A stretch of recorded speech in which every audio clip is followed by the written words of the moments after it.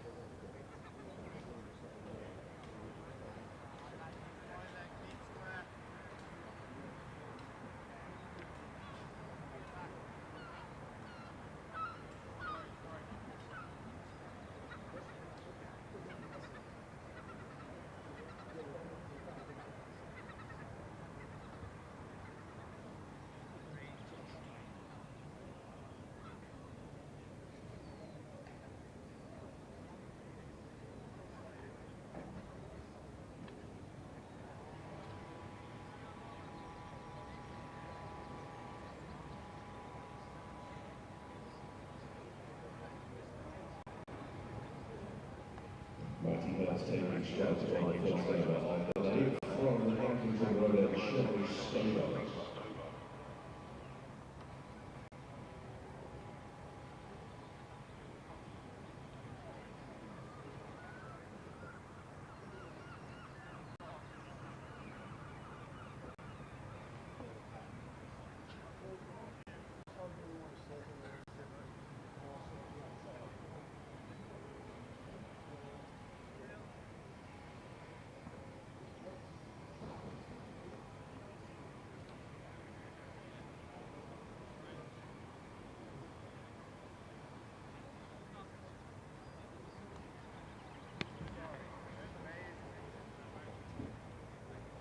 Well, welcome, good morning, and welcome to Canterbury, day 3 of Kent against Lancashire here at the Spitfire Ground, St Lawrence. It's cricket week here at Canterbury week. All keys up, decent crowd in this morning. Even live music to accompany us just before the session started. Maybe it'll raise the spirits of Kent a bit.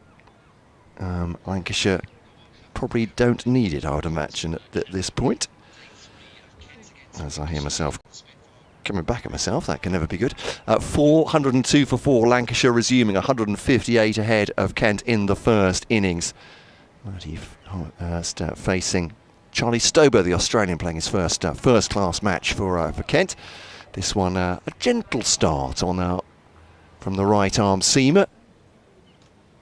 Just seaming gently in towards middle stump, and Hurst sees it off his pads into mid-wicket.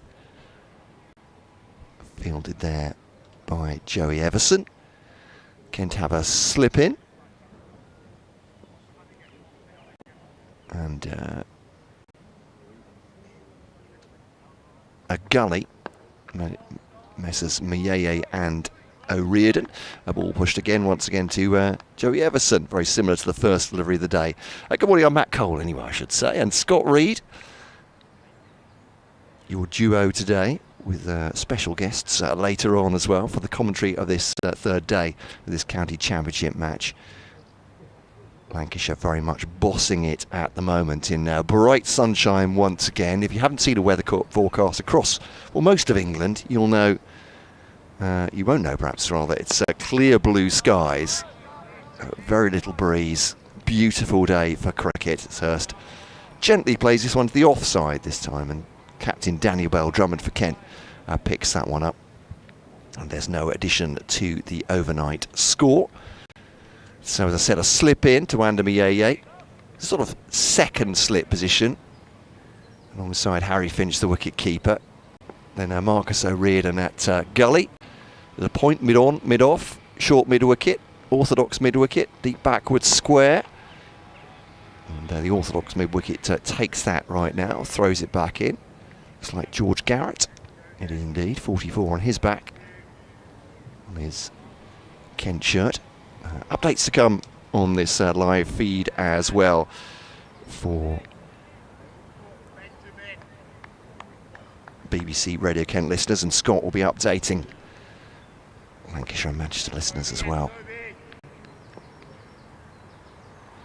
Just to our right, Bastobo now bowls to Hurst, short ball, and it's pulled away, hooked away actually. Jazz Singh fields it, a deep backward square, throws back in, and that'll be a fairly comfortable single in the end.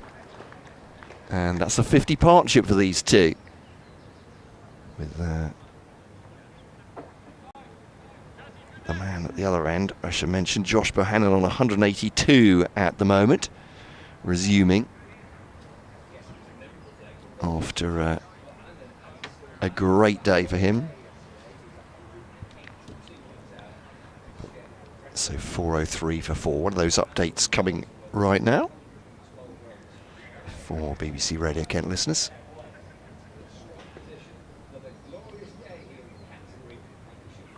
As Bohannon very adeptly just defends that one off his middle stump, and that's the end of the first over. 403 for 4, so they lead at 159 for Kent now. At the end of this 111th over of this Lancashire first innings, having racked up 4 bonus points, batting bonus points, in their first innings. So 403 for 4 in the sunshine here.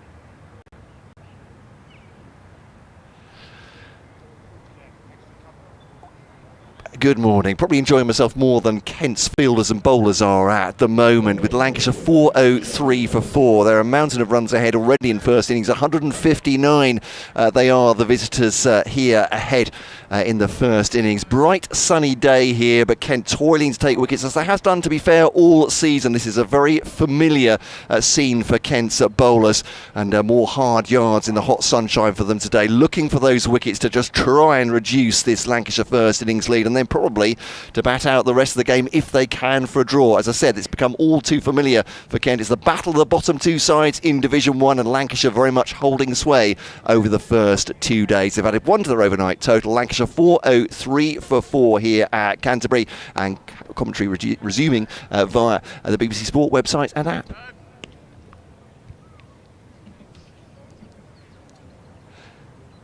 It's 182 for Bohannon. Keep hydrated. This is very good advice, in fact, from our presenter on BBC Mid-Morning there, BBC Radio Kent Mid-Morning, for both myself and Scott Reed. Welcome, Scott. Good morning, Matt. I think you've just given to Lancashire and Manchester listeners the sort of the opposite opinion of this game. The opposite side of this game is that Lancashire are building a big lead here. Someone just a little bit uppish from Hurst. I think he did all right. It was a decent delivery from Joey Everson, who's bowling in the second over of the day, and it's 403 for 4. But yesterday belonged to Josh Bohannon, I suppose, more or less. He did, yeah. Bohannon and Wells, their partnership for that second wicket was actually a record partnership for Lancashire against Kent. 312 runs they put on together for that second wicket. Everson to Hurst here, steers that to point. To be fielded by Jazz Singh for another run. So 2 added to the overnight total. 404 for 4, lead of 160 now. So yeah, that was kind of the dominating thing really yesterday. It was obviously a hot, long day in the field for Kent, and they kind of plugged away and managed to take a couple of wickets after Wells was dismissed, Bell and Lavelle, and the lead is, look, the lead's not beyond Kent. Here is it? It's only 160 in front, so still an important morning session for both sides. If Kent can try and find a way to fight back in the match and dent Lancashire's ambitions of pushing the lead, I would suspect north of 200. Everson to Bohannon now. Bit leg and middle, that one. That's popped up off a leading edge as well. It's no great pace in the pitch, so Bohannon's actually played that quite comfortable, but just loops up a little bit off the bat. But it's Matty Parkinson there at square leg has fielded it. Because Lancashire were probably thinking yesterday, and probably still are, they're potentially only batting once maybe in this game. So that lead at 160 yet is not yet beyond Kent. Got an important session to play here. Yeah, great position though for Lancashire so far. Well, that one just kept a little bit low on Bohannon. He's chopped it down near his stumps and then turns around in some alarm following the trajectory of the ball, and just goes down leg stump. Yeah, it was a very quick turn, that one by Josh Bohannon. He'd be doing well at Euro 2024 with that, I think. But could have a little go at Strictly with that, actually. yeah, it's great footwork. It was, isn't it? 404 for 4 then. But, we'll talk about the nature of the pitch, because obviously you've been here for the first few days and I have not, and many listeners won't have been. Oh, it's a good ball from Everson. A little bit high maybe, going down offside. It's a shout for LBW. Maybe just outside the line of off stump. We are just outside the line of off stump as well from this position, so can't entirely tell, but beat the batter, no doubt about that. 404 for 4. So yeah, what's this pitch been like? Obviously Kent were bowled out for 240 odd in their first innings, and Lancashire have made a very, very fine fist of this, as you say, massive partnership yesterday, and Bohannon's still there on 182. Yeah, I spoke to George Balderson about the pitch and asked him, obviously having bowled on it on the first day, and he'll be due to bat on it in a minute, well, at some point today.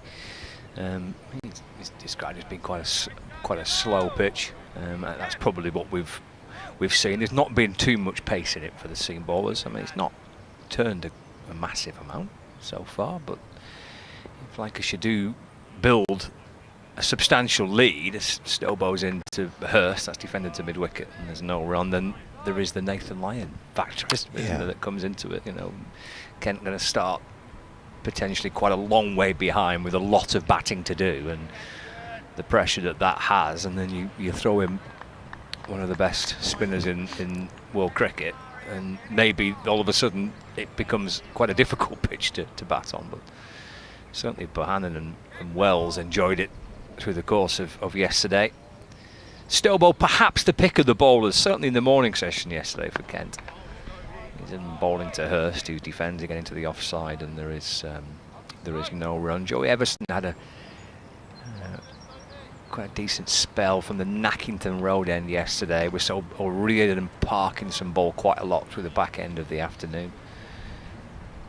But yeah, they've toiled away. It was a long, hot day for the Kent players in the field yesterday. A little bit of success with 3 quick wickets. Wells, Bell and Lavelle all going pretty quickly one after another.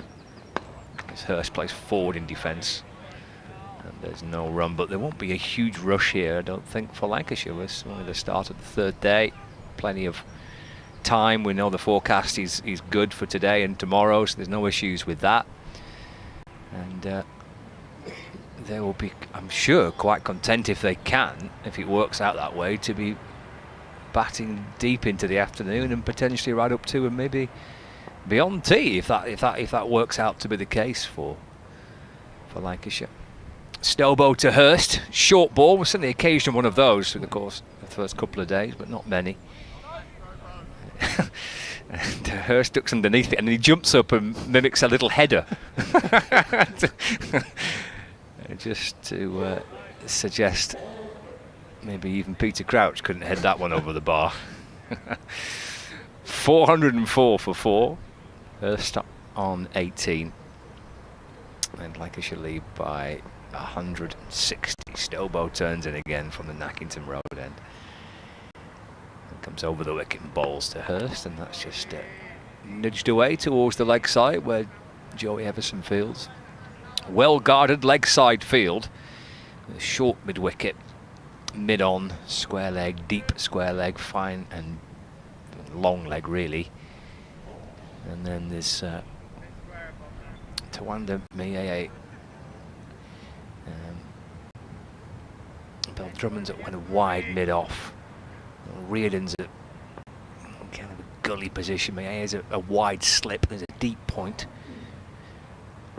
Stobo to Hurst. Defends away to the leg side, and there's no run. So Charlie Stobo with a maiden over from the Nackington Road end. 1 for 65 so far in this innings. Calm start really. 404 for 4. Lancashire lead by 160. What do you say for a bowling side in this position that pressure is all really just to rack up the dot balls? I'm sure that's what the bowling coach would be telling them, but they do seem to have played these opening deliveries, as you say, quite calmly. All but that one from Josh Bohannon where he did little pirouettes to make sure he not chop the ball into his stumps. But I said it's not exactly flying through, is it? A little bit of bounce, a bit of variable bounce in the previous couple of days, or maybe, yeah. Everson bowls now to Bohannon. I say that, nothing's really upset them, but that's just opened him up a little bit. He's played across his pads and into the offside. And Everson did get one that said the one that leaped up off the bat, or got it chopped down rather. Perhaps just got a little bit of extra bounce from Joey Everson, who's in Kent's difficult season, I have to say. He's taken a lot of responsibility for batting and for bowling so far. Looks an excellent, I say, cricketer in the making, because he's a fully fledged county cricketer now, obviously with Kent, but this one's defended in the onside. But so he's batting at 4 now, and he's into his 11th over of this Lancashire innings as well. Yeah, he's a good all-rounder, isn't he? A good young player who's developing, as you say, into obviously quite a key cog here for Kent. It's a good season with the bat, hasn't he? Yeah, he's been, and in important situations for Kent, I suppose, as well. It's that the value of those runs as well as what he scored, but is outside the off stump. A little bit of width for Bohannon to drive at, and he does. There's a tumbling stop by Daniel Bell Drummond. It's gone past Jaden Denley, I think that is, just diving towards it. I think he's saying he might have got a hand to it, or that he's grazed his elbow. One of the two. It might be both, actually. We'll discount that. 405 for 4 anyway. Yeah, to Kent's credit yesterday, through the course of even right at the back end of the day, it looked like the kind of energy levels were good, and they were working hard in the field. They'd be forgiven for just maybe switching off on a hot day towards the back end, but there was no signs of that through the course of yesterday. Everson to Hurst. Hurst drives it up to Daniel Bell Drummond on the full to mid off. I don't think. Oh, there we are. I'm doing fielder chase now to find out who's not come out after the. I thought maybe it was Ben Compton, but that might be him at the under the floppy hat at the orthodox mid wicket. But as Everson bowls, shortish, pulled away, and not with I thought a great timing, but absolutely perfect placement from Hurst into position very, very early as Everson dropped short, and that's the perils of, I suppose, short, slightly outside the off stump and at no great pace. Hurst has punished that. He goes on to 22. First boundary of the day for Lancashire. 409 for 4. They lead by 165 here at the Spitfire Ground, St Lawrence, Canterbury. Yeah, he's had plenty of time to play that shot. Yeah. Everson once more to him then. This one just a gentle seam away from him, but kept down well by Hurst, deflecting it out towards point O'Riordan Fields, and there is no run. So if that is Ben Compton, it may be Bear Swanepoel. It's not on the field right now. Which would potentially make sense, wouldn't it? Because you would expect Swanepoel and Stobo to start off this morning. Swanepoel, possibly the quickest bowler we've seen in the game. Maybe just kind of skiddy approach that he's got. Maybe makes him appear to be a little bit quicker, maybe than the others. But I thought they bowled well, to be fair, to Stobo and to Swanepoel. At the back end of the first day, there was 14 overs when Lancashire came out to start their first innings, and I thought the opening bowlers, Stobo and Swanepoel, bowled really well. Set the tempo, set the standard really for Kent. So maybe the fact that Swanepoel's not bowling might be a clue. Maybe that he's not out there. Stobo in and bowls to Bohannon. It's off the back foot. Just drops it away towards the offside, and it's picked up by George Garrett. And there's no run. Obviously, Kent supporters will be very much hoping that Swanepoel hasn't been added to their prodigious bowler injury list. But I will inquire why he's not on the field, if that is indeed the absentee. Here is Stobo backing over the wicket. Bohannon flicks the ball away to the leg side. Picked up by Joey Everson at mid-wicket. There's no run. Yeah, Compton's on the deep point boundary, and then took Mayer, Slip, O'Riordan, and then Garrett, and then Drummond, and then Parkinson, and then Everson. Jas Singh down on the long leg boundary. Stobo turns again. 4-10 for 4. To Bohannon, short, and just outside the off stump, but it just allows Bohannon to drop his hands and just slightly bends his knees, leans back, allows it to go through to Harry Finch. And there's no run. There's quite a nice breeze around the ground today. We've not had too much of that on the first couple of days. It feels quite nice, I suspect, for the supporters inside the ground. Have been enjoying some sunshine the first couple of days. Stobo to Bohannon, drives away. Drummond's at mid-off, shy at the stump from Daniel Drummond as Bohannon goes through for a single. Moves his total on to 183. That's his first run of the morning for Josh Bohannon. 411.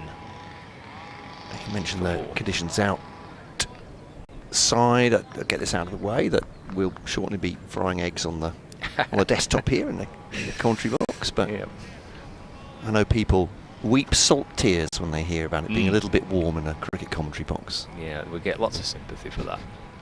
Stobo to Hurst. It's pushed out into the offside. Compton Fields at cover. And there's no run. 409 for 4.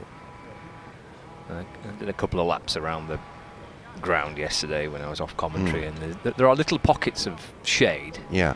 You know, the little areas where you can try and huddle and get a bit of relief from the sun, and there were supporters all congregated together in front of the lime tree there, isn't it? In front of the flats. There were some over there, and there were some supporters to the just to the side of the let's aim stand where there's some shade. So there's not many little areas where you can get some shade if you're not in the Frank Woolley or this stand here. Stobo's into Hurst, who defends to mid on, and there's no run. That's the end of the over. Just a single off. It was a rather sharp single by Josh Bohannon, but Lancashire 411 for 4. Bohannon's actually now 184, deceived by the scoreboard, so he's added 2 to his overnight total. Marty Hurst unbeaten on 22, and Lancashire, they have a lead of 167 runs. It is Bayer. Swanepoel is off the field at the moment. I'm not hearing anything from the dressing room as to that being as the nature. May just be getting some physio, getting some massage this morning. Some tired limbs, I'm sure, in the Kent camp after what Lancashire did yesterday. Drive from Bohannon. Didn't quite get to the pitch of it, actually. Decent ball again from Everson. Yorker length just outside the off stump. Some good news for Kent, most definitely today, was the sight of Jack Leaning and netting. Excellent.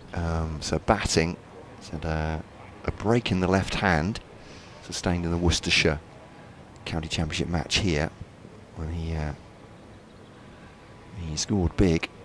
As Everson bowls again, floating delivery just outside the off stump. Bohannon's trying to drive that. A great foot movement from him this time, but drives it into the ground, straight back at the bowler. And Kent really have missed Jack Leaning, not just in the County Championship, but in the T20s they played so far as well, which haven't gone well for Kent at all. He's,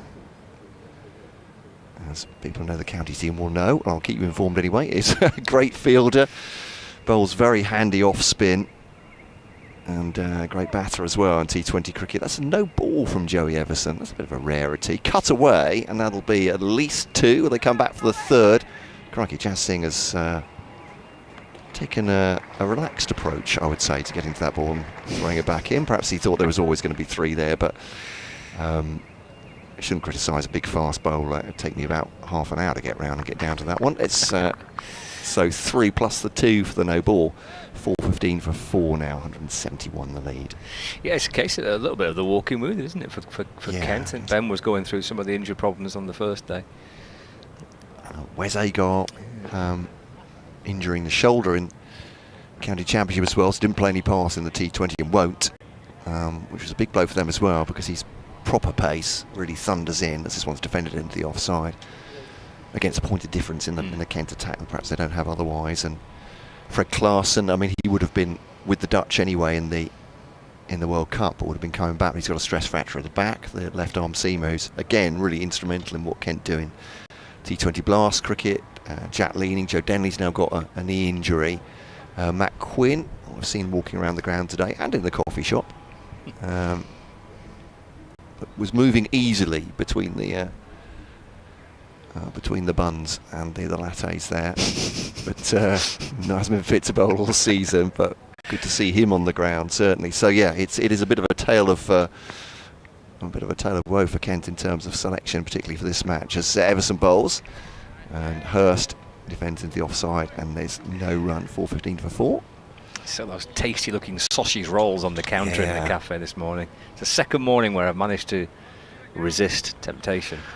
They do look good. They do. I wasn't suggesting for any stretch of the imagination that Matt Quinn was going for the buns. I think he was an espresso and out for him. But for the weaker-willed among us, that certainly is a test. Everson on the on leg stump just strays on there, and Hurst takes advantage, just turning this one to square leg. And there's a single 4:16 for 4, 187 for Bohannon, 23 for Hurst. But yeah, it really does look appetising. There's an array of cakes in the cabinet as well. They do. I don't know if I'm making you hungry out there. It's it's a bit early for lunch. 11:25. When you go for your morning coffee, as you say, the sausage rolls look very inviting. I could have nailed one of them this morning at 9:30. Not a problem. There's Everson bowls to Bohannon. Bohannon wristily trying to work that one away. Actually, just bounces past his batting partner at the far end, Hurst, and that's the end of the over. 4:16 for 4. They've been conservative, I would say, these two. They're having a good look, aren't they? And Bohannon isn't really timing the ball particularly well, albeit he's got 187 on the board, and Hurst has 23, 172 for the lead. I suppose from a Lancashire point of view here, Kent bowlers are going to get more and more tired on a hot day, that they can probably have a good sight for an hour and then they'll have a great platform for this afternoon if they keep their wickets. Yeah, it's not too dissimilar, the start this morning as it was yesterday when Wells and Bohannon were batting. It's kind of almost you're batting really to benefit yourself later in the day, aren't you? When the ball's 27 overs old, this ball that was taken last night. So you get through this spell and you try and get the ballers into second and third spells in the later in the day, and when it's hot, and then you try and capitalise and potentially can score a bit quicker. So kind of the framework being laid, really, I suppose. Hurst just glances this one off his hip, or at least attempts to. He's going to hustle back for 2 of them. I'm not so sure if he's battling or not. Here we go. No, leg by. Signal by the umpire. So Hurst remains on 23. 418 for 4. If anything, the wickets of Bell and Lavelle probably just altered Lancashire's approach last night, because they'd have wanted Hurst in, particularly Hurst, because he's a free scoring player when he wants to, but he clearly has shown he can bat in a different way here. But they'd want him to be one of the batters that potentially comes out and try and score quicker and really hammer home their advantage as they try and build that lead quickly. Snowball to Hurst, forward in defence, and there's no run. So maybe that did probably just altered a little bit how they went about it yesterday. They did slow down towards the back end of yesterday, because they want some wickets in hand to try and score quicker. Later on today, they've been curiously held George Balderson back. I'm assuming he's 100% fit, but they've Bell, Lavelle and Hurst all batting before Balderson, who has batted at 4 this season at times. So they've got plenty of options there. As Hurst tries to clip it away to the leg side, straight to Joey Everson, who's at mid-wicket. There's no run, but yeah, timing's not really an issue at the moment for Lancashire. Lead of 174. Don't think they'll do anything too different than what we saw yesterday. It was a very patient kind of 45 minutes, first hour, and then scoring just increased a little bit in that second hour before lunch. And let's see a similar pattern today, we shall see. Here's Stobo to Hurst. Then gets forward and defends. There's no run. Lead of 174. It was a record-breaking partnership, that, between Wells and Bohannon. So they smashed the partnership for the second wicket for Lancashire against Kent, which was set back in 1914. That was 209, so they went way past that, and in the end set a new record partnership for any wicket for Lancashire against Kent. 312 runs that they put on. Stobo back into to Hurst. It's short and pulled. And it's 4 actually for Hurst. There are 3 fielders out on the leg side boundary, and he's managed to pull it between 2. One just behind square, one just in front of square, out towards the flats for 4. Hurst to 27, 422 for 4. Yeah, good shot that one. The umpire seemed to react quicker, just in evading it, but it was perfectly placed. Square on the onside, wasn't it? Was, yeah. The 3 boundary fielders on the leg side are about 10 yards or so in from the rope. Right. They're placed as if for that shot, certainly, but yeah, just perfectly placed. It was going at a rate of knots. Stobo to Hurst. And that's defended calmly out towards the leg side. Joey Everson fields, and there's no run. It's the end of the over. 422 for 4 Lancashire. Matty Hurst on 27, Bohannon on 187, and the lead is 178 runs. So a century and a half century for Matty Hurst this season. He's on his stats and going along at about 20. No, beg your pardon, about 33. 33 and a third. There we go. I was going to say he's a long player, but for our older listeners, I'm terribly sorry about that. As Everson starts his next over, 422 for 4. This one, thickish edge, but played all on the ground. Soft hands by Bohannon to point. And Scott Reed is now just counting the hours that he's not with Ben Watson, Kevin Howes. Crikey, is it only 11:30, are we thinking? 422 for 4. Just me and you today, isn't it? Yes, indeed. We'll be joined later on by just us for the first session. Ooh, and Josh Bohannon pulls out a little bit late. He's into his jump was Everson, his delivery stride. There's something happening behind. There is. There's a... I'm not sure what that sledge means, but it was, I think, at the gentleman who was wandering around round about the sight screen. So he's continuing his very considered walk, taking himself a lap. A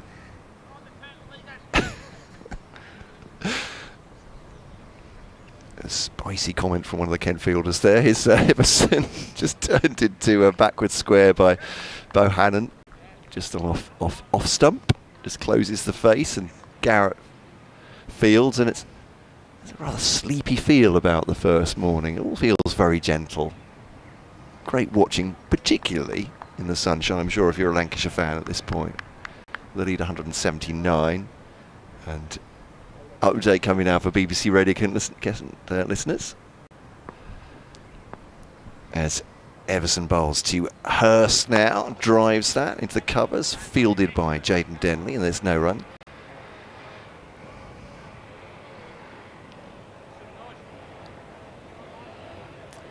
Well, they're doing the latter, I think, actually, at the moment. 4-2-3 for 4, Lancashire. It's quite a sleepy start, though, to the day so far. And Lancashire, they just don't need to put their foot to the pedal, to the metal, rather, because they're so far ahead in first innings. 179 the lead already. So they racked up the runs yesterday. A record stand for the second wicket between Luke Wells, who got himself 150, and Josh Bohannon, who is still out there now for Lancashire, 188 not out. Matty Hurst has 27. Kent, to be honest, in this first half hour, haven't looked like taking a wicket. It's been their problem all season, and it's the bottom two facing each other here, both desperate for points in County Championship Division 1. Kent are going to have to find something, I'm not saying quite miraculous at this point, but certainly spirited to get themselves back in the first innings of this game. At the moment, it's all Lancashire, taking a circumspect view of batting. As I say that, of course, one of the batters pushes the ball into the offside, goes for a suicide run, and is sent to the far end by his partner, scrambling back. But Lancashire, yes, it is their game so far here at Canterbury, and certainly on the third day. 4-2-3 for 4, leading by 179 in the bright sunshine. Certainly, it's a great watch for that recommendation. Commentary continuing via the BBC Sport website and app. And that's Rob Smith, of course. There we go. It's Joey Everson deflected into the offside, and there is no run. End of the over. 4-2-3 for 4. Much love. BBC South East today.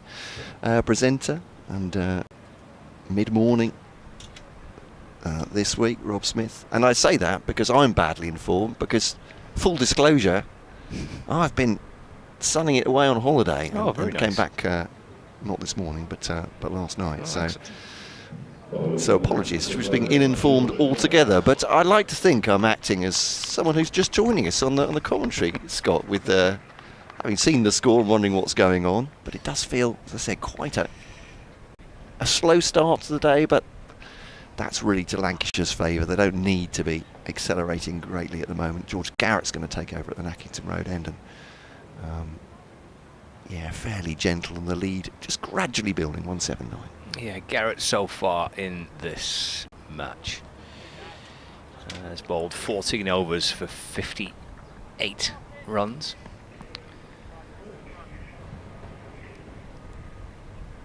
Jas Singh's only bowled 10 overs and gone for 55. It's a bit of spin yesterday as well, as Garrett comes in and bowls to Bohannon, who's forward in defence.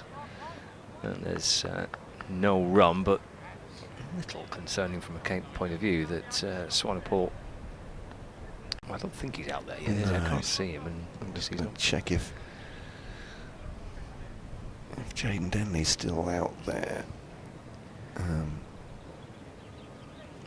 They're a ball of light. See him. Doesn't help. No, quite. Yeah, I think Jaden Denley is at mid-wicket now with Ben Compton on the boundary, so yeah. Here comes Garrett over the wicket to Bohannon, clipped down towards Jas Singh at fine leg for a single. Actually, beg your pardon, it's Everson at mid-wicket and Jaden Denley on the boundary, but Swanepoel is still off. It's a single 189 for Bohannon. Yeah, plenty of white sun hats on today from the fielders. We got Denley at deep mid-wicket, Everson's at mid-wicket, Mayeye in that wide slip position. We've got Compton at deep point, all wearing the Kent sun hats today.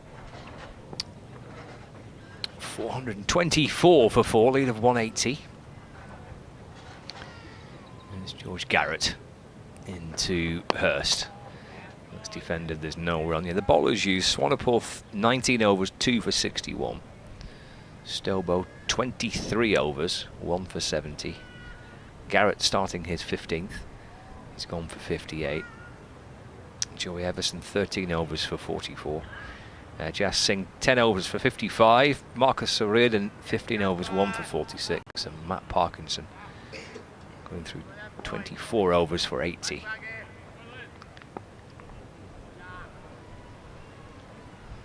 Garrett to Hurst. He's fallen, punched nicely down the ground. Lovely straight drive by Hurst.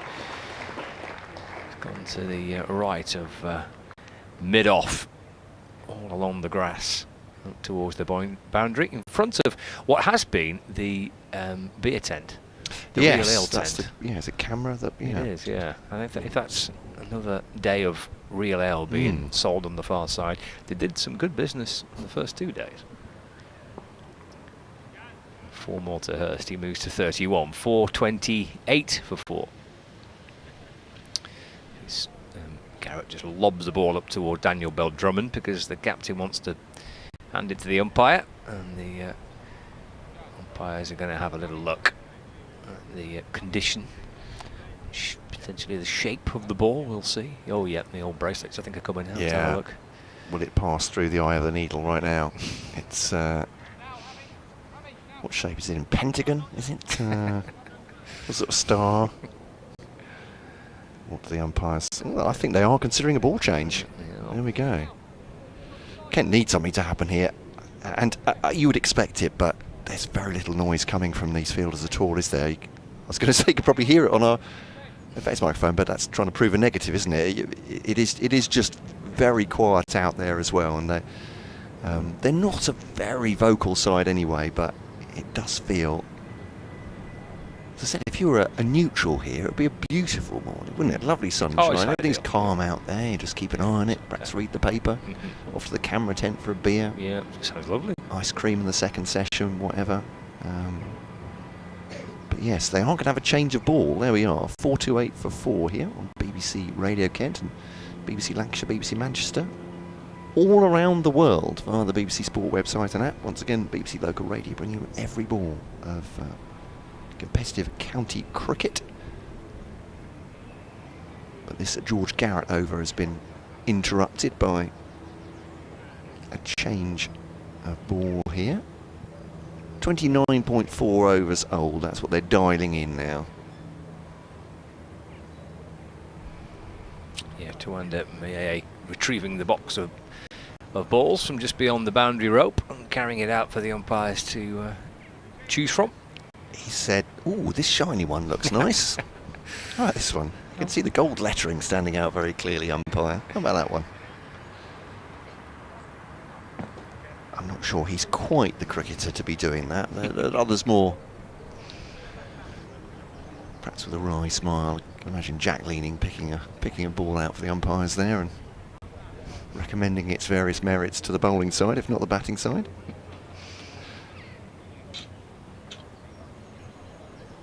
.428 for 4 then. Yeah, set to resume. Just on 31. Just hit that previous delivery for 4. It's flicked away down toward backwards. Square leg for a single. It's to 32 now. 429 for 4, lead by 185. To bring Josh Bohannon on strike. These two actually did bring up the half-century partnership almost straight away this morning. They now moved on to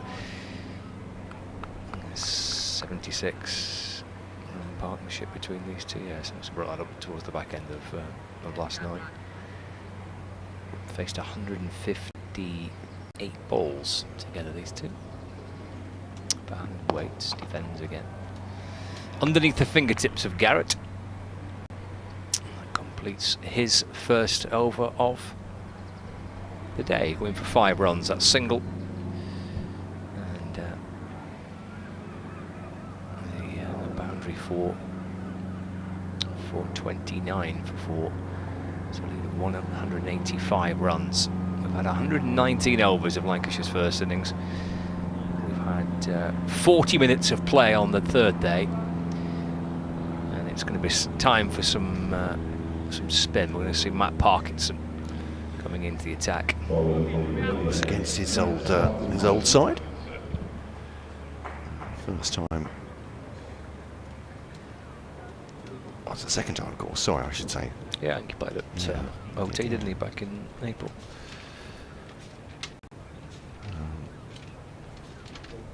But yeah, came to Kent for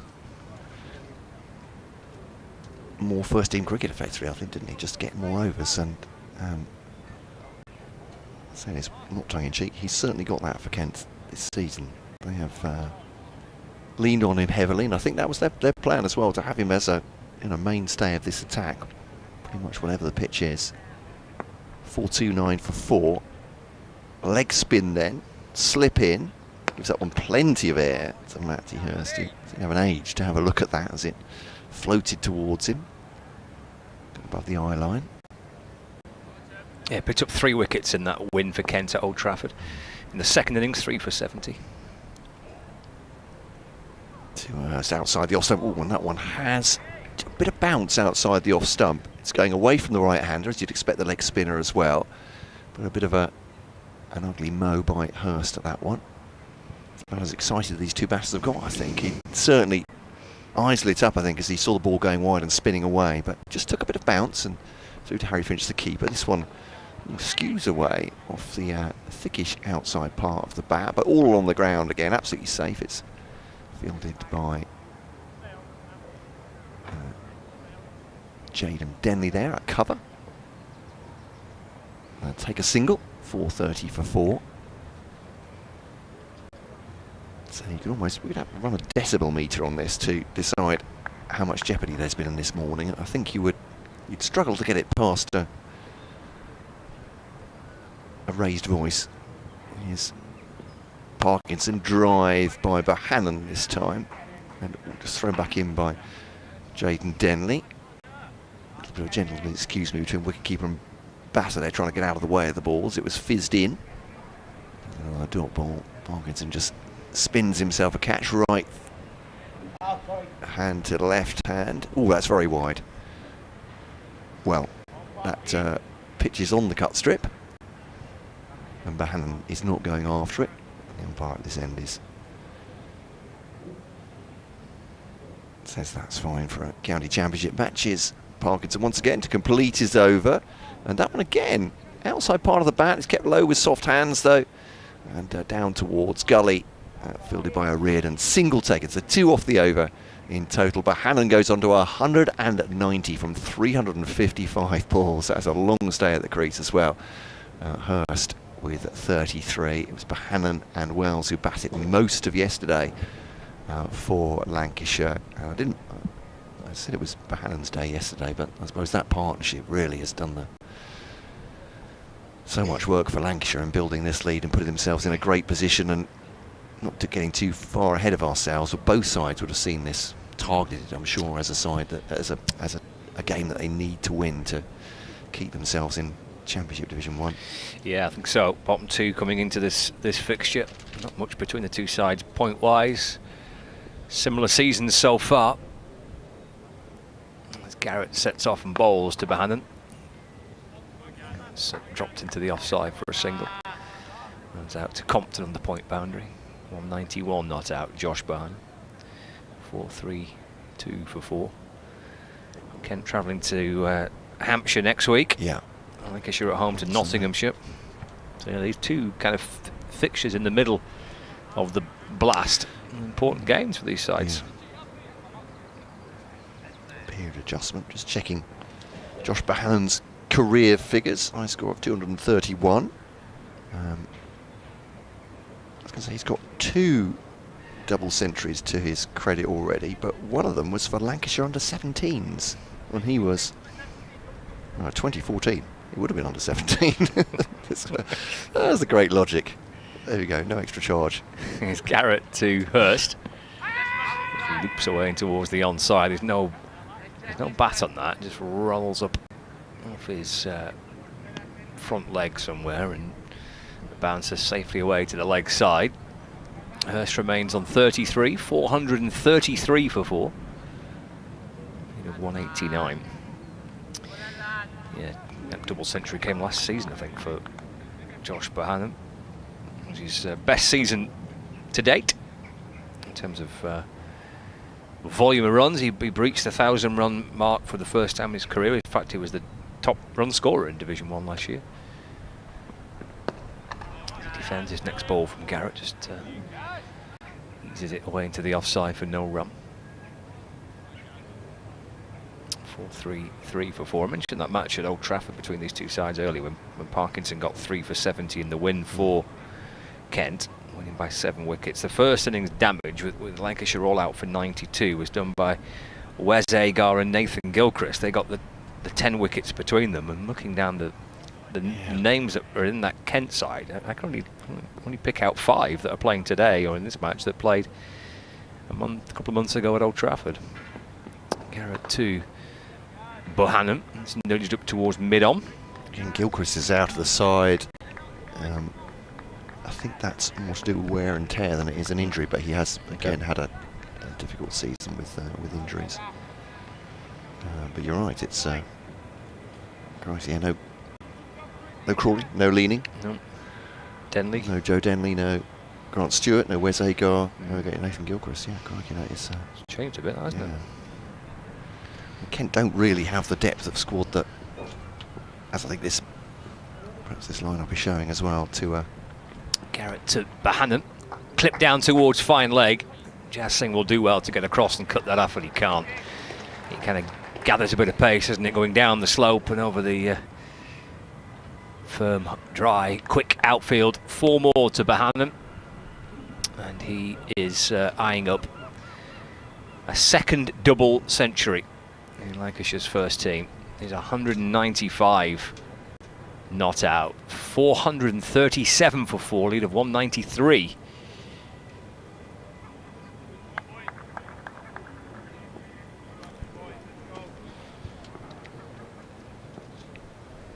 Comes Garrett to complete the over. And Bohannon drives down the ground, well cut off at mid-off.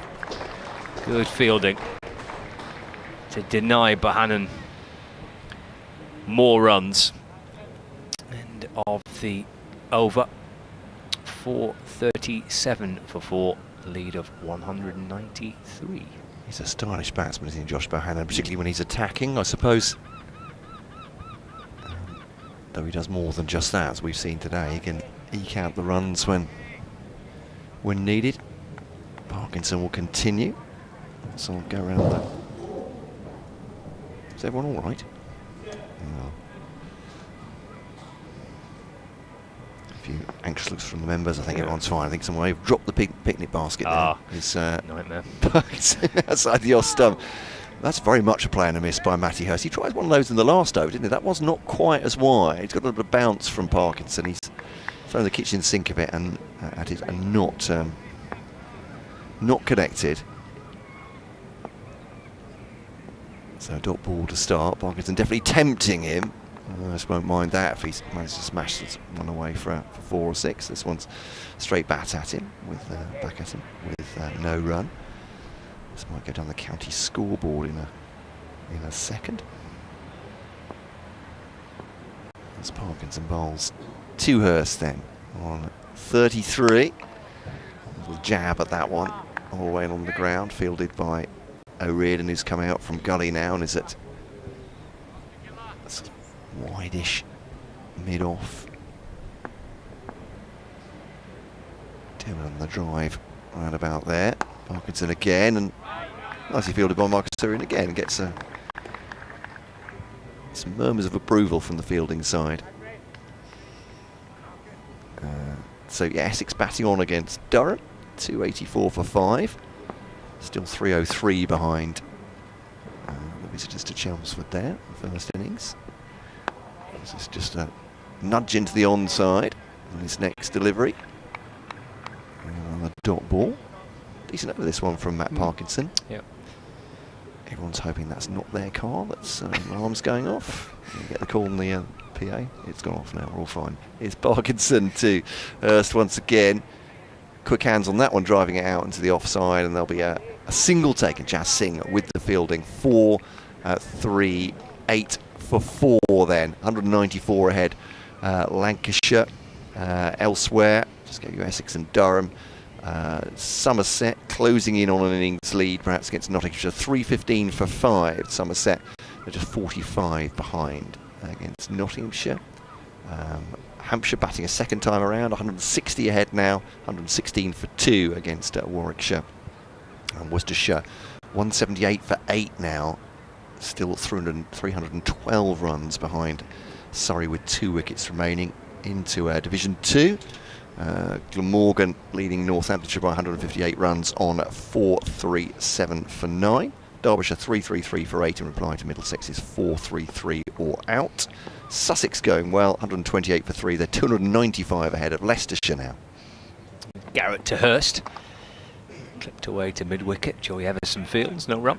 And one more. Looks like Gloucester have just completed their first innings against Yorkshire. They have been bowled out for 197. Ooh. They are 259 behind.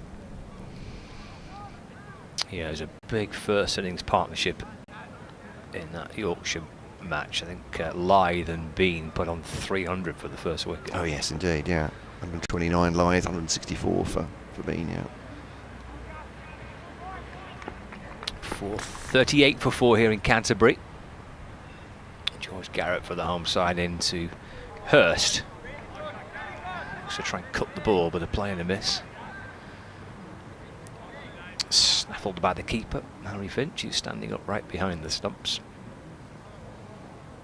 He's got Tawanda behind him at slip. There's a backward point, cover, mid-off, mid-on, mid-wicket. There's a deep square leg. Jas Singh just starting to do a few stretches on the long leg boundary. Compton lurking on the cover boundary. Garrett to Hurst again.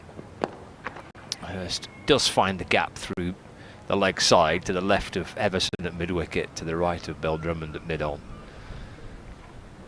Through he goes for 1. Hurst to 35, not out. Lancashire 439 for 4. The lead is approaching 200. As is Josh Bohannon. 195 not out. Highest score for Lancashire, 231. He's reached a double century once before in his Lancashire career, which came at Old Trafford. Garrett to Bohannon. Wants a couple here. Yeah, he does. He's turned quickly for the second. He's flicked the ball in the air, but safe enough out towards Denley on the square leg boundary, and does hustle back for 2. So moves to 197 not out. He's 231 that Josh Bohannon came in a Lancashire win over Gloucestershire in April 2022. She had a big partnership with Dane Villas in that match.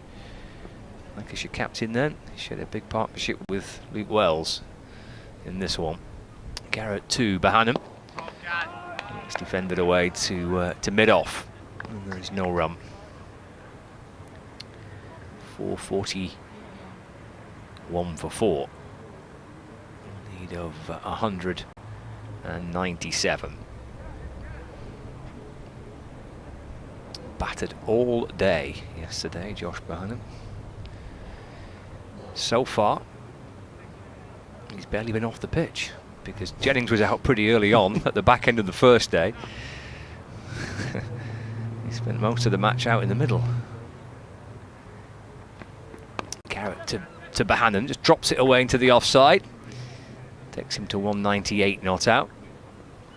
Keeps the strike as well. 442 for 4.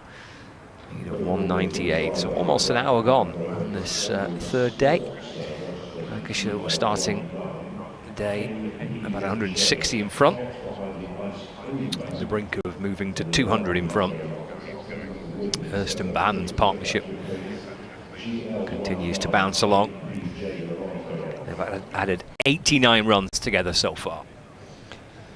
So, congratulations to Rhiannon McDonald-Gay, who's been called up to the England women's ODI squad facing New Zealand. Their series starting tomorrow.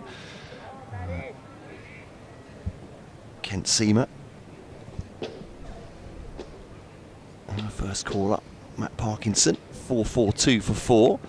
Again, lots of air given there, and Bohannon goes on the drive into extra cover. Just realised he is too short of his century, so Scott doesn't mind the extra workload. It's your honour.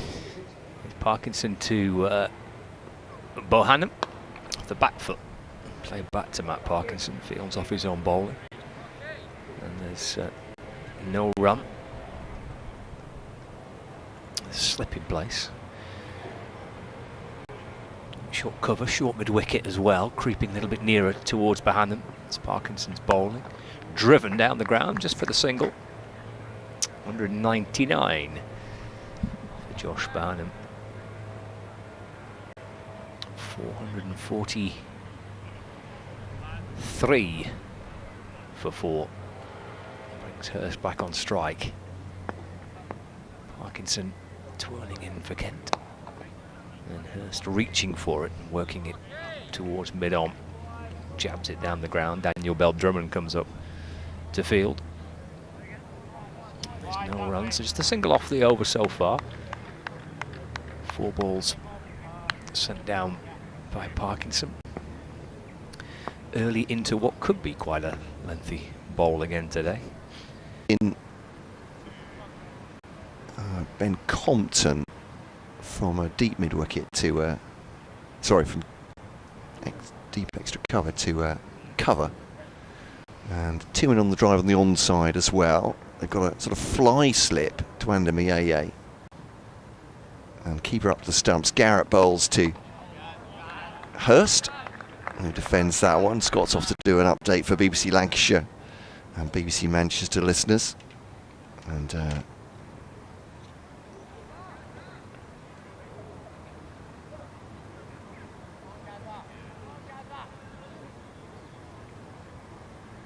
set a score to 4-4-6 for 4 now.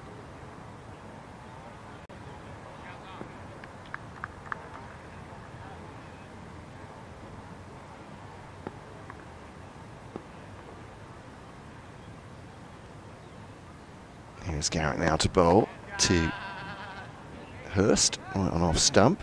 Front elbow comes up high, back foot defensive.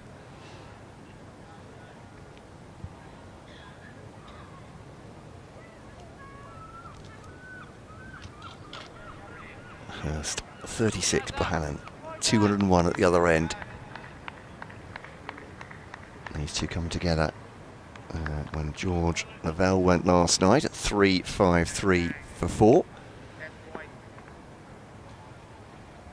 So they're 7 off a century partnership of their own as well.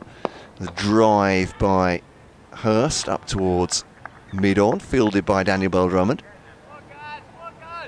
And there is no run. Some warm-ups by Everson at mid-wicket, and that's just keeping himself limber. No Bayer Swanepoel for Kent today. The South African seamer has not appeared on the field from the start of the day. We've got no updates at the moment on what that means, but I'm not able to take the field so far. Is Garrett down the leg side? Ooh, end of the gloves there, end of the fingers for Harry Finch, and they go through for what is, it's a bye. It's down the leg side, but a bye rather than a wide. This is the umpire at the far end.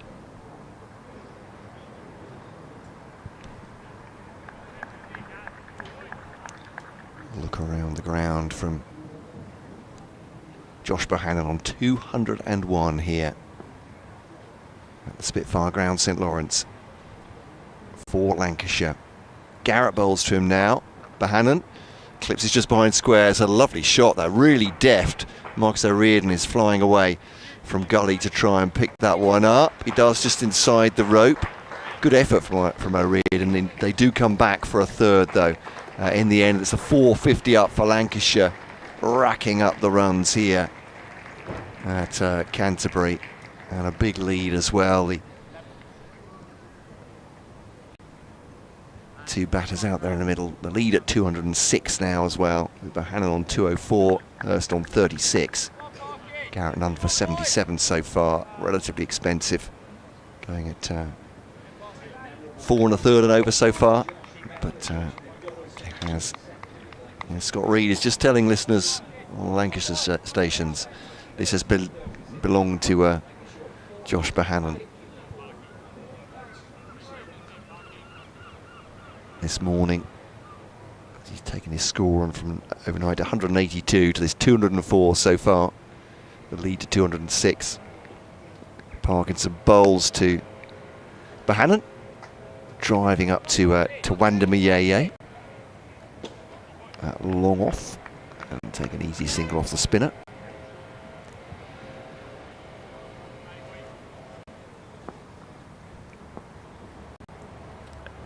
Over the wicket comes Parkinson now to Hurst. Goes to this one. Bit of a top edge, that one. Bit horizontal bat. So he scooped it almost to Garrett, but dropping just short of him. Update coming for BBC Radio Kent listeners right now. 451 for 4. Lancashire is Parkinson. Over the wicket bowling. Ball straight back at him, defended. No, still no wickets, I'm afraid, Rob, for Kent. 4-5-1 for 4 Lancashire. Their lead, an imposing 207 already in first innings. The man of the morning and pretty much of most of yesterday as well, Josh Bohannon, the Lancashire batter, who's gone to 200 now. 205 he is, the second time he's had a double century in his career. It could be very important for Lancashire in their season. This is the battle of the bottom two in the relegation places of County Championship Division 1, and Kent really struggling here. Lancashire perhaps citing a victory before the 4 days are out. It's the third day, first session. Lancashire still holding sway. 4-5-2 for 4. No breakthroughs so far in the first hour for Kent. The lead of 208, and the commentary continuing via the BBC Sport website and app. 4-5-2 for 4 then. Ball to come of Parkinson's over. Ooh, is he trapped in front? He's given as well. Josh Bohannon takes a look down the pitch at the umpire, sees the single index finger raised towards him. It was a push forward there, and disappointment. Obviously couldn't go further than that, but what an important innings this should be for Lancashire. 205 LBW finally to Matt Parkinson. It just looked like that ball didn't turn. Perhaps it's the one going on with the arm, and traps him in front. Bohannon a little bit of a hold to look for the umpire's decision. It is out. 4-5-2 for 5, and well, it's a breakthrough for Kent. Just after update saying, from a Kent point of view, sadly nothing for them. They have got one of their men at least. Bohannon goes, and he'll get rich applause, Scott Reed, from this Canterbury crowd. Yeah, he will, and thoroughly deserved too. Fabulous innings. Been a slow start to his season, but he has roared back to form in this fixture with that excellent double century. Yeah, timing at roundabout was certainly 490 minutes, I think that was. That's a heck of a stint. Yeah, 327 deliveries for his 205.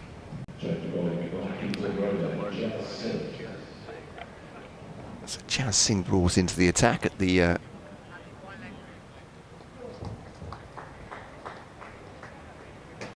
far end of the ground then, and back into road end. So it has been expensive, going about 5.5, but previous games that he's played has taken wickets, but at a cost, certainly. The young bowler making his way in the game, and his first appearance in the County Championship this season. Yeah, George Garrett's spell was just a 4-over spell. 19 runs. We saw yesterday the seamers were going to use in pretty short bursts. You're flogging your fast bowlers on a hot day. So just 4 over spell for Garrett.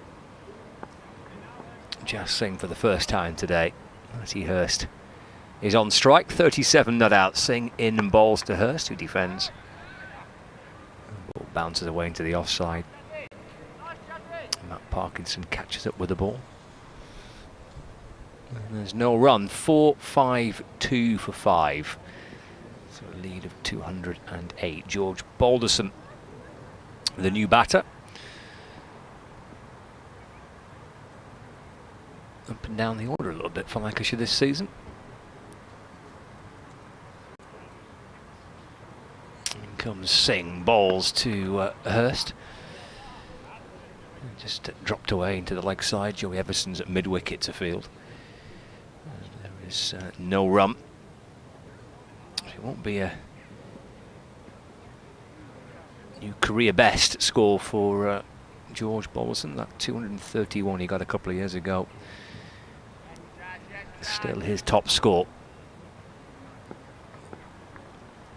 His second double century of his career. Singh to Hurst, played away off the back foot. Gathered by Marcus O'Riordan, who's at backward point. And there's no run. Tuanda Mayea slowly got wider and wider at. He's no longer in a slip position. He's kind of a gully position now with a backward point. And he's slowly been retreating from Harry Finch. He's moved gradually further and further away from his wicketkeeper. Now at gully, backward point, sweeper on the cover boundary. Cover, mid-off, mid-on, mid-wicket, and then 2 on the leg side. Singh to Hurst, that's pulled out towards one of those 2 fielders. It's Denley. And gets to it. Hurst moves to 38. 453 for 5. The lead is 209 runs. Apologies, this is Jas Singh's second championship game to play in the home game against Surrey back in April. April seems a long time ago. It is a long time There's no ago. excuse for not knowing that, but yeah, was wicketless in a big Surrey first innings.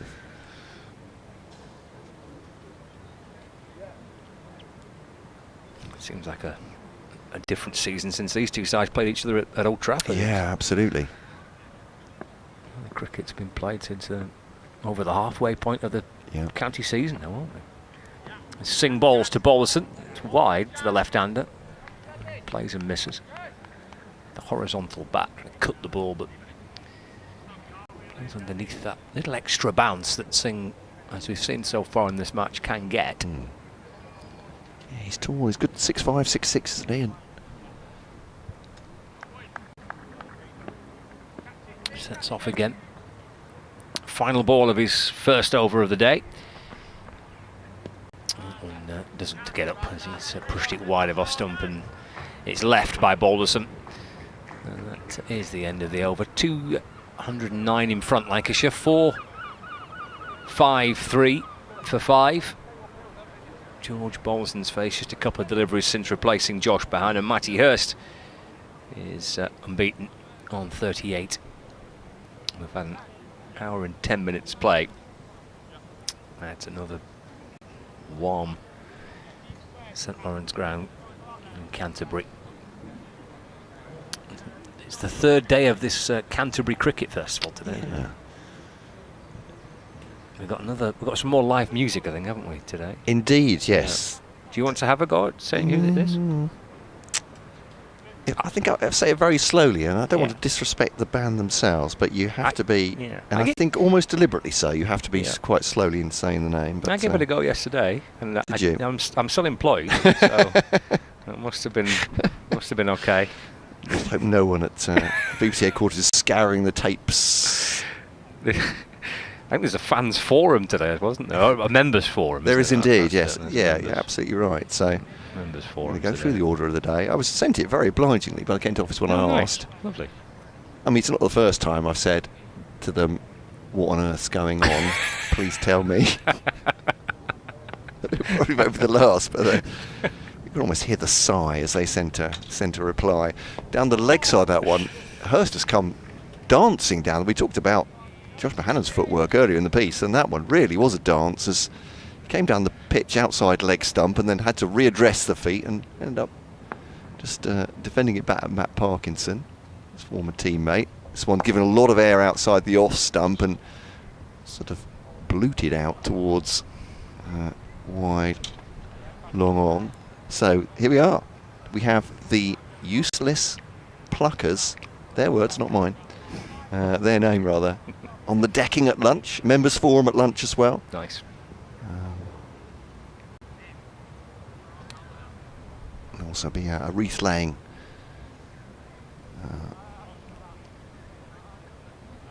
of the supporters club at the Colin Blythe Memorial at tea as well. Here, it's one of the mark of respect. One of the many events during Canterbury Cricket Week. Round the wicket comes Parkinson to Balderson. It's a shout. Looks optimistic because I think he's got himself outside off stump there. Balderson, the left-hander, but interesting. Certainly beat the bat. Not looking quite as secure as the pair that have come form and seen Lancashire through the first hour here. 4-5, 4 for 5. Parkinson once more. Well, that zipped a bit outside off stump, and it's he's got inside the line, Balderson. Whether he's played at that, I'm not entirely sure. But there are the footmarks, aren't there, outside the left-handers off stump? Yeah. And so Parkinson will not be unhappy to see a left-hander come out, I'm sure. 4-5, 4 for 5. And oof, that's beaten him again. That's kept a little bit low outside off stump. And that looks tricky. And I'm not wishing this innings away, but that might give some encouragement to one or two of the spinners on the opposition side, I wonder. Lancashire with their lead at 210. Just a bit of variable bounce. As Parkinson bowls once again, trying to honour those footmarks. And it's a great bit of fielding by the captain, Daniel Bell-Drummond there. Has rather dived over it. Good recovery by Tawanda Mayeye, who's stopped it going for 4. Almost got himself over the advertising hoardings into the Frank Woolley stand in the process, but throws it back. 3 to end the over. 4, 5, 7 for 5. Then lead for Lancashire at 213. And Tawanda Mayeye is wearing I thought he had a sort of sun visor on, but he's been wearing a combination of sun hat and cap on his head there, sort of doubling up. Good idea in this heat, Tawanda Mayeye. And if you are outside in the garden, maybe, we remind you to hydrate and keep yourself cool. Wise words. 4, 5, 7 for 5. I haven't drunk a drop of water this whole morning. There we go. Me neither, to be honest with you. No, do as I say, not as I do. It sounds a bit like that, doesn't it? Yeah. On this hot day, the only thing I've had to drink is a latte. Oh, that's true, actually. Probably not great, really. No. Oh, but it was lovely. It was nice flat white this morning as well. There we go. That's how we roll. Comes Jazz Singh to Balderson. Tapped away with the covers for a single. Balderson moves on to 458 for 5, lead of 214 runs. It's just Jazz Singh's 9th first-class game. 21 years old. I looked down at his profile and suddenly thought, I had no idea he was born in Scandinavia. And then realised he's born in Denmark Hill. There we go, which is quite different from Copenhagen. Singh to Hurst. It's eased away through the leg side. Denley comes up to field. I was about to go on a reverie after that of the former Danish international Amjad Khan, who bowled so well for Kent years ago. No, Denmark Hill, there we are. South East London, Metropolitan Kent. 459 for 5, Singh to Balderson. Forward and defends. Joey Everson Fields at cover. And there's no run. 215.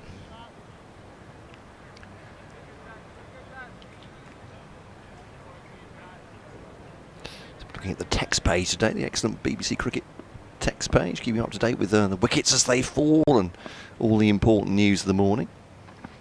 Singh to Balderson drives. The ball will find its way to the rope down towards the third man boundary, looping up over the gully region. Balderson doubles his score. He moves on to 8 with that. 463 for 5, lead of 219. Gather one of our colleagues from BBC Essex has gone early on the ice cream, and they're the big question of the day on the County Cricket feed. Too early first session for an ice cream? I don't think it is. There we go. Well, let's wrap that up. Thanks, Scott. Sing to Balderson. It's defended. There's no run. If it's not too early for a beer, which I don't think it is, then it's not too early for an ice cream neither. When the weather's like this, you've got to fill your boots, haven't you? It's a very eloquent statement. I feel for BBC Balance. I should say you shouldn't, but I would absolutely have one in the first session of the day. Is it wrong, we ask you? We'd be rubbish at a phone-in, wouldn't we? Both agreeing with each other. We can't be doing that. No, we can't. We've got to argue. Singh to Balderson. Driven to mid-off. It's fielded by Parkinson. It's the end of the over. 463 for 5. Lead of 219 runs.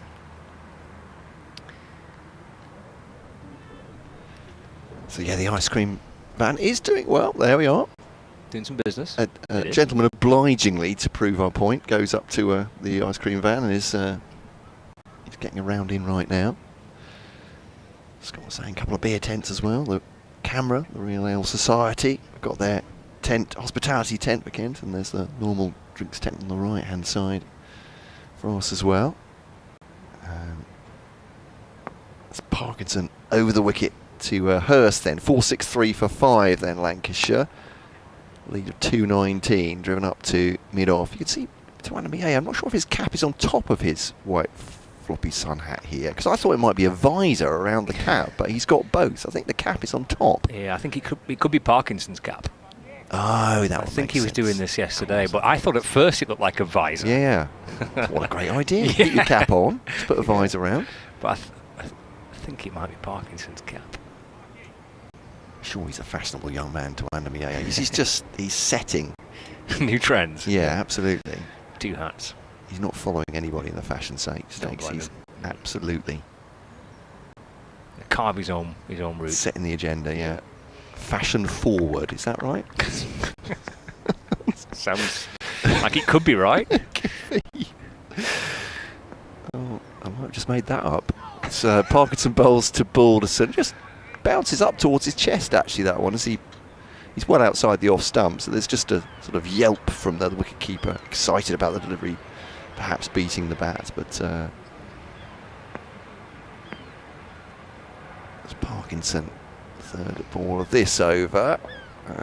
Balderson, just a gentle nudge to the man on the lid. I think, is that Marcus O'Riordan? Short leg. It'll slip in as well.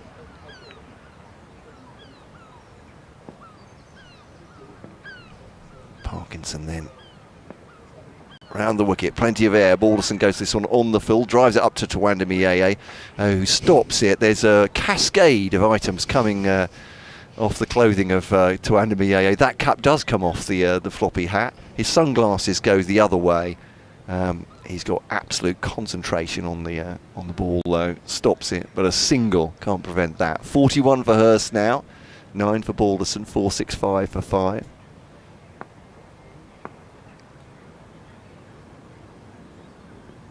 So Parkinson on the back foot. Hurst, you can hear him calling through his the non-striker there. Quickly taken, nicely done to mid-on. Good running.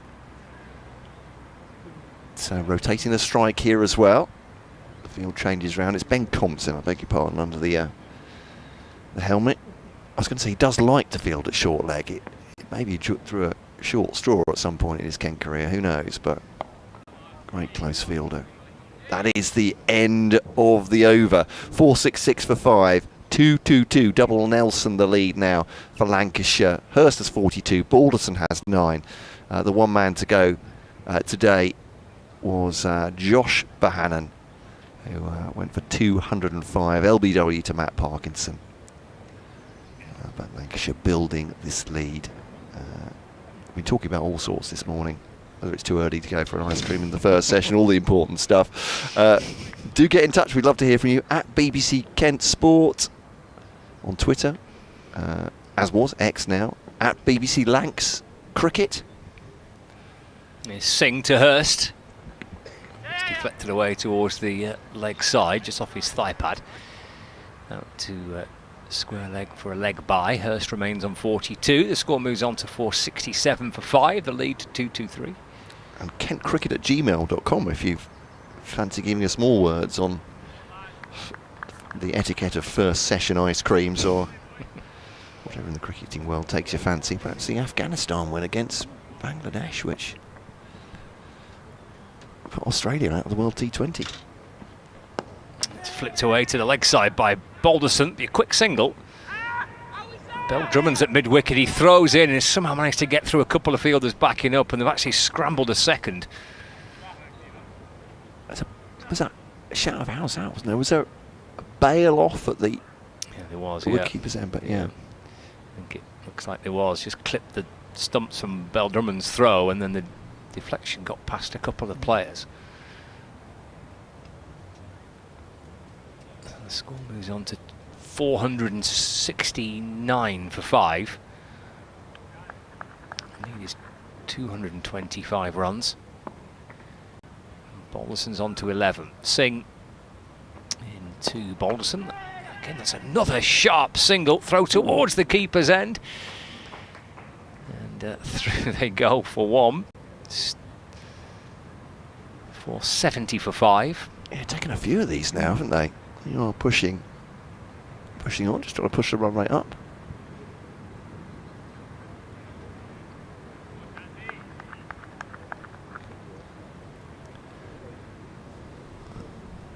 Yeah, Singh looking for another breakthrough for Kent, hoping one brings 2. Into Hurst. Hurst dabs the ball down the ground, up towards mid-on. Parkinson doing some kind of football routine. A little step over of the ball and flicks it towards the bowler. 470 for 5. There's 42 not out. Looks out towards the leg side. 2 fielders on the rope. Deep backward, square leg, long leg. Singh to Hurst. So we'll push it off the front foot into the offside, but Bell Drummond's at cover to field. And there's no run. It's had a leg by, and then they've ran 2. Second was a quick return from a ball that was thrown in by Bell Drummond, flicked the stumps, and then able to run 2 as it was, and picked up a couple of fielders backing up. And then they've had a sharp single as well in this over, so they've tried to move the score on with by running. This is defended by Hurst. Back to Singh. That does complete the over. 470 for 5, lead of 226. Hurst 42. And Balderson unbeaten on 12. Yeah, players taking a brief break here, aren't they, for drinks and towels coming out there. As Scott goes off to update Lancashire listeners. No, he's got to get his phone. I do apologise. 470 for 5. We'll be joined later by Fred Atkins and Freddie Young. Fred Atkins, let's give him a long list of titles. Journalist, author, filmmaker. And Freddie Young from Kent Cricket Club here. He's also making his way up the football referees list as well. So we'll get his thoughts on VAR at the Euros this afternoon. No, I'm not going to drop him in that, and I'm not going to put our listeners through that, I don't think, either. It's been quite good, hasn't it? There we go, and Scott Reeder's summed it up beautifully. It's been quite quick, hasn't it? The offside thing's been quick, quite quick. Yeah. Parkinson bowls to Balderson. We're getting through the subjects quickly. He's on 12. And they've had like this. But I think, yes, comparatively, the offside, as you say, decisions have been quick. And And they've had some kind of ultra edge technology for handballs, which has been very exciting. Parkinson, Snicko, for dot ball against it's driven back to the bowler, and there's no run. Personally, and this is not the view of the BBC, I'm not a fan of it at all, but that makes me tremendously old-fashioned, I understand that. 470 for 5. Parkinson round the wicket to Balderson, who defends it back to the bowler. Goal line technology I'll give you. Offside, I could just about give you now, because it seems to be working its way out, as you say, and it's getting quicker. I don't mind a bit of human error personally. I make so many of them myself. Keeps me at home. 470 for 5 on the back foot. That's driven powerfully by Balderson for 4 through extra cover. Made himself some room. Parkinson perhaps just dropping a little bit short there. And driven off the back foot for 4 runs. 474 for 5. Lead of 230 now. But listeners, you may feel different. You're very welcome to. It's Parkinson to Balderson. He's gone for this one as well. This one, he had to adjust the feet a little bit later, that one. It's getting driven off the back foot out into the offside. Everson feels they'll take themselves a single. But yeah, if they can keep this ticking along at 4 or 5 and over, Lancashire, they'll be very pleased indeed to build this lead. As you say, Scott, perhaps put Kent in towards the end of the day. The lead at 2-3-1 already. Give themselves a bit of leeway to give themselves time perhaps to bowl Kent out. Well, there's some football skills from Parkinson right at the end of that over. I wonder if that didn't owe a little bit to frustration as well, as he side foots it back down the pitch. And it's picked up by Charlie Stobo there. 4-7-5, 4-5 Lancashire, 2-3-1 the lead. If you're just joining us, the one man to go so far, Josh Bohannon, LBW for Matt Parkinson, 205 he made, his second double century of his first class career. 99 partnership with Matty Hurst, who has 42. George Balderson's come in as well, 17 there, 4-7-5 for 5. Paul Walters out for Essex, 310 for 7. He made 134. So almost highest first class score for him. Singh comes in to Balderson, who defends, and there's no run. So Essex 310 for 7. Durham making 587 in their first innings. It's Matty Potts with the wicket for Durham. Paul Walter out for 134. And Somerset have lost an 8th wicket as well. Craig Overton, the man out. Dylan Pennington with the wicket. Somerset 3-5-6 for 8.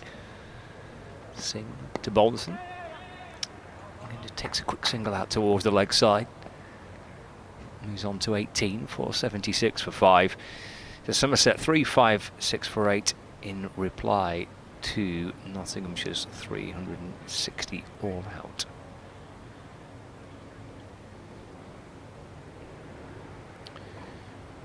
Hampshire are batting again, 143 for 3 in their second innings. Singh comes in, bowls full and wide and driven away by Hurst towards Compton. On the cover boundary, Hurst 43, 477 for 5. Brings Balderson back on strike. 18 not out. Singh turns and sets off again. So he's halfway into his 14th over of the match. Bowls to Balderson. It's just dabbed out into the offside. Picked up by Joey Everson at cover.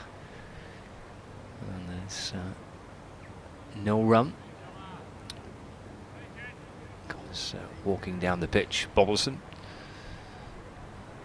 A little twirl of the bat. And the breeze blowing into him. It's from left to right as we look. As Singh comes in from the Nackington Road end, bowls. Balderson off the front foot. Punches the ball to mid-on. And again there is no run. Alright, update coming for BBC Radio Kent listeners right now. we can bring them a wicket at least. With Rob Smith as Jazz Singh comes in to bowl now.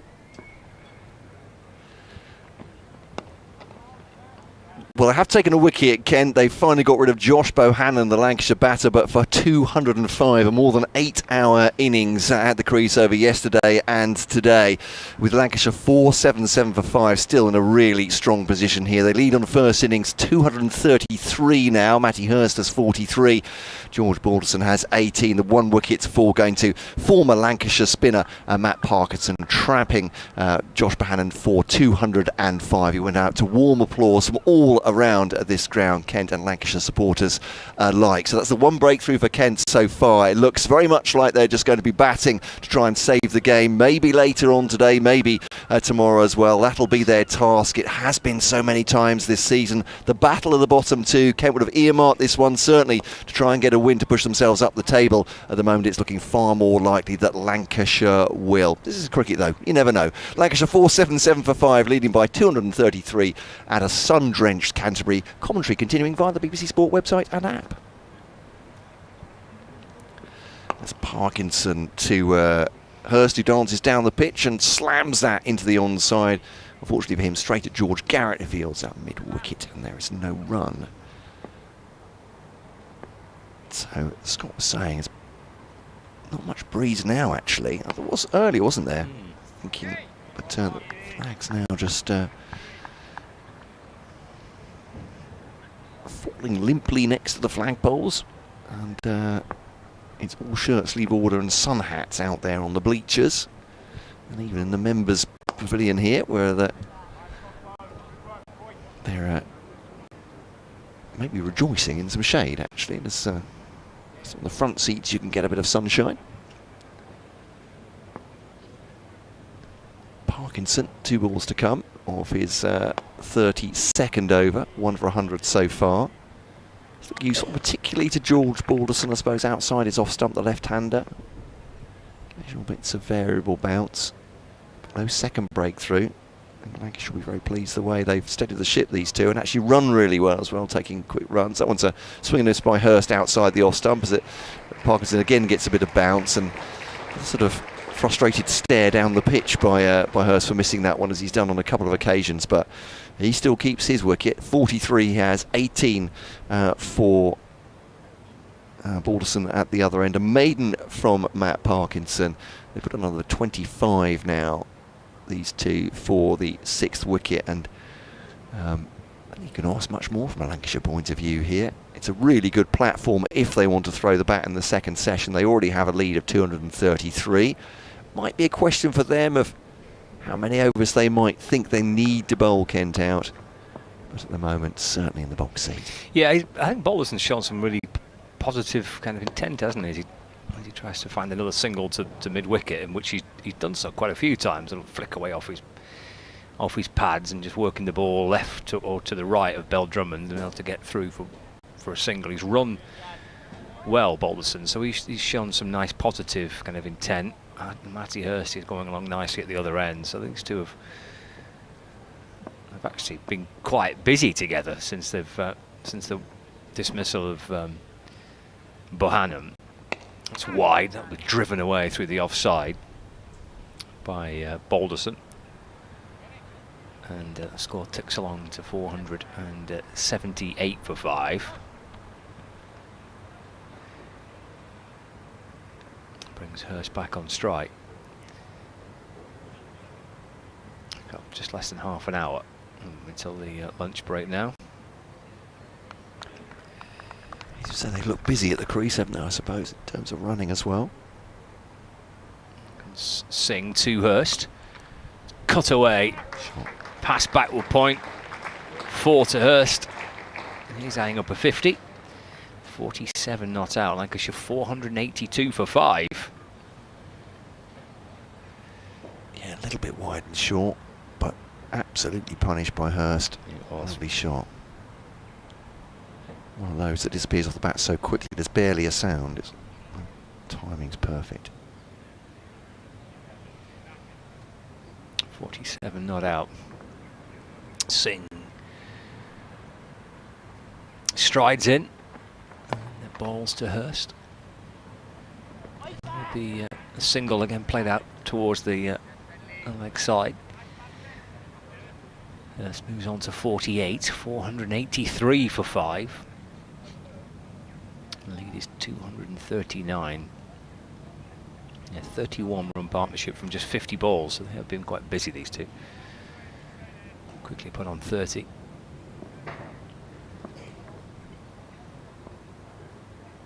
Singh to Balderson. Defends a ball that's just on top of off stump. Play back down the pitch to Singh, who throws it in the direction of Joey Everson, who lobs it out towards where Parkinson and Snowball are fielding. A couple of emails have flooded in. Here we go. In answer to my entreaties. Great one from Pauline here, for a Lancashire member. Come to that very shortly. Yeah, Singh's back at his mark and ready to come back in again. Final ball of the over. Balderson drive straight down the ground, past the stumps. Chase on for a couple of the Kent fielders, but both mid-off and mid-on. Can't catch up with it. And a lovely straight drive by Balderson to end the over. He moves to 23. Lancashire 487 for 5. The lead is 243 runs. Pauline has bitten on the VAR. There we go. Okay. Good. I was going to say good morning to you. It's morning session. Good afternoon to you, Pauline. She's also got to the other debate of the day. So, Pauline, thank you very much, because you're addressing all our points. And she says VAR. She says it's supposed to correct a clear and obvious error. If it takes longer than 30 seconds to come to a decision, it's neither clear nor obvious. The referee's decision should stand. I couldn't agree with you more, Pauline. Frankly, I mean, given the fact that I wouldn't have it myself, but there we go. I think if it's going to take 5 minutes, then maybe it isn't clear and obvious. Take your point indeed. She says, Pauline, a Lancashire member who's enjoying the commentary. Thank you very much, Pauline. But also, there's more to come. Wait, friends. They call it a teaser, I think, in the trade, isn't it? Parkinson is into his work. His next over. Quickly, straight back at him, no run. She says, oh yes, if the day's hot enough, an ice cream before a match starts is fine. There we go. That'll do. Solid agreement with Scott Reed there. Not just first session, but pre-session. Conclusive. I couldn't agree more. Full agreement in the commentary box here. This one's cut away by Hurst. Single taken, he's on to 49 now. Paulie, thank you very much for that. Feels like putting the world to rights in a single, succinct email. I wish I could do that. Never willingly using 2 words when 150 will do. So Balderson to face now. Parkinson has got a little bit of joy outside the off stump. Not taking a wicket with against the left-hander Balderson, obviously, but into the foot that has kept low as well. Has that come off the toe of the bat? There was a clunk there.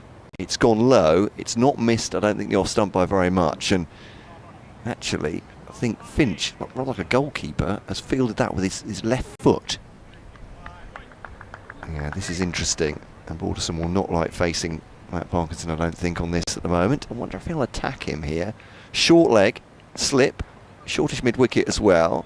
That one is just deflected away to short leg by Balderson. Yeah, actually sneaked through past the inside edge, that didn't they? Balderson looking to drive. He did keep a little low.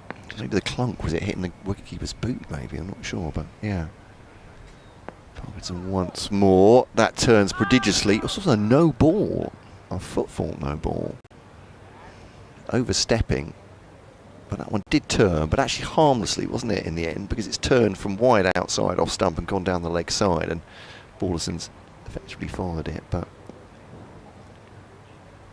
it's giving it plenty of rotations is Matt Parkinson now. Bowls once more. This one's just deflected gently to the offside with soft hands by Balderson, and there's no run. 490 for 5. Well, I might say there's a bit of turn and bounce. George Balderson is still there and coping with it, and he's got 23. Hurst has 49. They're doing okay, thank you very much, for Lancashire. 2-4-6 the lead. 20 minutes until lunch. And Balderson defends that one. End of the over. And it's 3 in total off it, with 2 for the no ball and a single taken as well. A couple more emails.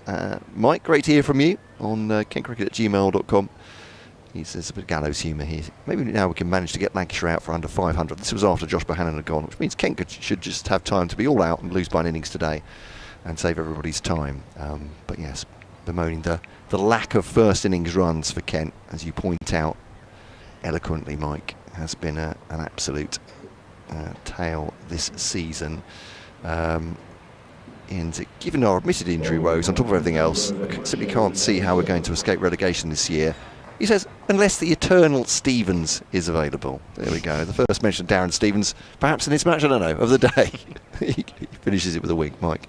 Thank you very much for your email. But yeah, tough watch this for Kent. We're trying to make it as entertaining a listen as we can, but Lancashire on top. Change of bowling at the far end. Yeah, and of course he's not been helped by the fact that Swanepoel's has not been out there all morning. Yeah. So that they're trying to do all this when they're up against it and they're a bowler light.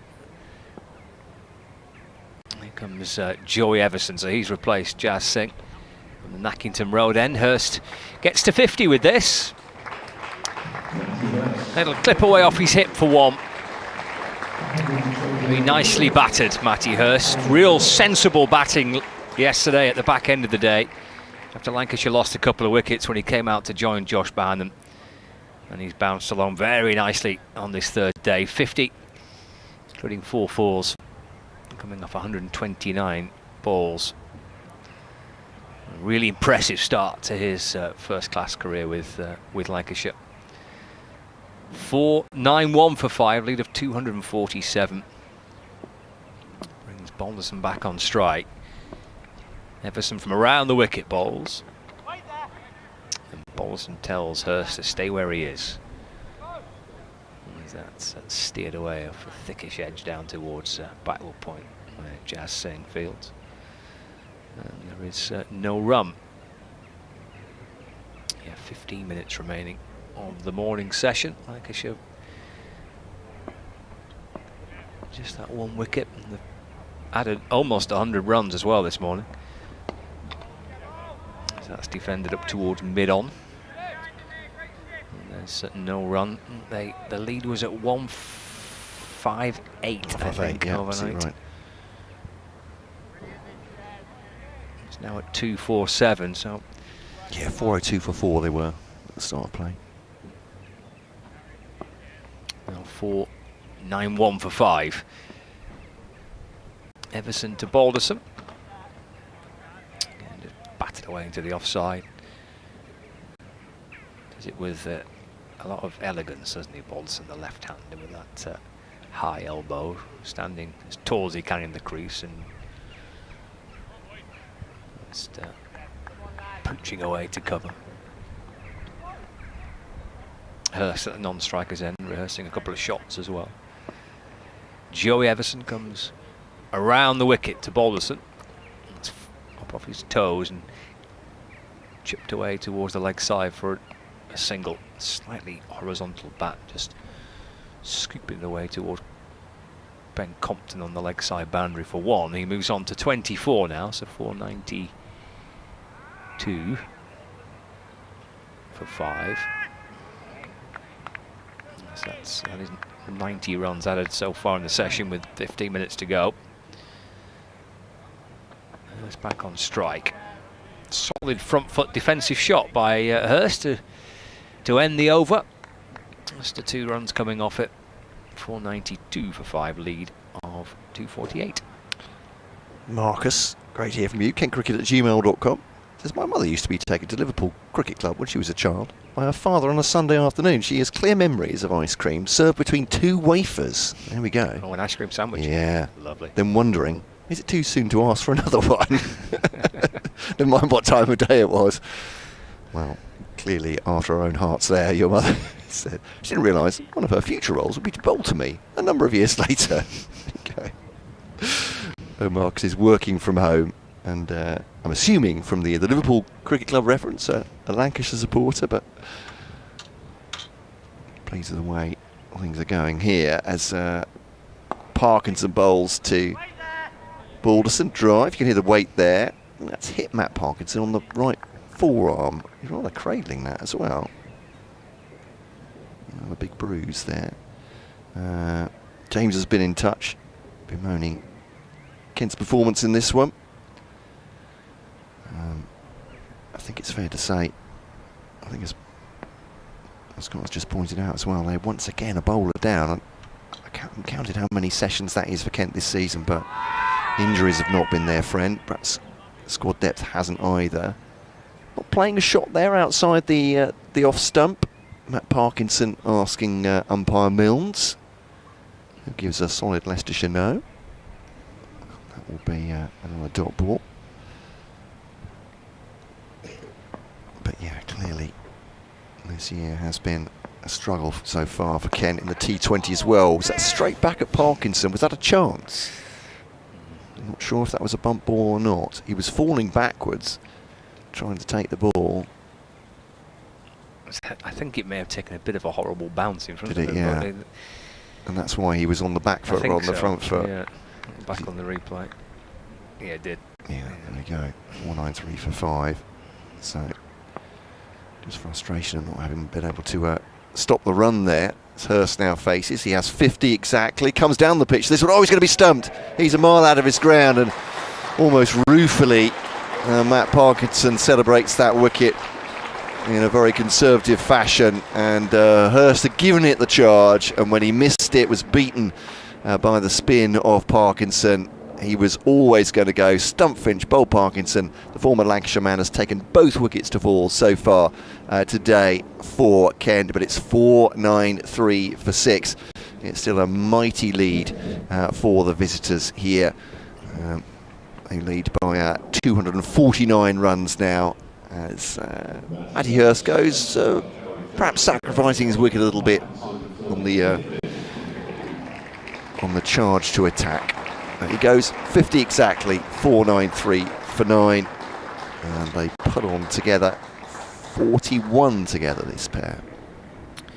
Really impressed with Hurst. I think he looks a real find for Lancashire.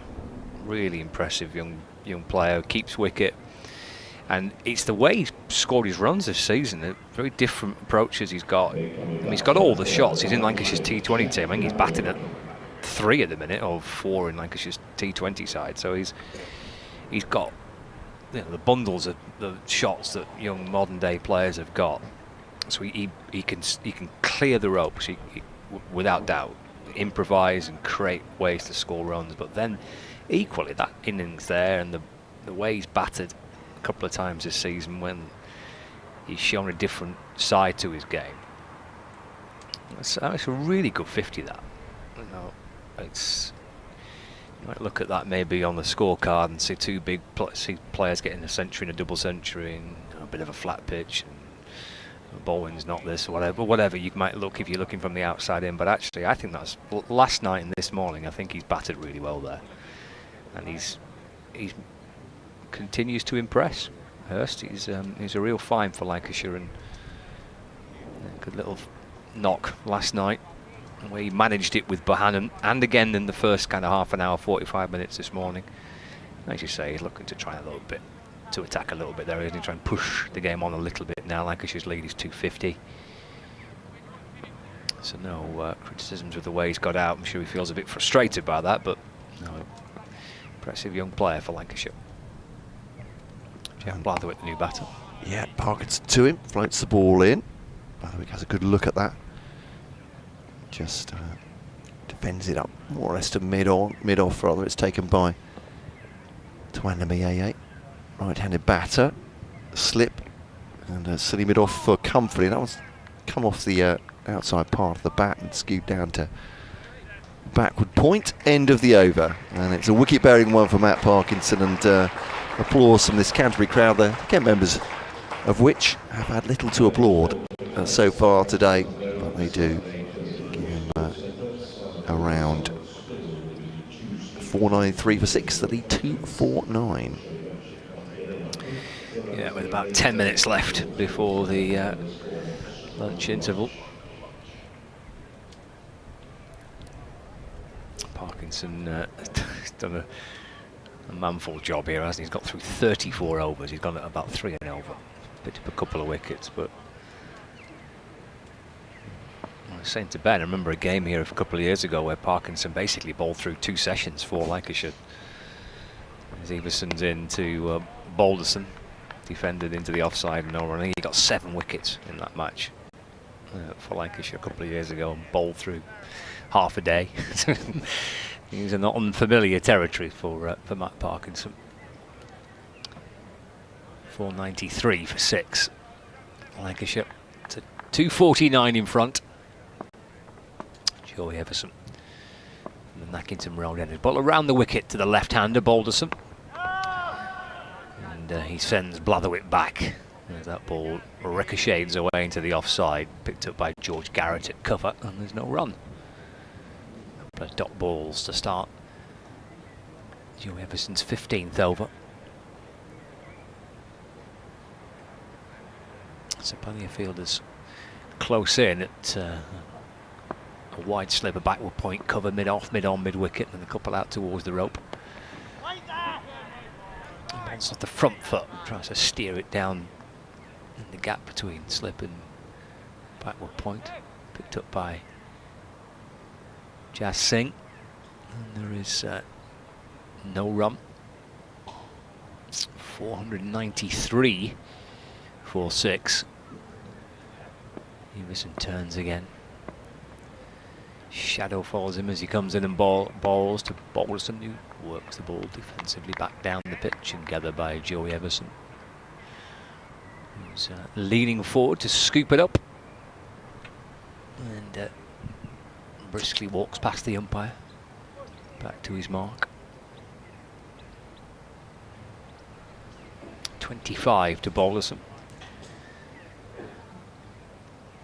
Everson again. A couple of balls left of the over. Comes into to Balderson, who dabs it away. There's no chance for a run. Jas Singh fields at backward point. Everson once again for Kent has been pretty economical, hasn't he? He's going around about the same as Parkinson is, having bowled well, fewer than half the overs, to be fair, but he's a seamer rather than a spinner, obviously. Final ball of the over into to Balderson.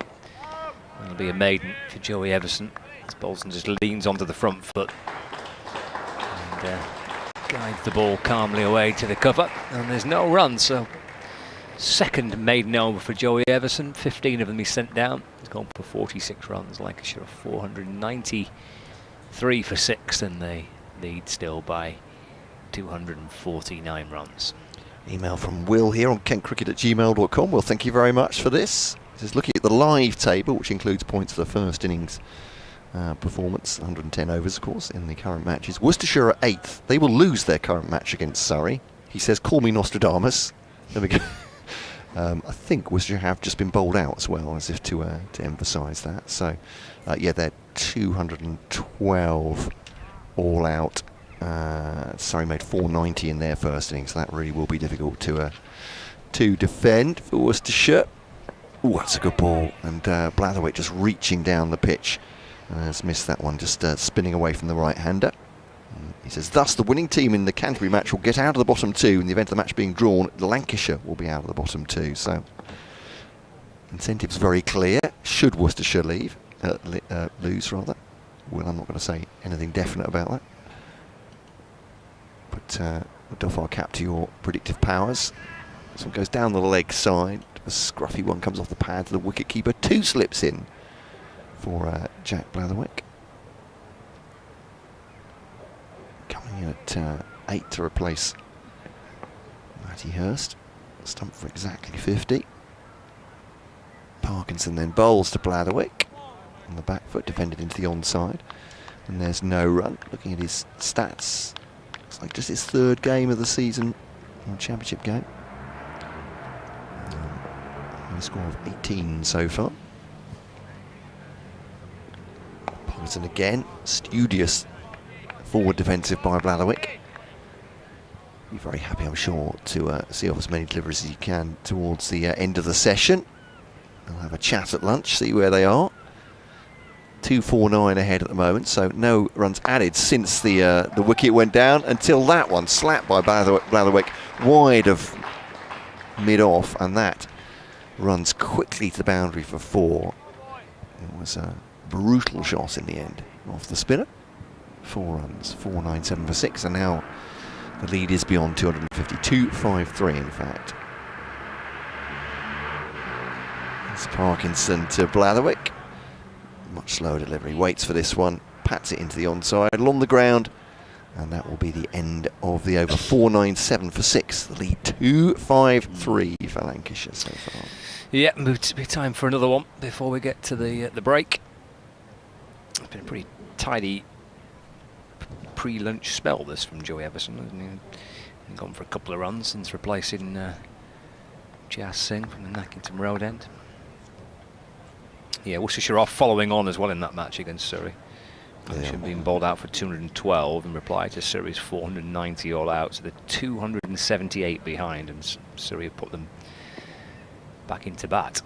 Here for some balls to Balderson, who plays forward in defence, and there is no run.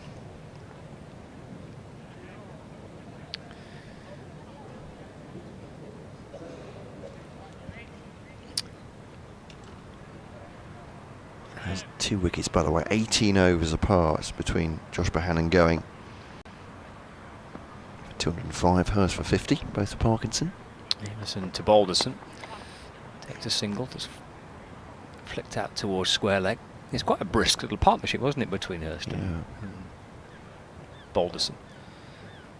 So, yeah, 41 between the two. Lancashire edging towards 500 here. 498 for 5. It's a lead by 254. Jack Blatherwick facing Joey Everson for the first time. Two will know each other pretty well from their time together at Nottinghamshire.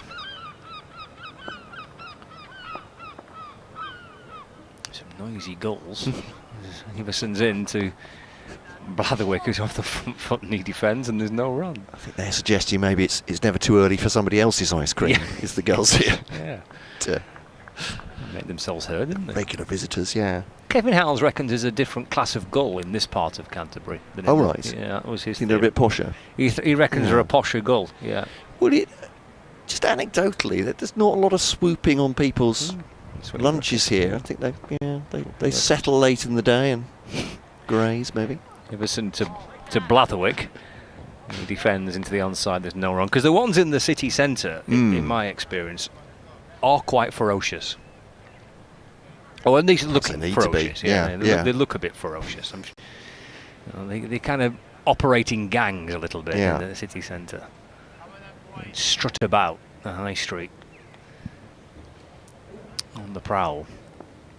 It seemed to be a friendlier gull in this part of the world. Forward goes Blatherwick again, defends.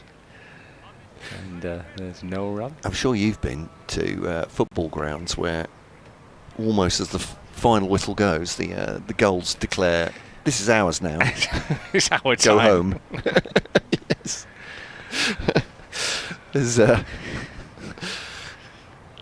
we've all been to those grounds. Yes, indeed. So if you're at all wary of our feathered friends, not the best time.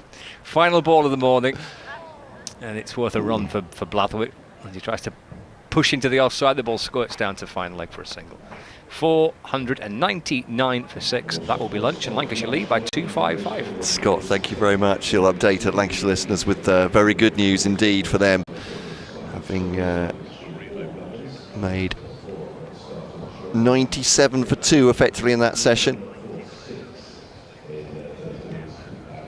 And hard yards once again for the Kent bowlers. Parkinson's taken the 2 wickets to fall in this session. 208 he has. And no Bayer Swanepoel either for Kent. Again, a bowler down, this time for a whole session.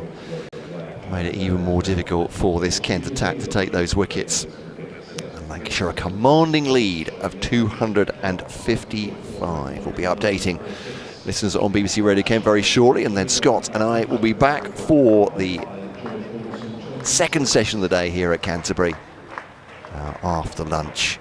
Hope you can join us then.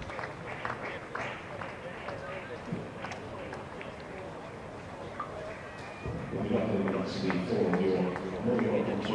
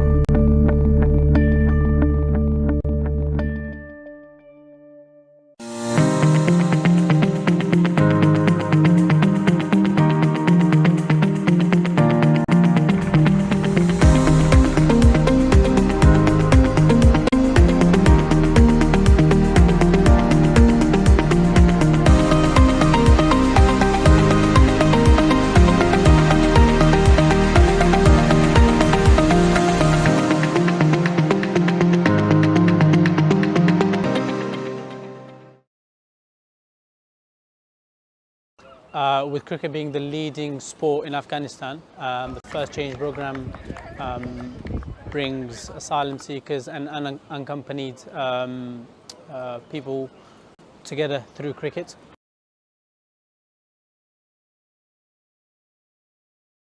Cricket چې دی ډېر مهم دی د کمیونټیز یو ځای سره راولي او هیله کوو چې کینټ کرکټ ټرست دا چا مدد وکړي چې بې کوره سوي او د سپورټس د وجې سره یو ځای خلک سره راولي. Playing cricket has a positive impact on mental well-being. It heals and brings people together.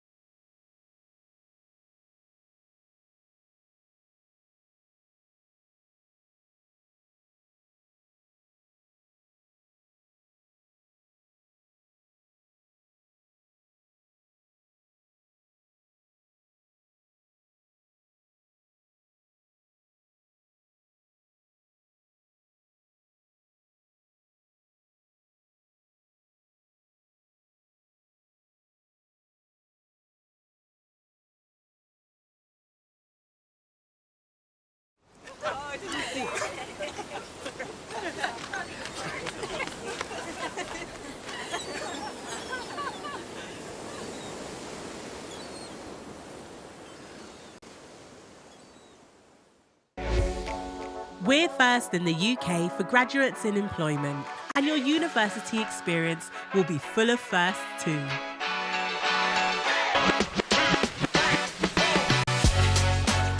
Whatever they are, at Canterbury Christchurch University, you'll be perfectly placed for success. Join us at the beating heart of opportunity.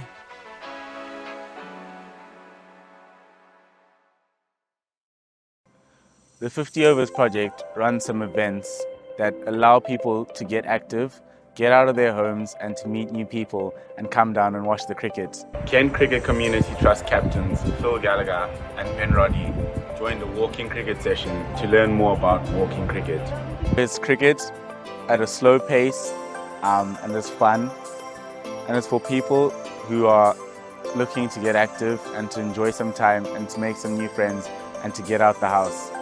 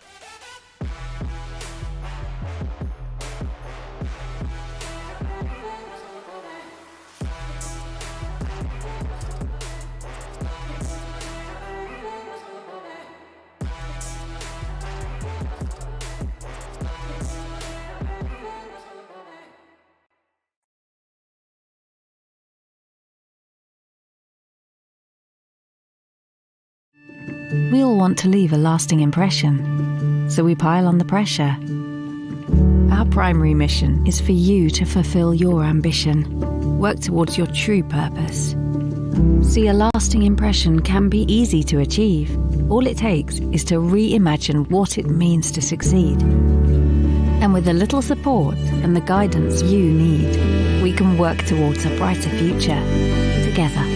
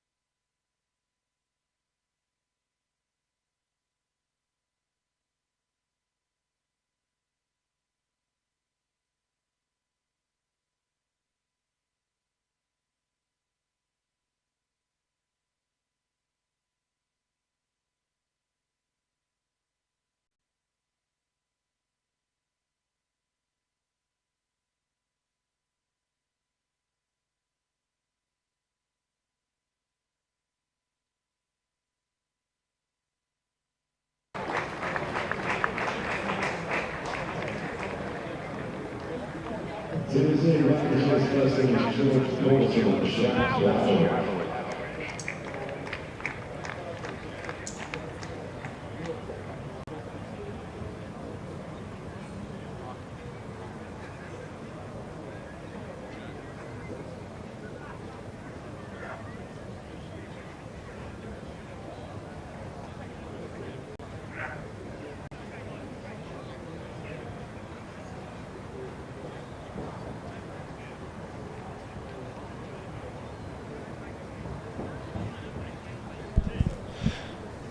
Well, welcome back to Canterbury. It's day 3, session 2 of Kent against Lancashire in the County Championship. Lancashire resuming 499 for 6, 255 ahead on first innings. Jack Blatherwick has 5. He'll face the first delivery, which I think will be from Matt Parkinson, who's bowled a mighty 35 overs in this innings already. Not today. He's bowled across the 2 and a bit days of this innings.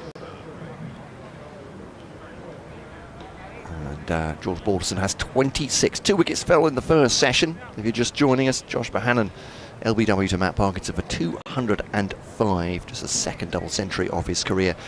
And Matty Hurst stumped by Harry Finch, bowled by Parkinson for 50 exactly as they look to move the score along.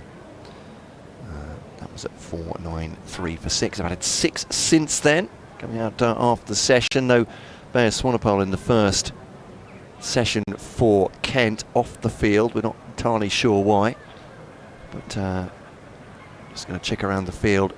And looks like Jaden Denley is still on as the sub-fielder, so I don't think Swanepoel has taken the field again, the South African seamer. So going to bowl her down as well. It's a thickish top edge from Jack Blatherwick. Not quite sure what to call that shot. I think he was trying to sweep across the line. That's 500 runs up anyway. But going for their shots, you can understand that. It might be the way that Lancashire operate immediately after lunch. I'm Matt Cole. Scott Reed alongside me. Scott, would you expect them to go on the attack now, Lancashire? Yeah, it's possible, isn't it? I guess with Ball, with Blatherwick rather, 20 Bs, with Blatherwick and Bailey, and then Williams and Lyon still to come. So into the kind of the bowlers, yeah, it could be possible. Good choice to be in for Lancashire, I guess. Yeah, Parkinson around the wicket to the left-handed Balderson. It's got a little bit of grip and bounce outside the left-handers off stump. Yeah, has. Yeah, he's got some footmarks, which he's tried to land that in before lunch, didn't he? And trying to get the ball to spin back in towards Balderson. So driven into the offside off the back foot by Balderson. That's a good shot. Daniel Bell-Drummond will try and keep up with that. As he stopped it, he hasn't. A drop of the shoulders from Matt Parkinson as that goes to the boundary, and umpire Milnes signals it, and they're off to a brisk start at Lancashire. 5-0-4 for 6 then, 5 off the first 3 balls. Yeah, bit of intent, isn't it? We saw that a little bit with Matty Hirsch just before lunch. He was stumped trying to come down the pitch and take Parkinson on, and they've started brightly since the lunch break. Once again, Parkinson outside the off stump, left by Balderson this one. It spins back towards the stumps, but it's a good leave in the end, shoulders, arms. And there is no run, of course. Right into that. Yeah, Bailey, Williams, Lyon, the 3 to come after these 2 for Lancashire. It's Parkinson once more to Balderson. Again, plays it with soft hand, soft hands, dead bats it, more or less, to man at short leg. Ben Compton. There's a slip in as well. I think it's Charlie Stobo. Around the wicket comes Parkinson once more. It's driven into the offside. Off after it goes George Garrett. They'll come back for a second though. Fairly comfortable at the end, and it's 7 off the first over of the afternoon for Lancashire, looking to move the score along towards a possible declaration target later in the day. 2-6-2 the lead at this point. One Lancashire supporter told me at lunch, well, the longer you keep Lancashire out there for, the less Kent will have to bat. Yeah, well, I always find it quite interesting, these conversations about declarations. I mean, everybody's sat in stands and just saying declare and have a go on there, but it's an easier declaration when you're not in the dressing room, when you're not the captain and having to make these calls. And they are in that position where they've played strong enough cricket and good enough cricket where the decision's theirs, and they'll call it as they see fit. Joey Everson, who bowled quite tidily, didn't he, just before lunch? He was a pretty tidy spelt for a few overs from that Nackington Road end. He'll start up after lunch, bowling to Blatherwick. It's defended out towards the leg side, and there is no run. It's a swanner ball off the field still for Ken. That's a big blow for them. It's tough enough as it is on this third day without being a bowler light, trying to curtail Lancashire's progress. Everson from the Nackington Road end. Jack Blatherwick waits. It's clipped away to mid-wicket. Fielded by Ben Compton. He'll have maybe one eye on dusting off the pads and getting out there and trying to open the batting. He's had a long couple of days in the field, and that's part of it, I guess. That idea about any declaration is that keeping Kent out there for a bit longer, and he's not a bad thing at all as Blatherwick defends, and there's no run.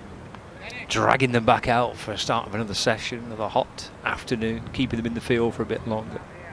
Tired minds and tired bodies, all the rest of it. All these factors, I guess, in play. The lead, maybe overs remaining in the day, all that type of thing.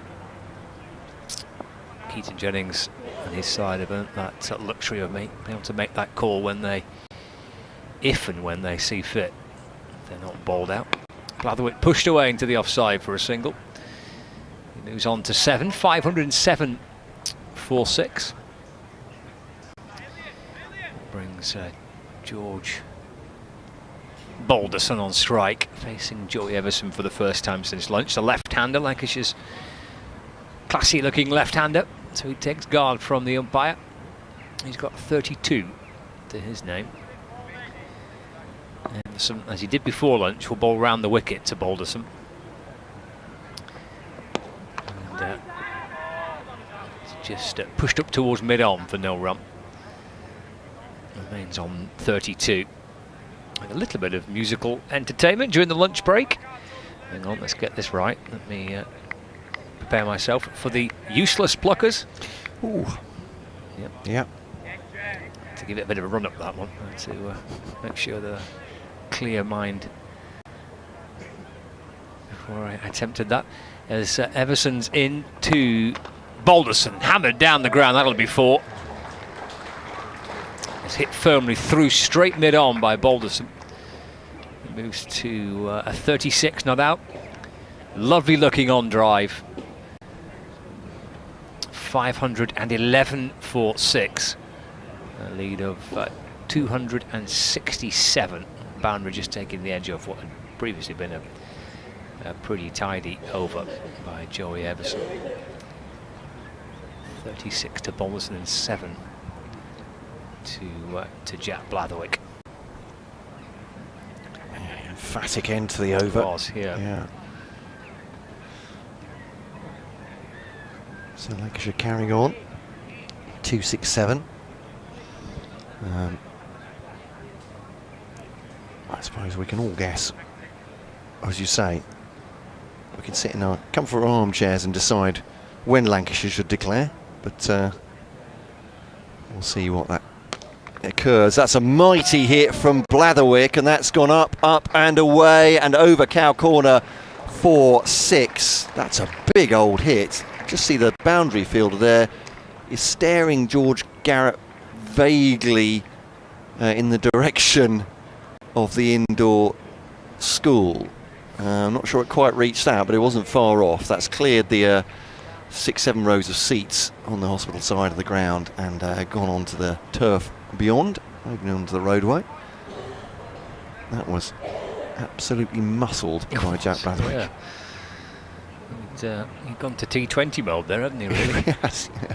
You say absolute intent from Lancashire here. Want to give themselves time to bowl Kent out with such a lead. As Parkinson, that does get turned again outside the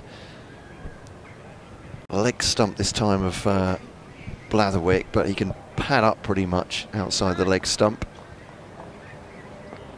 It's not going to be impact in line. It's going to pitch outside the leg stump anyway. Goes for this one. That's a sweep, definite little sweep, and fielded by Garrett. The second attempt on the boundary, and it's a single. So the run rate is accelerating here as Lancashire go to 518 for 6. Yeah, I guess it'll be circumstantial for them as well if they can. These two can move the score along at a decent rate. Get themselves perhaps to 350. Put Kent in. Give them a long day and a half to bat perhaps, but Parkinson back from Balderson, and there's no run. Lancashire will be aware of previous defensive efforts here from the home side, seeing out time on very placid surfaces here at Canterbury. There's been a bit more sun since then. This one's moved into the offside and there's no run.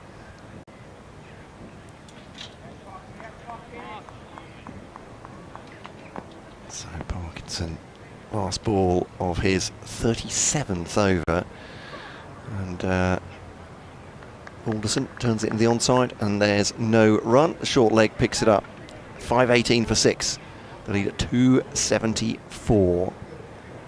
Lancashire in a position to get themselves out of the bottom two here, even with a draw should Worcestershire lose against Sussex.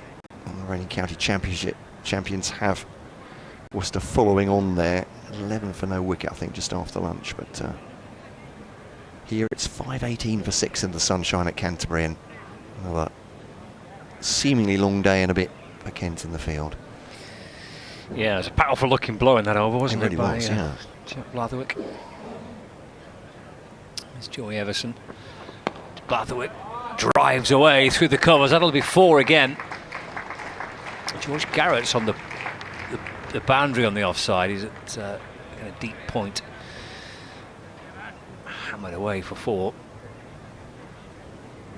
Blatherwick to 18. So Lancashire have come out after lunch, all fired up. 278 run lead. 522 for 6. Everson to Blatherwick. Tries to hammer it back over his head. It's crashed up towards mid-off instead. No run. It's almost baseball style, that, wasn't it? Just yeah. Definitely definite aggression.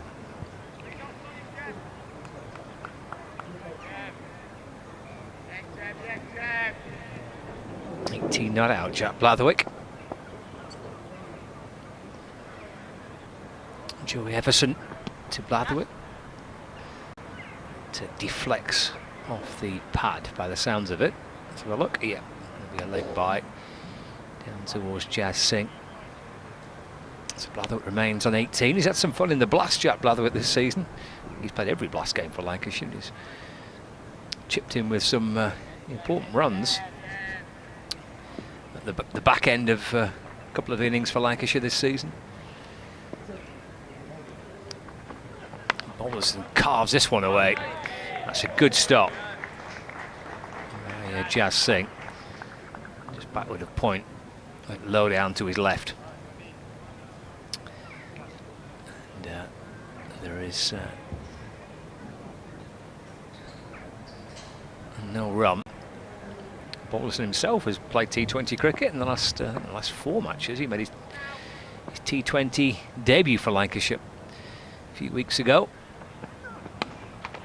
Drives away out towards the point boundary, the left-hander.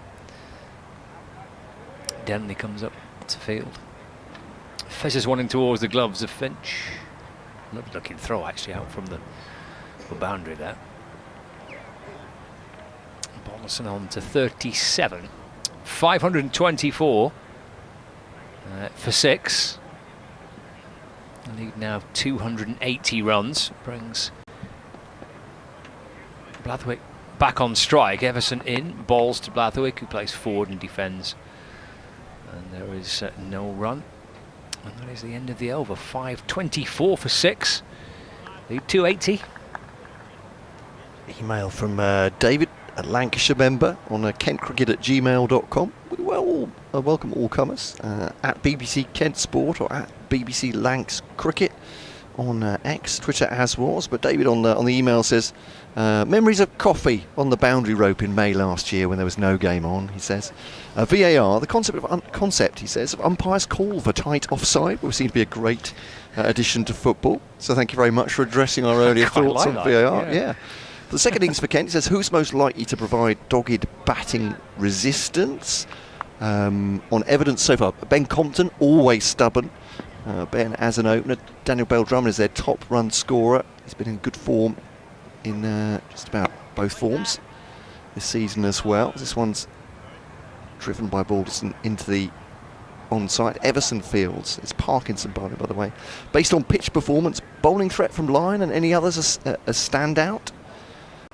He also says, as Parkinson gives that loads of air, taken on the full, hit straight at that man Compton. It comes off the shin pads, I think, and bounces back. So fortunate for everyone there. And Ben Compton gets away without serious injury. He also says, David, I seem to remember Scott being traumatised by the gulls at Hove, who were hardcore, he said. Would you go with hardcore? I love that, David. Thank you very much. Yeah, bowling threat from Nathan Lyman. I think we mentioned it briefly, didn't we, in the first session, but he may be the key, I guess. Potentially, yeah. I think obviously Bailey, Williams, Bobbleson with the new ball will play a big part. As Parkinson round the wicket. This one is again muscled back at him, but no great pace. As two of the gulls fly just in front of the window. Big old herring gulls. They're a big bird. Will, great to hear from you, from Kendall. Chaps, he says, I've been called a lot worse. This one is swung away. It's swept from outside the off stump, and that will be 4 runs. Jazz Singh will not catch that. Balderson goes on to 41. Lancashire to 5-2-8 for 6, coming out after lunch with real intent. He says, it's well known Old Trafford has more hotels on it than can be put on a Monopoly board.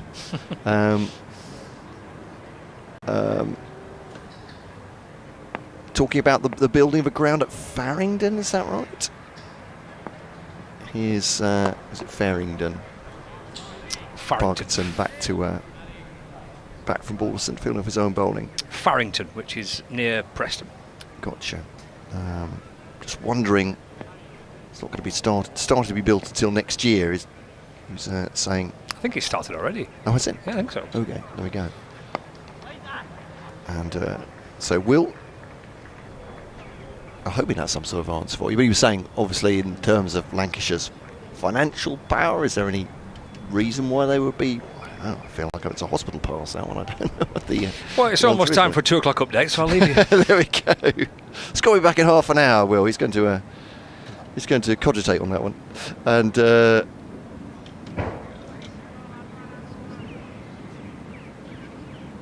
by the way, because Garnett, say about that catch, it was far from easy. He was looking into pretty much direct sunlight there, and yet he just had that vibe that he wasn't going to put it down. You know what it's like when you see certain fielders and there are some that you're more confident about than others, and I thought he looked a pretty good bet to take that. You could argue that at this stage of the game it's perhaps a bit irrelevant. One Lancashire supporter I was talking to a little earlier on was saying that if you were a Kent fan, possibly the worst thing you could do is to bowl them out at the moment, because just I think we must have talked to the same person. Yeah, yeah, absolutely. Yeah, we probably talked to the Lancashire fan, but yeah, there's just that sort of temptation to bat on a little bit too long, which we've seen happen in the past. I can remember Surrey a couple of years ago at Beckenham basically batted for so long that they denied themselves a number of overs that might have reduced Kent to well, certainly a position where they could have forced a win on the final day. And here, well, it's difficult to see how Kent are going to get out of this, but it's not out of the question that they could bat for, you know, the rest of the day and see out tomorrow and get into a bit of a lead. Looks to me like Lancashire have this is their statement intent. We've seen sides here before leaving it later into the last session of the penultimate day, and then thought 20 overs or whatever and go from there. But it feels to me like Lancashire are a bit more aggressive than that at this point. So they might be looking for 350 and then perhaps haul anchor. It's down the leg side. It's Tom Bailey, by the way, it's a new batter coming out. George Balderson has 41, 528 for 7. Apparently quite a lively members forum this lunchtime. I wouldn't be surprised by that. Obviously, it's been using the term lively in its most generous sense. There's apparently quite a few unhappy members, as you would expect. Really, it's not been the easiest of seasons. I mean, Here's Garrett to Bailey. It's very deep in his crease. The Kent fielders love that delivery. It's defended by Bailey and there's no run. I mean, I guess it's no surprise, is it? Because it's the very simplicity of people who go and watch their favourite sports team want their favourite sports team to win. And Kent have not had a good season so far, have they? So no, we just going to do a radio update, Fred. Sorry to interrupt you there. They have just taken a wicket, Adam, but it's been pretty punishing for Kent otherwise. 528 for 7, Lancashire here. Josh Bohannon, the Lancashire batter, earlier completed his double century, just the second of his career. And Lancashire lead on first innings by 284. Signs now they're being quite aggressive.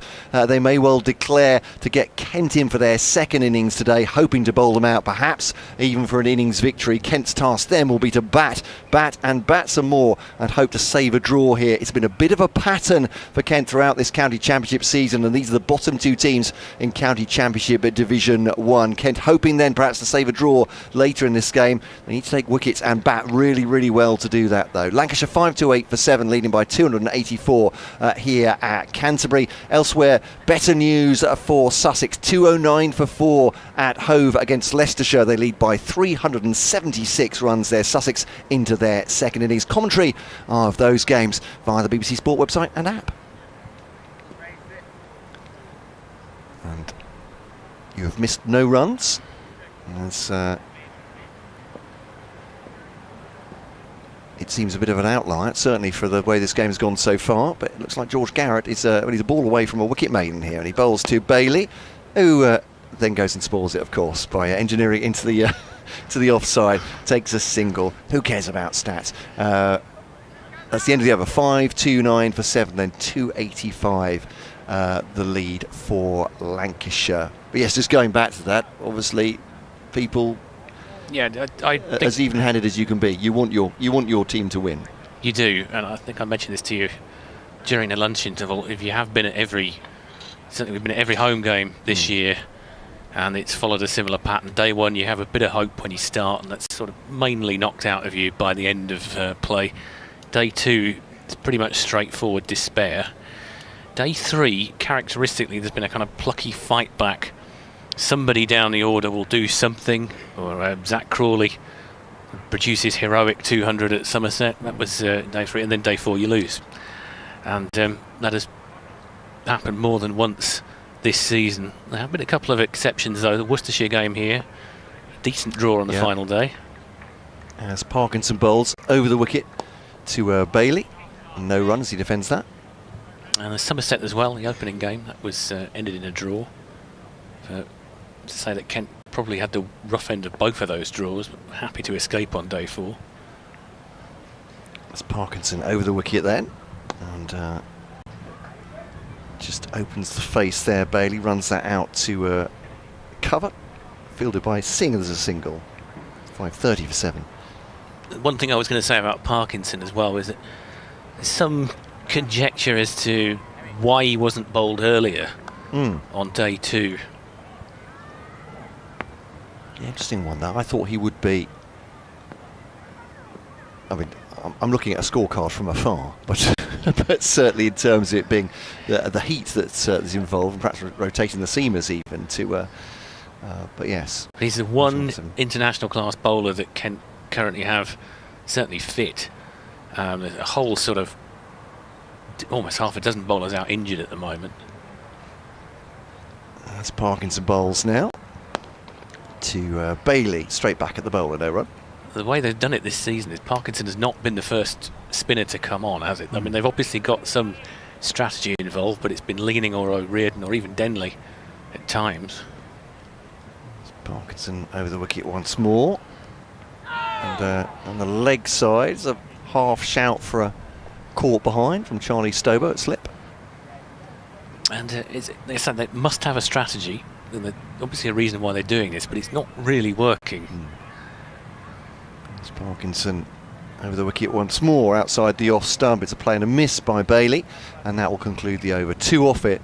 It's a mighty 39 overs for Parkinson now, 2 for 128. Just a quick word, thank you from David at kentcricket@gmail.com, talking about Farrington. I pronounced it wrong, I called it Farringdon. I'm thinking of London, am I? It's definitely not there, is it? It's in Lancashire, but saying that construction did begin there last year on Farrington, apparently. The ECB providing a healthy part of the funding there. Thank you very much, David, for updating us. It's the end of the over, 5-3-1 for 7. Matt Colt alongside me is, I'd like to get a long list of your accomplishments, Fred, but journalist, author, broadcaster, that'll do, filmmaker. I'll take all of those. Man about town. I haven't been a man about town for quite a while. Just looking at Garrett, just glad he got something in that last over. Yeah. Coming down from the Nackington Road end. Oh, is that an edge? Sounds like it, and he is gone indeed. It's a Yahoo outside the off stump by Balderson, clearly looking to move the score along. And yeah, your ears did not deceive you on the commentary either. That was an edge, bottom part of the bat, I think. Behind, Harry Finch takes it, and Garrett has 2 in 2. An absolute flurry from a Kent point of view, but this is in the context. We have to point this out, of course, that Lancashire very much going for runs at this point to move the score along to getting at Kent, I suppose, with their bowlers. Yeah, I mean, I think from a Kent point of view, what you've got to take from this is that Garrett has finally got a couple of wickets, and it'll certainly make him feel better. It certainly should make him feel better. He's got figures of 2 for 78 right now. He's been going just over 4 and over. But, he's certainly a trier. Some fairly impressive performances at the start of the season when he was almost sort of chucked in at the deep end, really, given the prolific injury situation here. Yeah. And yeah, you're absolutely right. It is. It's almost sort of definitely the charge up to a declaration. So players are going to be chucking it around a bit, but you can't be too fussy about taking wickets, taking numbers. And I think yesterday Jazz Singh was quite unlucky towards the end. There was a chance where he really should have had a wicket, and the chance was put down. That was in the penultimate over, I think.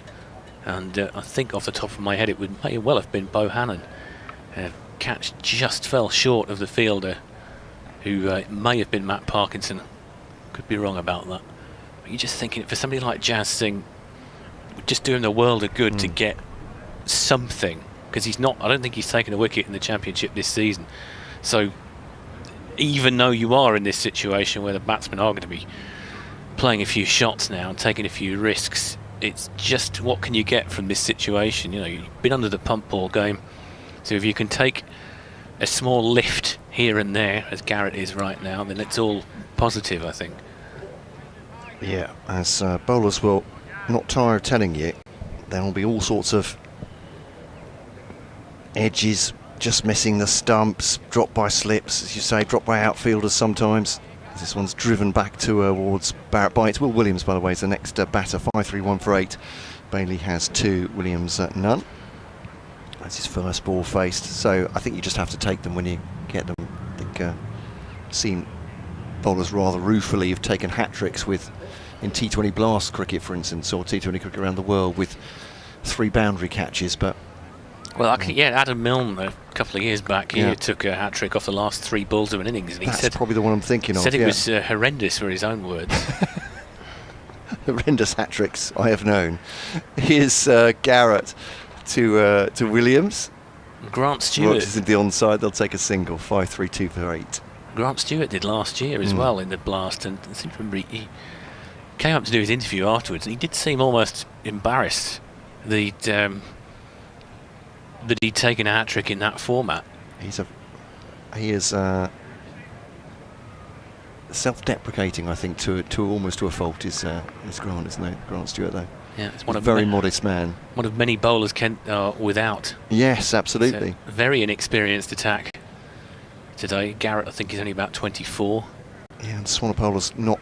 The South African seamer has not appeared today at all. No, we're told actually it's, that defended up to mid-off, no run. Got news? Yeah, he's not going to be able to bowl again during this match. I can see Matt sighing as I say it. He is going to be able to bat, as far as we understand, but he's not going to be able to bowl. So, you look at the match situation and you think possibly not going to be too relevant. It's difficult to see Kent in a situation where they're going to be chasing or trying to bowl Lancashire out for 100 or something. It's not out of the question. So if he's currently carrying an injury, they may be thinking about Hampshire on Sunday rather than this one. Or beyond that, this one's driven back towards Garrett and fields of his own bowling very well, and there's no run. Dave on the emails, Dave W, kentcricket@gmail.com. Greetings, he says, from sunny, hot and humid Florida. No, it's got nothing on this, Dave, honestly. Enjoying the cricket, he says, with the comfort of air conditioning. How are you making us jealous? Declaration, he says, when the league gets to 300, we may find out soon, Dave. He says, thank you for your kind comments about the commentary as well. Great to have your company, Dave.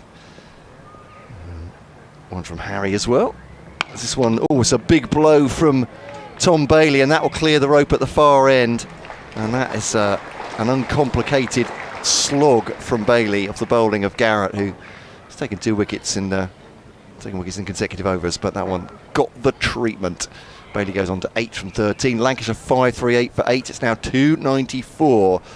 As I said, Dave, we may find out soon if Lancashire are going to declare at 300. Yeah, I think that actually landed on one of the covers, and the protective covers are a good 20 metres back from the boundary. It almost felt like a blast delivery and a 6, really. Not an especially bad delivery from Garrett, but he gave it the treatment.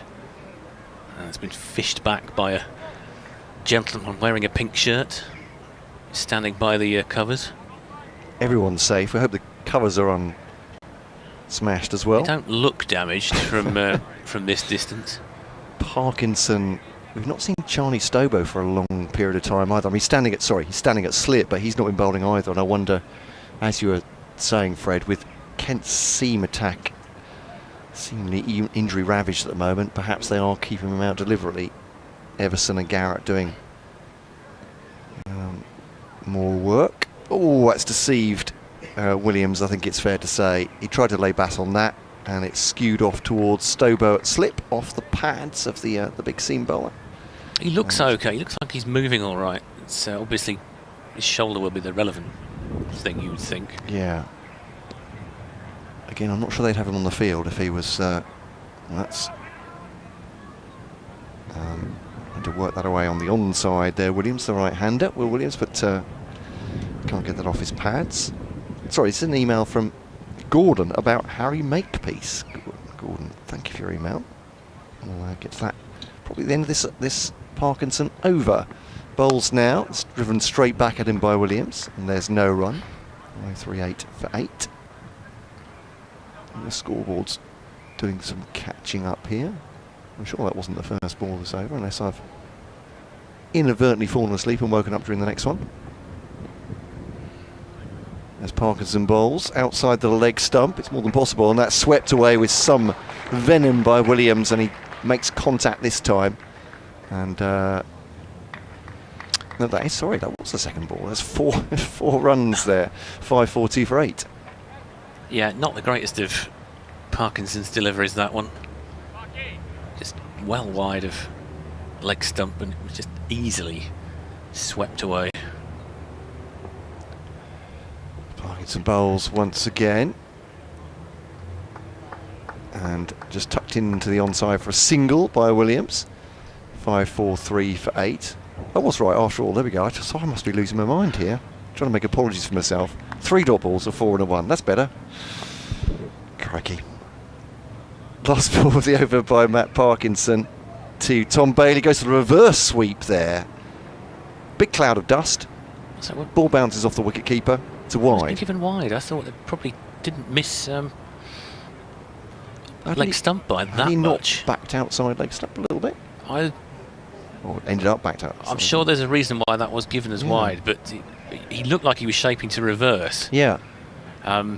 So to tell you the truth, I'm not sure why he's given that as wide. I'm not sure either. I'm not sure Matt Parkinson is entirely aware, but he won't like it, that's for sure. So wide to the total, 5-4-4 for 8. As Parkinson bowls and Bailey pads up a little bit, just gets the bat behind the front pad, end of the over. And Lancashire leading by exactly 300 now, 5-4-4 for 8. It's Gordon, Lancashire born and bred, now in Northamptonshire. So yesterday when Wells and Bohannon partnership beat the previous second wicket for Lancashire against Kent, which stood from 1914, Harry Makepeace was indeed one of those Corinthian sportsmen. He must have been answering a comment from yesterday, so great to hear from you, Gordon. He says he played wing half for Everton back in the day as well. Sadly, such examples no longer likely. In years past, there have been quite a few. Yeah, it's true. There have been a number of dual internationals. I think of... Well, certainly I can think Derek Upton. I'm not sure if he played for England. True. He did play for England, perhaps, but he certainly played sure for Charlton Athletic. Obviously played for Kent for a long time. There are a number of cricketers who have made decent footballers, but I think it's just the nature of professional sport now that if you are a specialist in one area, they don't like you to risk it during the off-season. The seasons overlap so much now that Garrett bowls to Williams. Maybe a little bit high, a little bit leggy, but big shout from George Garrett. Definitely beat him. He's come through for a leg bye. I mean, I can actually remember Ian Botham playing for Yeovil at Maidstone back in probably the mid-80s. Wow. I think it was. Did he play for Scunthorpe? I think he had a bit of a spell at Scunthorpe, yeah. And Yeovil was obviously the more local side to him. But I've got a feeling he scored a goal as well in that particular game, but I don't think he stuck with it. And Liam Botham, his son, of course, became a top-flight rugby player, having played for Hampshire. And I think he got Mike Gatting out on one of his few appearances. Really? Yeah, he did. That's a scalp. Didn't look like a bad player at all. It's Bailey facing Garrett now. He goes for this one, and that is up in the air. And how big is that? Umpires confer it's a 4. It's a pitch just inside the rope. You're not quite reaching the flats at Freeman House, but Jaden Dinley goes and gets that one. So he moves on to 12. 5-4-9 for 8 of current players. Keith Barker of Hampshire played for Blackburn. That's right, yeah, he did. Before entirely changing codes. But yeah, I'm sure there are many. I mean, there is Kent players have played for some local sides. Joe Denley, I think, was on the books at Whitstable as a youth player. I think he was pretty handy from what I hear, Joe, but he decided quite early, didn't he? It was going to be cricket, and it goes for the ramp, Bailey. Gone to T20 mode off George Garrett, but doesn't hit it. Peter Trago played for Margate, I believe. You've fallen. It feels like if this was QI, that thing where they did the buzzer, you've just fallen. Have I? No, you're absolutely right. He did play for Margate amongst other teams, but that would be the buzzer for my Peter Trigo story. Oh, sorry. Sorry, I'm sorry for listeners all around. To cut it short, Lancashire listeners may well have heard. I was a reporter at a game where he scored for Margate, and he played in goal. So, and it wasn't one of those that he was up for a corner. As Bailey goes for this one, up in the air, and is caught on the run. There's a fine running catch by Matt Parkinson, who's not to be out the wickets. Bailey runs off. And in fact, I think Williams is coming off as well. Is that the declaration? Looks very much like it, yeah. Yeah, I think Williams is marching off as well. 5-4-9 for 9 declared, is it? It is indeed. And that'll be a lead of 305. And Dave, one of our area correspondents, you weren't far off. Would it be 300? It'll be 305.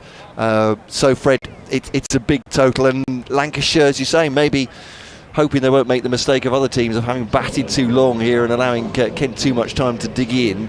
It's a big lead, and they will certainly think they've got firepower in terms of seam, and particularly Nathan Lyon as spin? Yeah, I'm thinking back to the only championship game that Kent won this season was, of course, at Old Trafford a month or so ago. It felt like certainly climatically, felt like a very different era almost. And on that particular occasion, I think Kent's lead in the first innings was about 170, and that at one point looked like it might not be.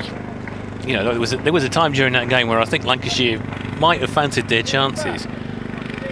In the end, I think the surface was benign enough for Kent, and they managed to get through it relatively untroubled on day 4. The situation here has turned, I wouldn't say completely, but we're just sort of looking at different personnel, aren't we? From a Kent point of view, you had Wes Agar and Nathan Gilchrist were exceptional on that first day at Old Trafford. Neither of them were able to play today. Agar because he's injured his shoulder, and Gilchrist because we're told it's because he was playing in the Blast, and therefore his workload is being managed, and so he wasn't able to play in this.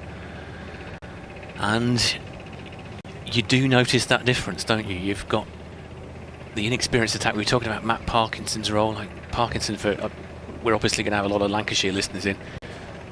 He came up and spoke to us earlier in the season when he was talking about his move down south, and he just wanted to be a senior player at a county, and he didn't feel he was getting those chances at Lancashire, so he decided he was going to move south. And by all accounts, he's decided to take on the role that, you know, we were talking about Garrett's figures and how it's nice to see that he's taken 3 wickets for 89 here, which is fairly decent, even if they were at the back end of the innings.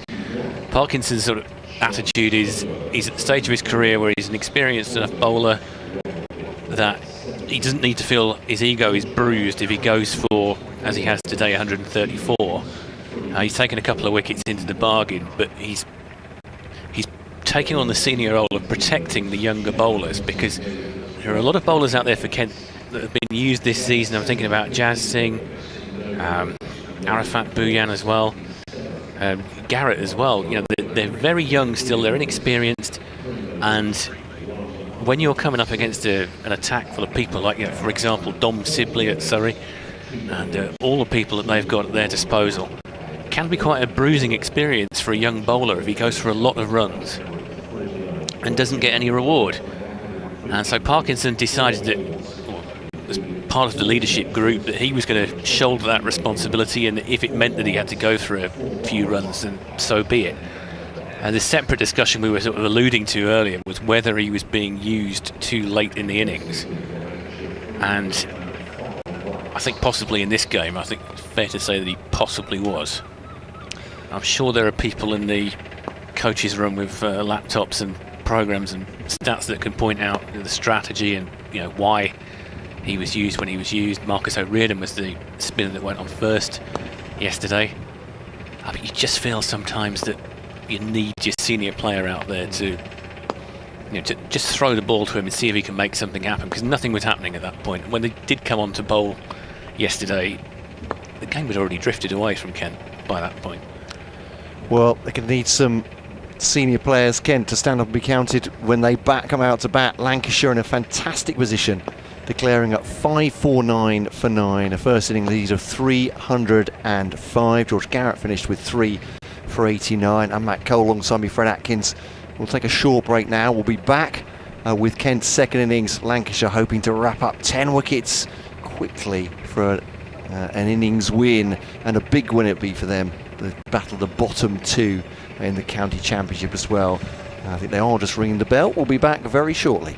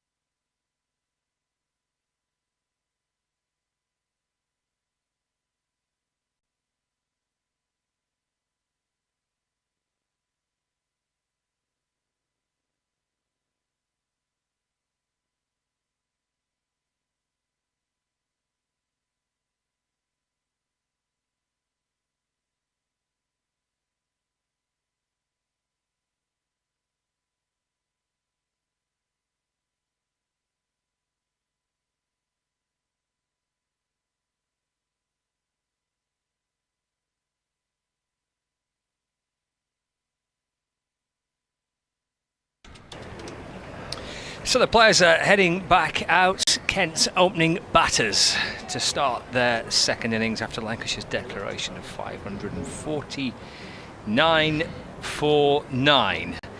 A lead of 305 runs. It perhaps wasn't quite the brutal innings that maybe at the end of the innings that Lancashire perhaps were hoping for, when Blatherwick came out swinging after lunch and Bailey trying to do something similar, but still Fred a really commanding position here for Lancashire, and a really stern challenge for Kent second time around. Yeah, they've got 53 overs left today. There'll be another 96 tomorrow. You would think that if Kent can keep their wickets intact, at some point they will overtake Lancashire's first innings total at some point tomorrow, but that is a pretty big if. Any Kent supporters listening will know we've been here too many times this season. We've been in this situation on day 3 where you know it's going to be a battle for survival, and an awful lot is going to hang on the shoulders of Ben Compton. Marcus O'Riordan, his fellow opener, not hugely experienced. He's had a pretty encouraging season in the context of Kent's season. He's done quite well for himself in the Blast. He's picked up some wickets, and he has got a big challenge today as an opener facing Bailey. Yeah, it will be Bailey from the Nackington road end. In and bowls a lovely ball that beats O'Riordan and into the gloves of Matty Hurst. Fine start. O'Riordan just seemed to move across very slightly, and it just eluded the shoulder of his bat there. So he's basically been pressed into service as an emergency opener. I understand that Kent wanted Zach Crawley to play, and Crawley wanted to play, but England pulled rank on that. Bailey with 3 slips in place, in and bowls, and that's worked away through the leg side. Williams quickly across to his left from square leg to field, and O'Riordan scampers through for a single. Kent are up and running. Slightly risky single, perhaps. He did set off very early, didn't he? As if he was still playing Blast cricket there. He did. It's one of those where if there's a moment of hesitation by either batter, then you're probably in slightly sticky territory. But they both reacted pretty sharply. Field switches for the left-hander Compton, who, as his practice, marks out his territory. Jonathan Trott style almost. 3 slips in the gully that is blimey wide. In fact, it's too far wide by Bailey. It was almost taken in front of first slip. In fact, I think it was taken in front of first slip by Bailey there. Touching the Harmisons about that. It was, yeah, although a very different match situation, I think it's fair to say. I don't think anyone's going to be making a documentary about that delivery. No, which is a great shame for us all, really. So wide called, 2 without loss. Bailey sets off again as Compton waits in and bowls. It's wide again, carved away. It's a good stop. Excellent fielding by Jack Blatherwick, who's at backward point. Super work away to his right. Save probably, well, he definitely did save 4. Yeah, terrific dive that. It was a nicely cut shot by Compton, who'll be really disappointed that he's not got anything for that. But we were talking about that risky single earlier. There just wasn't a single there because Blatherwick got up so quickly. Yeah, it wasn't just the stop, was it? Yeah, it's the reactions as well. Stopped it up on his feet quickly. Bailey to Compton. It's nudged away down towards fine leg. As Balderson comes round to field. There's no bat on it, so Compton's still on naught. It's been called at leg by. Kent move on to 3 without loss. Brings O'Riordan back on strike. Yeah. Kent previously experimented with using Tawanda Miyeye up the order this season, and he'd not been having the easiest of times of it.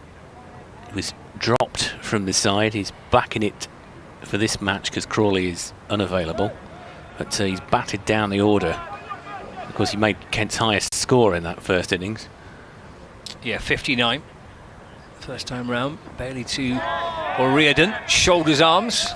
Ball just swings away into the gloves of Hurst, and there's no run. And he was saying, well, after he scored that innings, he had to rein himself in a bit because the match situation was such that normally if he'd come in at 6, you'd hope there'd be a few runs on the board and you'd be able to play a few shots, but he had to rein himself in because although Kent got a low score in the first innings, it could have been significantly worse. Yes, that was an important partnership, actually. Bailey to O'Riordan, who drives to mid-off. It's the end of the first over. 3 without loss. Tuanda Mea and Charlie Stelbo, 82 they put on in a score of 244 all out. And that was very important because we're talking about the time that Lancashire have batted for. They've got 52 overs left today. I mean, theoretically, they could have been having a go at Kent this morning if it hadn't been for that stand. Yep. It might sound like we're trying to, from a home point of view, we're trying to clutch at a few straws here. But it's not been that easy to take positives out of this season. Kent bottom of the table, and really it's going to take something special to get out of this. It's always possible somebody can produce a performance from somewhere. Nathan Gilchrist might get fit again and do what he did at Old Trafford. There might be a bomb track of a pitch prepared somewhere like there was at Hampshire a couple of years ago when Kent single-handedly ended Hampshire's title hopes and saved themselves from relegation, but certainly wouldn't put the mortgage on it. No, and I think it's Hampshire next, isn't it, for Kent? I believe it is, yeah. It'll be the next set of 4-day fixtures. Jack Leaning was bowling in the nets earlier, okay, so a bit of encouragement from that point of view. Yeah, that would be a welcome return, wouldn't it, for an experienced player for Kent. But Leaning can get back in the side. Here's Will Williams over the wicket to Compton, who plays off the front foot in defence. Bouncing back to Williams, no run. Nice sort of classic watchful Ben Compton stroke, that one, just to rehearse his defensive technique after making sure that the ball is dead. Goes down and prods the wicket. Very much a creature of routine, Ben Compton. It's his 3rd season here now. Waits for Williams, who strides back in, balls again, left alone. They'll shuffle across the stumps, angled across him from Williams from over the wicket into the gloves of Hurst. No run. And was it against Lancashire that he had that heroic double innings? Yeah.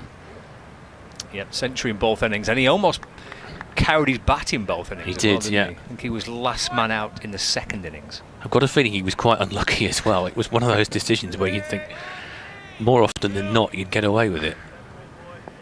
It was weird. It was one of those games where Lancashire were always going to win it, but it took a long time. Williams to Compton. Calmly defended back down the pitch. Again, there's no run. Was it Matt Parkinson took 7? He did, yeah. He bowled basically, I think, kind of half a day, didn't he? Yeah. Unchanged. I've got a feeling that was the seed of his eventual move to Kent, was the fact that he enjoyed playing here so much on that particular occasion that when it came time to him to move, he probably thought back to the 7 wickets he took and said, I fancy playing here. Yeah, it certainly was a happy occasion for Parkinson. 3 without loss. Williams to Compton again. And has no interest in that. Again, just shuffling across the stumps, back hoisted high above the shoulder, through to the keeper. No run. Williams has got 3 slips in place. The gully, backward point, mid-off, mid-on, square leg, and fine leg. 2nd over of the Kent 2nd innings. Starting a long way behind, a lot of batting to do. Compton, you would suspect, is key again for the home side. And he's started off in his usual calm approach. Williams to Compton, clipped away off his pads. His runs for him here. Blatherwick's chasing after it, running down the slope towards the boundaries. A valiant effort by Blatherwick to try and catch up with it, but the ball always appeared to be beating him. 4 runs to Compton. Kent are now 7 without loss. I thought he was going to drag that back. It looked like he was just about to get there, but it's always the same when you're going against the slope. Or if you're going with the slope, you're going down the hill. It's just that little bit of extra momentum that the ball has. here at Canterbury. It's always been a sloping ground. I'm told the angle is exactly the same as it is at Lord's. Just stretching out his hamstring a little bit there, Blatherwick, because he was chasing after that. It's full and wide and left by Compton. End of the over. 4, which Compton clipped off his pads to square leg. The only runs coming off it. He's on 4. O'Riordan is on 1. Keaton Jennings is concerned enough about Blatherwick's left leg to come jogging up from the slip positions to have a chat with Blatherwick. Still looking to stretch the back of his hamstrings. Hopefully he's okay. Of course, Kent earlier today were without Swanepoel, so that their issues were compounded further by the fact that they were a bowler light this morning. Yes, it sort of sums up the season, really. That you almost say it's a cursed position. Being a Kent bowler this year is extremely dangerous to your health. Here comes Bailey to O'Riordan left, taken by Hurst. I mean, the tone was set when poor old Michael Cohen was signed for, just before the season, and then he didn't even get a chance to bowl a ball in anger because he picked up I believe it was a back fracture or something like that. Oh, so he's been ruled out for the season. I'm not sure how it happened, but they're using him as a kind of analyst to keep him involved while he does his recuperation. Bailey to O'Riordan. It's just nudged away off his hip. It loops away towards the leg side. Williams and Lyon are chasing after it. It's run 3 here. They are. Good run in the end. Similar thing happened to Fred Clarkson, who was going to go to the World Cup with Holland. Right. And picked up a stress fracture, and so he was ruled out of the tournament and hasn't been able to play in the Blast, which was a major blow because Kent have had a problem hitting their lengths in the Blast. Clarkson, always a potent wicket-taking threat at that format, was on the fringes of the red ball squad actually earlier in the season. Stewart was unable to play because he injured his ankle, I believe. Goodness, walking wounded. Bailey to Compton, clipped away for 4 towards square leg. Compton doubles his score. He moves to 8, getting to 14 without loss. It's a classic Ben Compton shot, that one.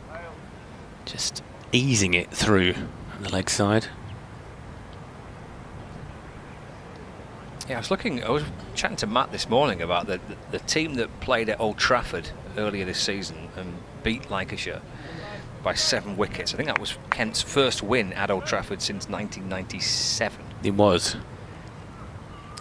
Bailey bowls again to Compton. That's turned to mid-wicket and there's no run. And from that side, there's no Zach Crawley, Jack Leaning, Joe Denley, Grant Stewart, Wes Agar and Nathan Gilchrist. Yeah. It's half the side. It's more than half the side. It's 6 players who all potentially could turn a match. In contrast, Lancashire's side's missing just 2 players from their 11 that played that in that match at the back end of April. Bailey to Compton again. That's flicked up towards wide mid-on where it's fielded by Nathan Lyon. No run, 14 without loss. Somebody told me that Nathan Lyon looked particularly grumpy this morning, and it was the explanation offered was that he'd found out about the Australia-Afghanistan result. Ah, right, okay. Or rather not result, but yes. Afghanistan, of course, won against Bangladesh last night, knocking Australia out of the competition. Final ball of the over, Bailey to Compton. That just jacks back in towards Compton. Ball loops away into the offside end of the over, 14 without loss. I did see quite a few amusing posts on social media about earlier in the tournament, T20 Australia was thinking about going easy on Scotland to try and get England knocked out. And Schadenfreude, I think is the word. A certain amount of enjoyment, but Kent and Lancashire supporters alike looking around telephones and just laughing at the selection of memes that were on offer. Australia going home early. It might just be that Nathan Lyon had a bad morning or he had a headache or something.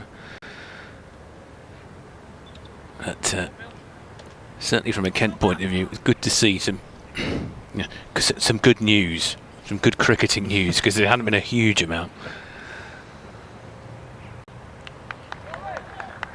Well, I heard a couple of the Lancashire players last night were just having a bit of good-natured banter with Nathan Lyon about the state of Australia's T20 World Cup hopes. Williams to O'Riordan, he's in behind it and defends.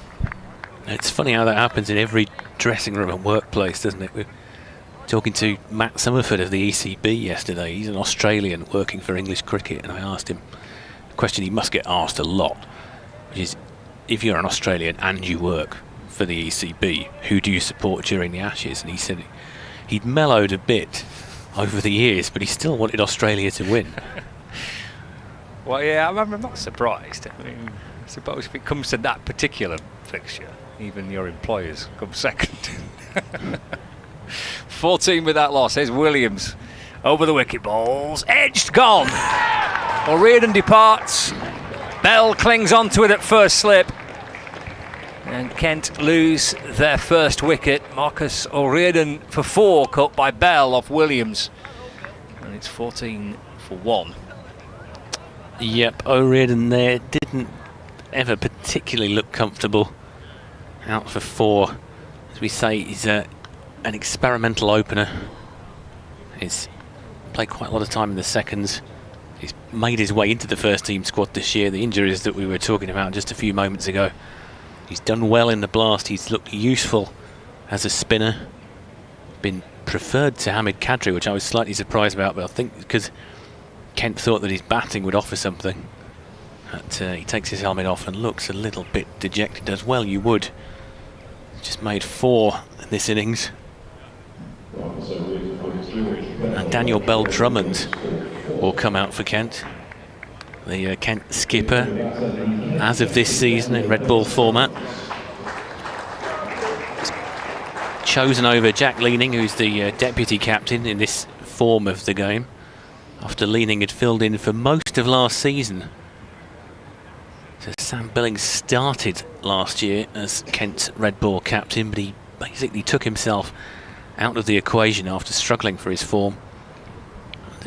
From Billings' point of view, it certainly paid off. His white ball form has been very good this year. Even though Kent have been losing, he's clearly been the county's best player. And he did, when he was pressed about it on Friday night, he did say that, you know, he would never say no. If there were an emergency, he would come back and play red ball cricket. But he felt that there were other Kent players who were, as he put it, chomping at the bit for a chance to show what they could do. And these are the players that have been preferred. And so Bell-Drummond is in at 3. Yes, and in pretty early at 3 as well. Just a couple of balls into the 4th over. Williams to Bell-Drummond. He's forward and defends. Pretty cautiously off the front foot, just easing it away into the offside for no run. Yeah, it looked like that was going to hit off stump if he hadn't intervened. Didn't particularly trouble him. But, yes, you're right. I think he probably would have wanted to be in the dressing room for at least a bit more than the 3.5 overs. Williams for Lancashire over the wicket balls. Bell-Drummond getting forward again, smothering the ball away. Pushes it back to Williams, no run. Bell celebrating the catch at first slip. There was an opportunity in the first innings where O'Riordan edged and Hurst went for it across towards first slip. I think that may have just put Bell off, and Bell fumbled the chance. But the lines of communications were a little clearer there between the keeper and first slip. Williams bowls, Bell-Drummond defends, works it away through the offside for no run. I suppose it's one of those areas, keeper and first slip, where it's a bit like running between the wickets. It's something that when it goes wrong, it can look awful. But you're right, you've got to have pretty clear communication strategy when something like that happens. There must be a certain area where the keeper decides that he's going to dive across. And it's a new look slip cordon this for Lancashire. Tom Bruce has been stood there for all of the season prior to this game. Williams is into Bell Drummond. Just worked her way down to backward point for no run. It's a wicket maiden for Will Williams. 14 for 1. Kent. There's no Bruce in this team. Lavell's at third slip. It's his first game of the season. Bell's at first slip, with Jennings in between them. So there's, I suppose, a degree of getting to know each other in that slip cordon as well, which says is unusual. It's been Keaton Jennings and Tom Bruce at first and second for most of the season. I was just thinking about Lavelle yesterday. Now, conflicted he must feel. He got a first ball duck, didn't he? Imagine sitting there for 6 hours and then. There's Bailey to Compton. It's left through to Hurst. Yeah, I had to feel sorry for him. It's one of those situations where professional sports athletes always say, "Oh yeah, I'd rather the team performed than I did well individually." But you've got to be thinking that to sit there on a dressing room balcony for 6 hours waiting to go in and then to just get a first baller. Yeah. First chance of the season for him too. He's been named in the team ahead of Bruce. Bailey in, left alone by Compton through to Hurst, and you say a great platform coming. There's no rush, no under pressure. And it's very difficult to see the circumstances in which he'll get a chance to bat again. Certainly Kent 291 behind. You'd think I wouldn't even say it's 50-50 that Kent will avoid an innings defeat here. You think that if they do set Lancashire a target, it's probably not going to be much more than 100. Bailey into Compton. He's left it. There's a bit of kidology from Lancashire's slip fielders. That's wide of off stump. Yeah, I thought that was a performative appeal. No real risk there. Compton left that one fairly comfortably. It never got near his bat, and it was probably missing by at least 2 stumps, I would have said. Yeah, I think so. But they've earned the right to be enthusiastic behind of those fielders. Trying to get into Compton's mind, perhaps. In comes Bailey, bowls. That is pushed away by Compton in front of square. Again, it's Blatherwick testing that hamstring of his as he just catch up with the ball. I think it's one of those things, being vocal, where it's a sign that you're in the game. When it gets too quiet, that's when you can start to worry, I think. And certainly Lancashire won't have any need to be worrying at the moment. No, and it was a rather quiet morning session, which is understandable from Kent this morning. It was a very, I think Matt called it a rather sleepy start to the third day. It was a bit low key. Bailey to Compton, again leaves it into the gloves of Hurst.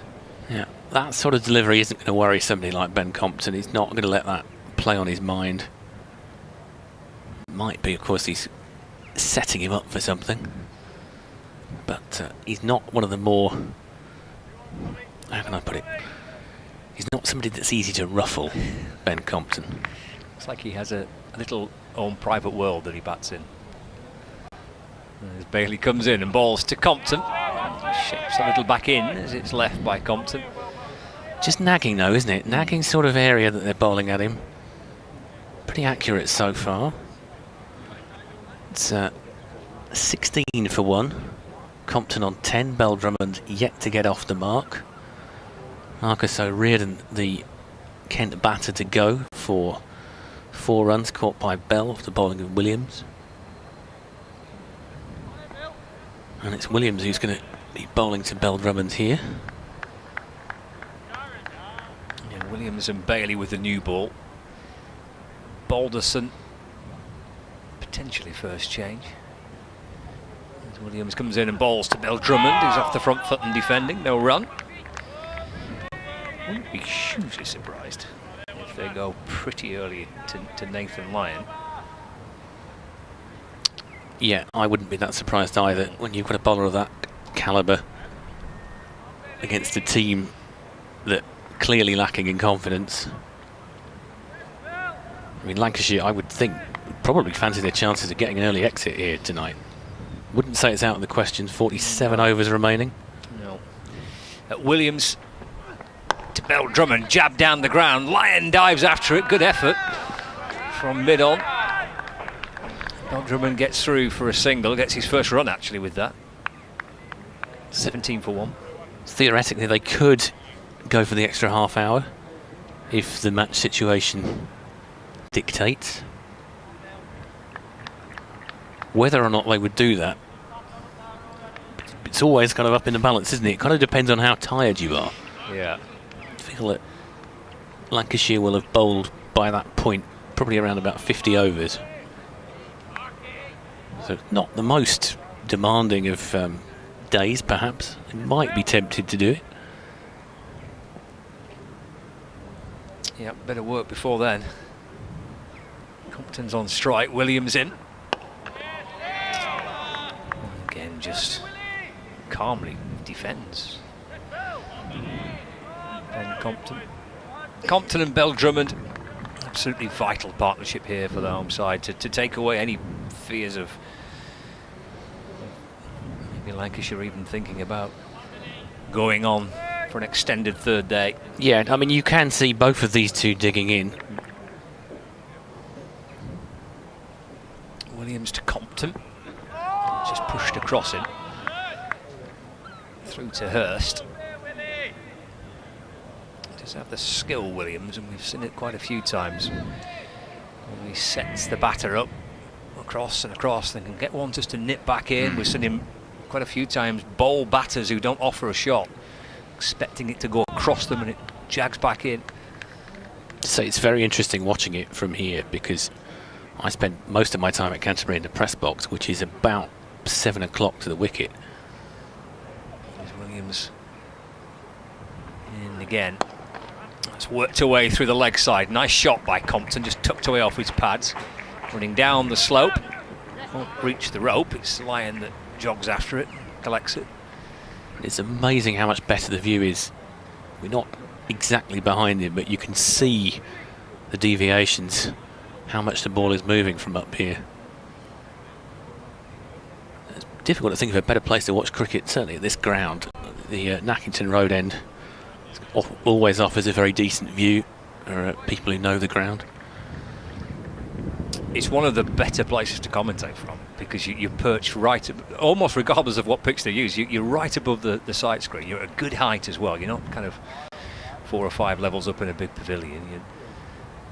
You've got a great spot peering over the umpire's shoulder. Williams to Bell Drummond. That's defended away into the offside. Through for a single. Well, 6 overs gone of the Kent second innings. 21 for 1. They've lost a wicket of Marcus O'Riordan. They're still a long way behind. 284 runs behind. They've got Daniel Bell Drummond on 2. They've got Ben Compton on 13. A lot depends on these two batters here for Kent. Fred, I think Matt's going to come in. Yeah, it's absolutely crucial that these two can put together a partnership here of some kind. Certainly they've got the capacity to do it. Bell Drummond, the Kent captain, is a fairly reassuring presence for home supporters. About to face Bailey. He blocks that one, prods it forward, and there's no run taken. Just rehearses the shot again. And Matt Cole is back. Yeah, we tried to sort of Strictly Come Dancing, gentlemen's excuse me, didn't work terribly well. Scott's just going to do an update, and then I think he'll come in for you if that's okay, Fred. But so it'll be 5 minutes or so. So if you want to hang around, absolutely, yeah. Just says Bailey bowling from the Nackington Road end to Daniel Bell Drummond settles on that on-off stump. They're loud, it's fair to say, Lancashire. As Scott was saying, a little bit of, and you were saying, I think, a bit of a performative appeal. It is, but it's what you'd expect from a side that's got the feeling. Absolutely, yeah. You know, we say that Kent have had a bad season. They have. Easy to forget Lancashire are second from bottom and deep in relegation trouble themselves, so they'll be absolutely delighted to be in this position. It's Bailey bowls then to Daniel Bell-Drummond. Yeah, they love that one too. It's a good length ball and off stump. And it does seem nudge into the onside, no one. It seems that we've been here before, like pretty much every time we watch Kent play Lancashire at this venue. It does seem that Kent end up having to bat out and hope that they can get a draw. Yeah. Still got 46.3 overs left in the day today. 96 to follow tomorrow. 21 for 1. And already having lost Marcus O'Riordan, as you say, Fred. Yeah, absolutely. Tucked to the onside by Daniel Bell-Drummond. And they'll take a single out to mid-wicket. And so the field will change over. Ben Compton is there. 13 from 21 so far. Earlier emailer was asking who would be the stubborn resistance for Kent. Well, definitely Compton. I was going to say, pretty much put that on Ben Compton's. That is his modus operandi, isn't it? Pretty much. And unfortunately, the next most obvious choice, I would say, would have been Jack Leaning, who can't play because he's still got an injured hand, although he was seen in the nets. Yeah, saying earlier on, there was better news of him, but here's Compton facing now, left outside the off stump, and every reason to. It's a seaming away from him from Bailey, who's working up some good pace and getting murmurs of approval from the slips. As Lancashire try and close in on this victory, close further in on it. And it's easier to think of the players who aren't playing. Unfortunately, Denley, you can imagine just sort of going out there and blocking and blocking and blocking. I was thinking, as you were saying, Fred, Scott and I were going through the lineups for the reverse fixture here, and I think it's only 5 of that team are in this team for Kent right now. This one comes back at Compton, he judges that one, shoulders arm through the wicket keeper, but every reason for excitement for Lancashire. 22 for 1 Kent, they're still 283 short of making Lancashire bat again here at Canterbury on BBC Radio Kent, and BBC Lancashire, BBC Manchester on the BBC Sport website and app. And expecting some sort of update for BBC Radio Kent shortly. But end of the over, so survive another one, but looks like it may well have to be another marathon knock from one of these. And Kent's batting, well, I feel like I'm just making endless excuses for Kent here, but is also reduced, not just the bowlers. No Denley, no Leaning. It's one of these situations where you can't be too harsh on the guys that have come in because they're not oven ready, hardened Division 1 pros. And so Williams is taking a wicket so far to Bell-Drummond. Oh, that's just past the off stump. I think he's dropped the hands, but I think that's a very late reaction. He's taken a half step forward to Williams. That did not miss by much at all. But I take your point. Marcus O'Riordan is a player that will willingly do whatever Kent ask of him, but he's been up and down the batting order. He's opened a few times, but this obviously is a really high pressure situation for him as well, and has gone already. We'll bat no more in this game. And Kent under real stress here, in real trouble against Lancashire. Big LBW appeal. They love it, Lancashire, but Kent keep their wicket intact for the moment. That's captain Daniel Bell-Drummond on 3. Ben Compton has 13. Kent 22 for 1. Already lost Marcus O'Riordan in their second innings for just 4. They are still 283 runs of making Lancashire bat. Again, that's because Lancashire declared in their first innings a 5-4-9 for 9. Declared a double century for Josh Bohannon. 50 for Matty Hurst this morning as well. Lancashire, it's a battle of the bottom 2 in the County Championship Division 1, and Kent at the moment with it all to do just to try and protect their 9 remaining wickets for a day and a half here at Canterbury. It's a really tall order. They look like they'll lose this match unless their batters pull off something pretty spectacular, is hoping from their point of view. Surrey going very well for them against Worcestershire. They got Worcestershire following on at the Oval in that one, at New Road in that one, and elsewhere Sussex batting against Leicestershire at the moment, just checking on their score as well. 296 for 6 declare. They've just declared 463 runs ahead, hoping to bowl Leicestershire out cheaply for a big win. Commentary on all 3 of those matches via the BBC Sport website and app. Yeah, I guess I don't know for sure. That LBW shout against Daniel Bell-Drummond, he must have got some bat on it, because it looked absolutely in front. It looked pretty convincing, I'd have to say, otherwise, but yeah, he stood firm. And the umpire's hand resolutely staying by his chest and not putting the forefinger up. Good ball again. It's getting some good life. Will Williams out of the delivery just outside the off stump, bouncing chest high. Ben Compton looks unflappable out there as well, doesn't he? The body language suggests he's... The only time you ever fine. see Compton rattled is when he's been given out to something he clearly feels didn't get him out. And then he'll allow himself a moment of indignation before he trudges off. Yeah, what passes for dissent from Ben Compton is the momentary body language, but he's on that one and off stump. He's now back at the New Zealander Will Williams, no run. He's not like Sam Billings, who, when he's out, definitely shows how unhappy he is, especially if he's unhappy with the decision. Yes. Compo is just a little bit of a flick of the head or something, or just a slight drop of the shoulder, just to let everybody know that he wasn't thrilled, and then he'll walk off. So Ken will be hoping that's not for a long time hence. Lancashire would like to see the back of him very shortly, thank you very much. As Williams round the wicket, left-hander. Looked like he didn't get up particularly well, but also sticking a little bit in the pitch. Compton defends it. No run at the end of the over. Ben Compton, well, we're averaging 33 for the season, 495 runs so far, a century and 2 50s. And I think this will be a rotation in the commentary, I think, with Scott Reed coming back in, I believe, for Fred. Fred, thank you very much. Great to see you. We may see you at this time tomorrow. If you're an optimist from a Kent point of view, you'll be very, very pleased to hear Fred's tones once again. That's Fred Atkins, author, broadcaster, a book about Kent cricket and Kent's 2021 T20 Blast win. Filmmaker on non-league football. He does a lot of stuff. If you've got a jar of marmalade or something, you want to get the lid off, Fred will be your man as well. He can do it all, to be honest. This is all to shame.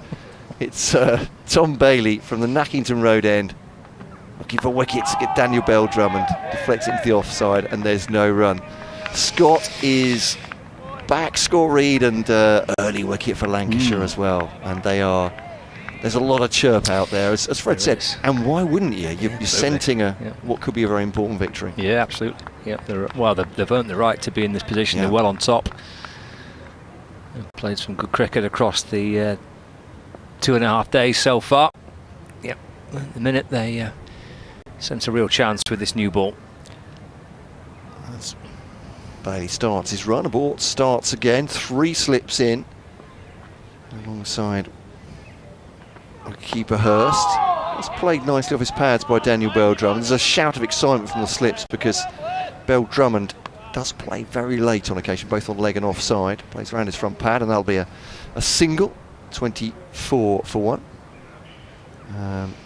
Dave emailing earlier, he said, what do you reckon, 300 and declare? I said, Dave, you got it almost exactly right afterwards. 288, I think it was the lead when he said that, or when I read it. He said I should have gone, placed a bet. In fact, I should have done that. I wouldn't encourage it either way. I was saying, one of our correspondents from Florida saying it's hot and humid there. I said nothing like it is here, as Compton defends it into the offside, and there's no run. Keith came back quicker than a flash. Dave didn't say not many alligators though in Canterbury. Well, I don't know. Scott's been in the city of an evening of not seen any in the waterways. No, fair enough. No, it's quite nice down there, isn't it, with a little stream running through. It's lovely. There's some very beautiful parts of Canterbury, certainly. We recommend it. Hope we get to play Lancashire again next year. This is through to the wicket keeper, and I mean that with both sides staying up, of course. Sorry, that sounded might have sounded sour grapesy. Not at all. 4 slips in now for Ben Compton, the left-hander, with Tom Bailey to push the ball across him, bowling right arm over the wicket. Pauline following up on Farrington. Said Lancashire posted on the 12th of June 2 photos showing how far they got with the new ground 2 weeks ago. For those not familiar with the site, wonder how to get there. Half a mile, from the end of the M65. Yeah, it's dead. It's really, really good transport links. Certainly, right in the central part of Lancashire. And what's the plan for that? Is it as an outground? Is it as a nursery ground? Or? Yeah, basically like a kind of, they call it their second home. Right. There'll be there's 2 ovals, 1 pavilion and 2 ovals. As Bailey bowls to Compton, hurries him a little bit, but defensive shot, no run. And one will be used for community, for the local people in the area to use, and then as well as Lancashire being able to use it for their kind of age group cricket and stuff like that, second team cricket, and then there'll be the second oval which they will ultimately be able to play some first class cricket on. I think that's a decent way down the line, but that's the ambition. That's Bailey to Compton, leaves that. When it comes back at Compton, comes back towards the wicketkeeper, but after it's left him, end of the over, 24 for 1. So it's a bit of a joint project. It's a community-based project as well, and that will be available to use for the local community. And Lancashire will to play some both men's and women's crickets there, as well as second team cricket there. And I think it's just having a venue which they can have as a second option. I don't think they've got any intention of, at least that's what they're saying at the minute, there's no intention of not going to some of the outgrounds. I mean, Southport and Blackpool have been brilliant for Lancashire for a long, long time.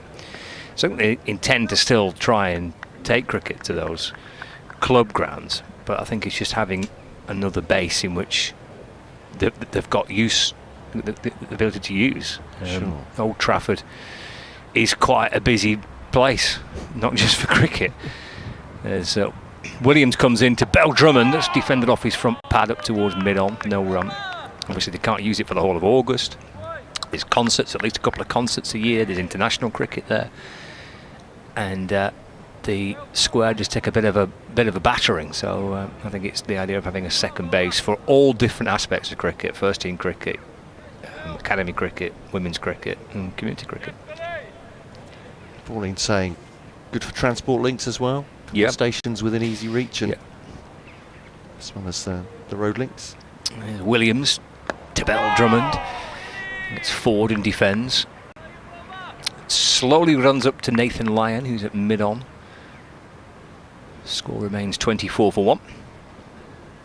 Talking earlier about dual sports people.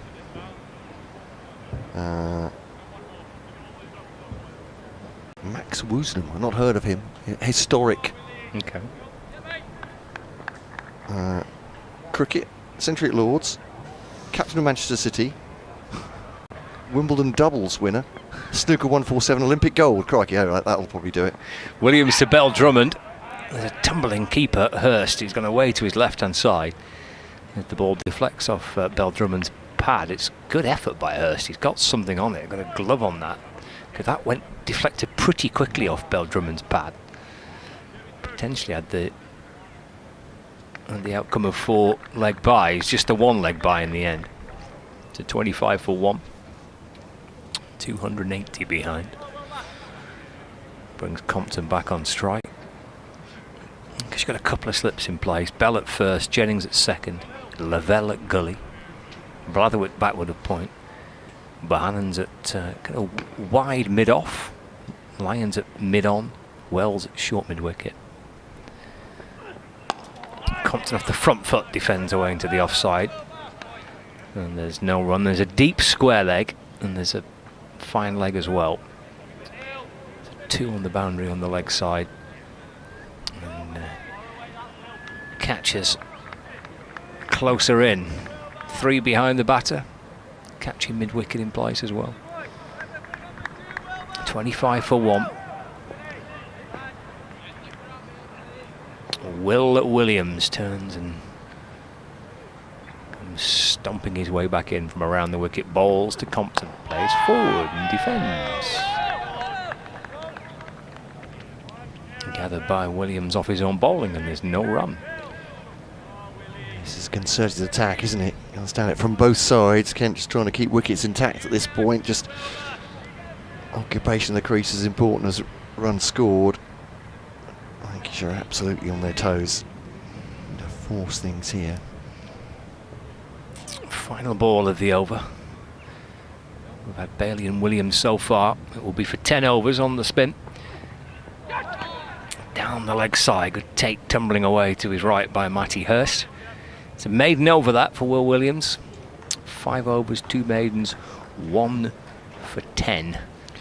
And Kent 25 for 1 in their second innings. And the deficit still trailing by 280 runs. And welcome wherever you are listening. BBC Radio Kent, BBC Manchester, BBC Lancashire, via the BBC Sport website and app, of course. The club's pictures as well on the live video feed. And email coming in on kentcricket@gmail.com. This was from Michael talking about Max Woosnam. He scored a century at Lords. He was captain of Manchester City, a winner of... I mean, it feels like a fictional character. No, 1892 to 1965. There we go, no. He was a real man. The ball turned into the onside. I don't know where I'm going with that. I do apologise. I'm in a reverie. He's just a normal man. That's 27 for 1. Let's not go down that route. Sorry. We'll get the video up in a second. I think you know what I'm referring to there, Scott. So, yeah. Winner of doubles at Wimbledon. Bagger of a snooker 147. Olympic gold medalist. What? Did the lot. I don't believe any of this. Well, that's what I'm saying. It feels like a fictional character. He's made this up. Wimbledon doubles 1921. No. Defended by... No? Not going for that? I'm not going for it. It's a hoax. Oh, that was... Okay, so the Olympic Games gold medal was in tennis as well, it looks like. So he's not quite that good, Michael, is he, honestly? I thought we were going to go for fencing or a shot put or something. They're all in tennis and cricket and, well, football and snooker. Not at all bad. Crikey. 1 England cap.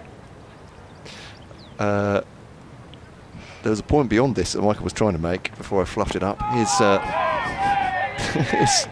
Bailey bowling to Daniel Bell-Drummond turns it around a little bit, all out into the offside, but keeps his wicket intact. Records do not show, says Michael, if he had a habit for dedicated pre-first ball 99s.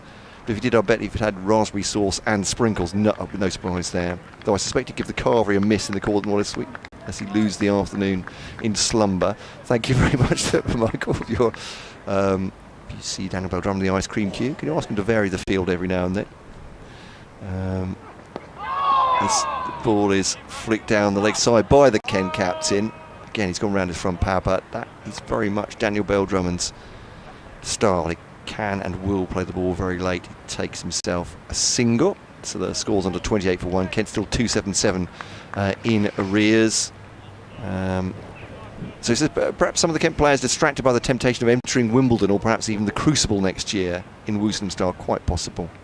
Update 14:45. Please also tell Marcus O'Riordan he's not allowed any ice cream at all today. Now, that's very harsh, that's Michael. Very harsh, crikey. Yeah. Very harsh. Getting out early on, opening in Championship Cricket, Division 1 must be one of the hardest jobs in sport, surely. I mean, second to commentating, obviously, is terribly, terribly hard. So Bailey once again to Compton. He plays that late, but I think that was a rear gun action from him from a good length delivery from Bailey, bowling a heavy ball. It's a really good test this for both these two batters. The last couple of deliveries that Bell-Drummond's faced, but he's got the ball to move away and move back in. This is a really good... it might be his last over. This is his 6th. But it's a very, very testing over this for both Bell-Drummond and for Compton. Yeah, not quite sure which way the ball's going to go. Be glad to get him out of the attack if that's possible. Compton facing then. Last ball of the 11th over. Kent 28 for 1. Marcus O'Riordan, the man to go for 4. It was a rising delivery from Will Williams. Caught behind. A first slip. And that was left by Compton going across him. End of the over, 28 for 1. Just while we're on about dual sports or even quadruple sports, was that with Max Woosnam. Further by earlier emails, says Gordon. Lancashire born and bred, now living in Northamptonshire. Isn't Ben Compton related to Dennis Compton, Middlesex and England at cricket, and Arsenal and England at football? He is indeed. He's one of that Compton family. Absolutely. Dave's following up on alligators. You never know where the commentary's going to take you during a day, do you? It's fair. Dave says, we have a pond behind our house here. The 7-foot alligator was relocated last year. We're down to a little 3-foot gator for the time being. Just remember, when visiting Florida, any landlocked body of water will probably have an alligator, even some interesting snakes. Come on, Lancashire. Dave, thank you very much for that. We did have a couple of annoying mosquitoes in the room last night, but it probably doesn't go quite as far as an alligator. Teeth are smaller. Dave, thank you very much for that. It's a natural history lesson. Here at the cricket, fascinating stuff. Lancashire have Kent 28 for 1, and they still lead by 277. Yeah, first bowling change is Balderson replacing Williams. As Bell Drummond defends to the leg side, and there is no run. So Williams' opening spell of 5 overs, 2 maidens, 1 for 10. Bailey 6 overs for 16. So a terrific opening spell with a new ball by Bailey and by Williams. First change sees Williams out, and it's Balderson over the wicket to Bell Drummond. This defender just jabs the ball up towards Nathan Lyon, who scoops it up and twirls his right arm over a few times. And as he limbers up potentially for a ball of a not too distant future. They've gone for Balderson as the first change from this end, as they did in the first innings. Balderson first change into Bell Drummond, forward again, defends. It's very kind of jabby-like defence, hasn't he, Bell Drummond, off the front foot, just leaning into it, back comes down, jabs the ball away. Is that Nathan Lyon doing some extensive warm-ups at mid-on? Yeah, it is. 3 helmets is the call from Lyon towards the... There we go. If there was ever an indication he might be coming on. Towards the dressing room. Balderson to Bell Drummond. Yeah, just rocks forward, defends, no run. Lovely Baldy, they shout. That's presuming they're talking about George Balderson. I think so. Yeah, I think so. He's probably the pick of the ball. I think he was the pick of the bowlers in Kent's first innings. Lyon got 3 wickets, Wells got a couple for Bailey, but Balderson 3 for 38 from 16 overs. Into Bell Drummond, flashed away towards the leg side. Gathered by Will Williams at mid-wicket. And there is no run.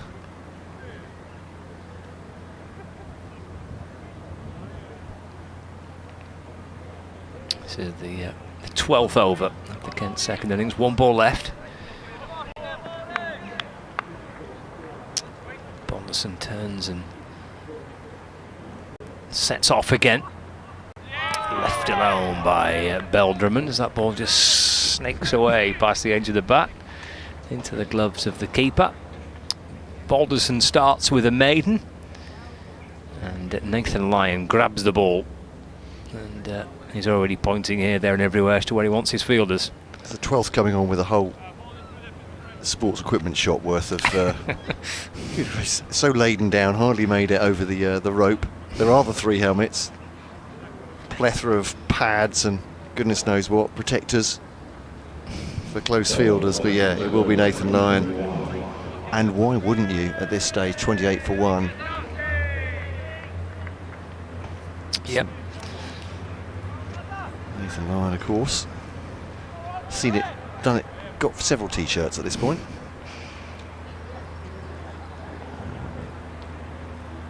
So what have you made of him so far in his... It's been absolutely terrific to watch. He's not really had, certainly away from home, as you would understandably expect, not had too many surfaces that are conducive for him. But even on the flattest of pitches, I thought the way he bowled at Hampshire, in an absolute road at Hampshire really, was fascinating to watch. And the way he's tried to create pressure and try to get wickets for Lancashire on pretty unresponsive pitches away from home has been really intriguing to watch. All the different subtle variations in flight, in speed, in line, in length. Just the way he's tried to prize pressure and find wickets has been great to watch. Leading wicket taker in the championship for Lancashire, and comes round the wicket to Compton. So this short for one of whom has stopped at the short leg. Is that Bell? I think it is. 17. Yeah. So he stopped it at short leg. Luke Wells has just retrieved, I think, Bell's sunglasses, which have fallen off him somewhere. He's at slip. There's a leg slip as well, as Compton works it past that man at short leg, and he'll take himself a single. Sorry, the leg slip. George Lavelle. It's Lavelle, thank you very much. And yeah, so I think Bell had he's put his cap in the back waistband. I have no idea where his sunglasses were, but then sure. Luke Wells went and got them, so presumably they'd fallen out of a pocket or off maybe had them around the back of his neck, I'm not quite sure. Anyway, that's not an issue now, but they do change over. Not quite as attacking for Daniel Bell-Drum. Luke Wells is organising the field, sends Jack Blatherwick to deep backward square. He's at slip Wells, short leg in as well. Bell-Drummond, just a little push, gentle push into the onside, and takes himself a single, and the score goes on to 30 for 1. Compton 14, Bell-Drummond 9. Penultimate game this for Lancashire, for Nathan Lyon. Final match of his shortened spell with Lancashire will be next week at Southport and Birkdale Cricket Club. Play Nottinghamshire. As he comes around the wicket now to Compton. Defends that one to a short leg, and there's no run.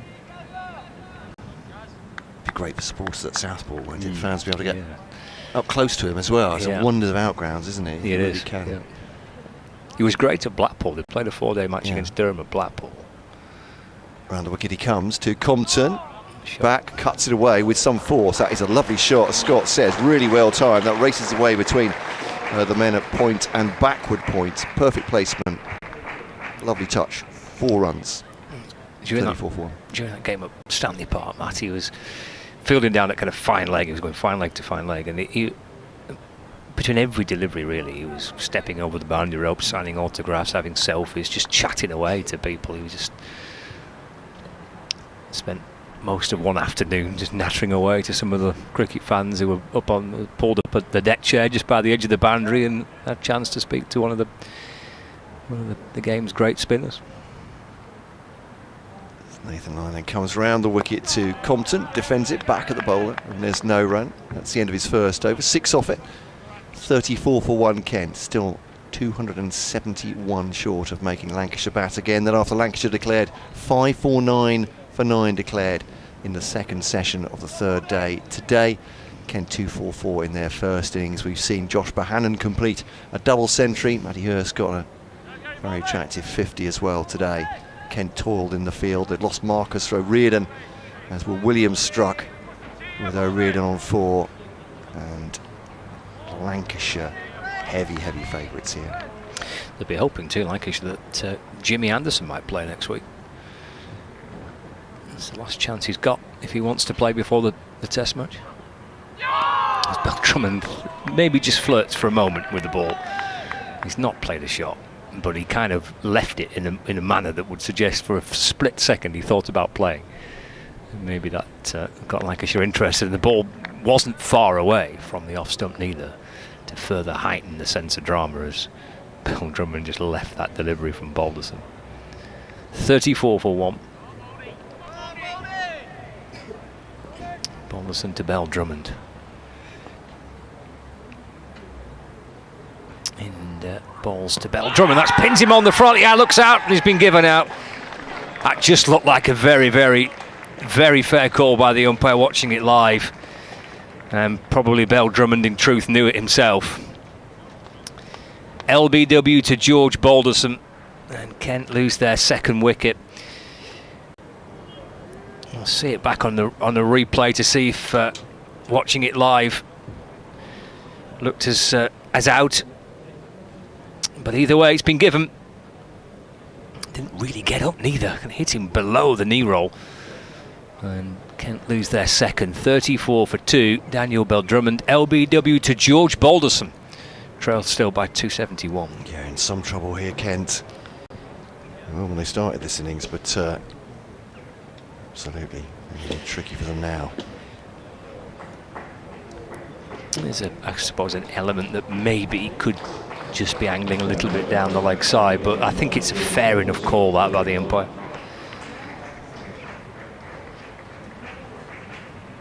Balderson striking early in his spell. I'm going to keep saying it because he keeps doing it. He does have this wonderful knack of picking up early wickets when he's brought into the attack by Lancashire. And he's got rid of the Kent captain. Yeah, I think the fact it hit Belgium on the inside of the pad. Yep. Makes it look. Oh, I'm not saying it was actually out. No, not at all. No. But it did make it look a decent shout. Certainly, as you say, the umpire's given it, and they're in line, and we aren't. So, yeah, 34 for 2, and here's Joey Everson, who has batted start the season 7, even 8 for Kent, and now he is high middle order. Number 4 comes in for them, and a lot rests on his shoulders once more. I think he's had a very good season in what's been a really difficult campaign for Kent so far. He's batted well, hasn't he? He's got some good scores. So 350s he's got, no tons as yet. But yeah, he's going on at 41. Nice. And it's a good effort. I mean, he's obviously bowling quite a lot, isn't he? So yeah, so he's joint top wicket taker as well. Right. Because of their injuries elsewhere. When he's been in the team he's bowled, he's got 16. And a quite high average, but Kent have been on the end of some fairly big scores as well. But he comes in. Compton on 18. Everson first ball. Yeah, extra slip in place as well. Balderson to Everson, punch down the ground, bouncing high up towards Balderson's right hand side as he tried to get something on it, down towards the boundary, and 4 runs for Joey Everson. So a bit of a thumping way to start, really. Firmly hit back from where it came from. 38 for 2 in the 14th over. Compton at the other end. He is searching for another batting partner here. At the very least, to try and get Kent to tee without losing any further wickets. Forward goes Everson, defends to mid-on, and then there's no run. There'll be 32 overs left when we get back underway after tea, and then the full day tomorrow, and resources required for Kent going into that 4th and final day. We've lost 2 already. Marcus O'Riordan and Daniel Bell-Drummond. Balderson to Everson. It's a lovely ball, just brings him forward and it slides past the edge of the bat into the gloves of Hurst. And there's no run.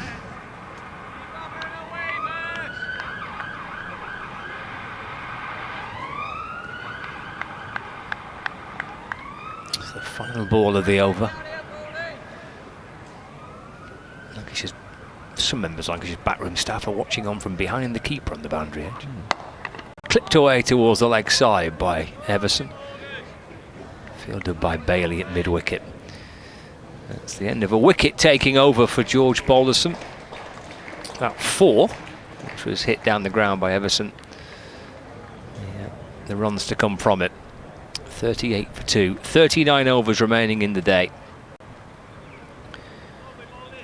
Joey Everson and Ben Compton chat halfway down the pitch. With spin at one end, tee's not too far away. Can these two get Kent into the dressing room just a couple of wickets down? The trail by 267 runs. And Lyon and Jennings orchestrating where the fielders should be for the start of Lyon's next over. He did drop short to Compton in his first over, and he was carved away for 4 by the Kent opening batter. Here he is again. Yeah, close fielders in again. Slip, leg, slip, short leg, and that one bounces a little bit on Compton. He reacts as if he's been stung. Well, that delivery just, yeah, a little bit of variable bounce. But I think, frankly, for spinners in this country, I'm going to get this coming out in a second. You would hope that there would be a little bit in the pitch, wouldn't you? Late third day, fourth day for spinners to help them out, as well as the seaming conditions we so often have in this country. But Lyon goes into his run-up, or his walk-up, stops, goes back, and he's now to Compton. Quicker delivery. Compton tries to make room and carve that away through the offside, as he did very well in the previous over for 4, but just a dot balls. He reaches Will Williams. Backward point. Still Wells at slip. The Bell at leg slip. Bell under the helmet, short leg. Keeper off, of course, to the off spinner. Back to Lyon. Pushes it there. Rest of the field, there's a mid-on, very wide mid-off. Cover. Point. Backward point. Lyon bowls to Compton. So go past point, will it? They come through for a single actually anyway, as Williams has to rather run around the ball to get it at point. There's a man at deep backward square as well. What's the merits of describing the field when you've got a left-right combination, of course, is it's all changing now. We'll start again. Just rub that out. Everson 4, Compton 19. But Kent are 2 down. Lancashire need 8 more wickets to win this match. Unless Kent, well, 266 at this stage. Scott was saying 38 today. Available, 38.2 still available. 96 tomorrow. Probably just need to bat. That looks like that's beaten the outside edge of Everson's bat. He's played inside it. It's gone through to wicketkeeper Hurst, who's whipped the bowels off very quickly indeed. More encouragement for Nathan Lyon, as if he needed it. 3:39 for 2. Enjoying his bowling. Over the wicket to the right-handed Everson. Drives it with the spin to mid-wicket. And I think that's the end of the over. It is indeed.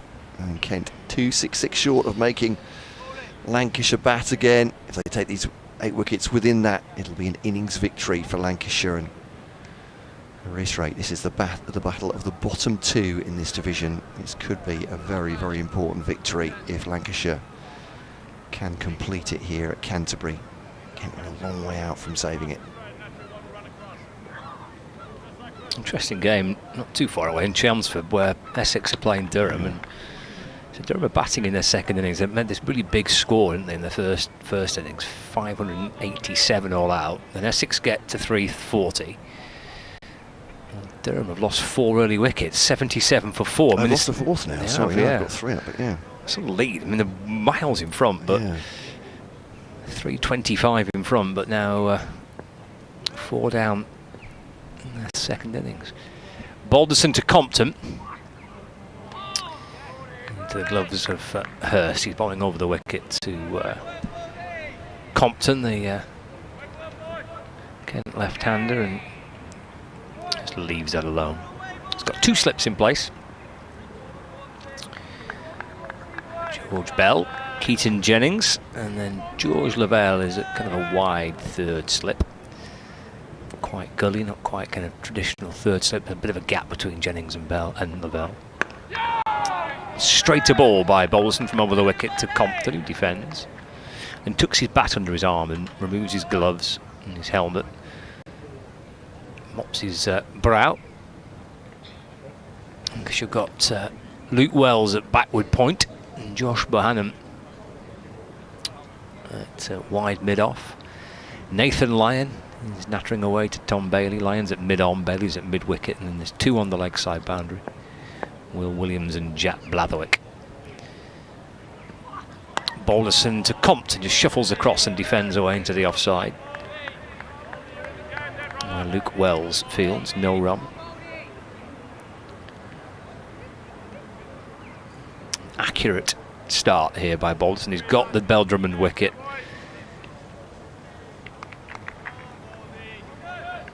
His ability to just keep pressure on. He fine skill of just not going for many when he starts his spell. And that's pushed by Compton. He'll want a quick single there. In the end, it's actually a well-judged single. He just eased it away into the offside. That's nicely battered by Compton. He knew that Wells had quite a bit of ground to make up from backward point to cover. Compton through for a single, so he moves on to 20 now. 40 for 2. First run to come off Balderson's third over. 265 behind. So Everson's back on strike. Slightly more attacking with a new batter there, so 3 slips in the gully. Balderson to Everson. Nicely played away, beats Lyon, that'll be 4 down towards the boundary. Lovely timing by Joey Everson. Just able to guide the ball off his front pad to work it through mid-wicket. Lyon tried to cut it off from mid-on, diving low to his right. Couldn't quite get fingers on that to stop the ball. Good looking shot for 4. 44 for 2. Yeah, so nice looking shot from Joey Everson. Hits the ball very cleanly.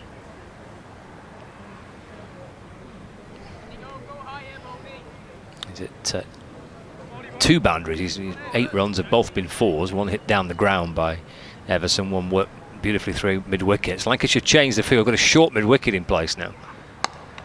And that's punched away off the back foot out to point where Blatherwick Fields, and that's the end of the over.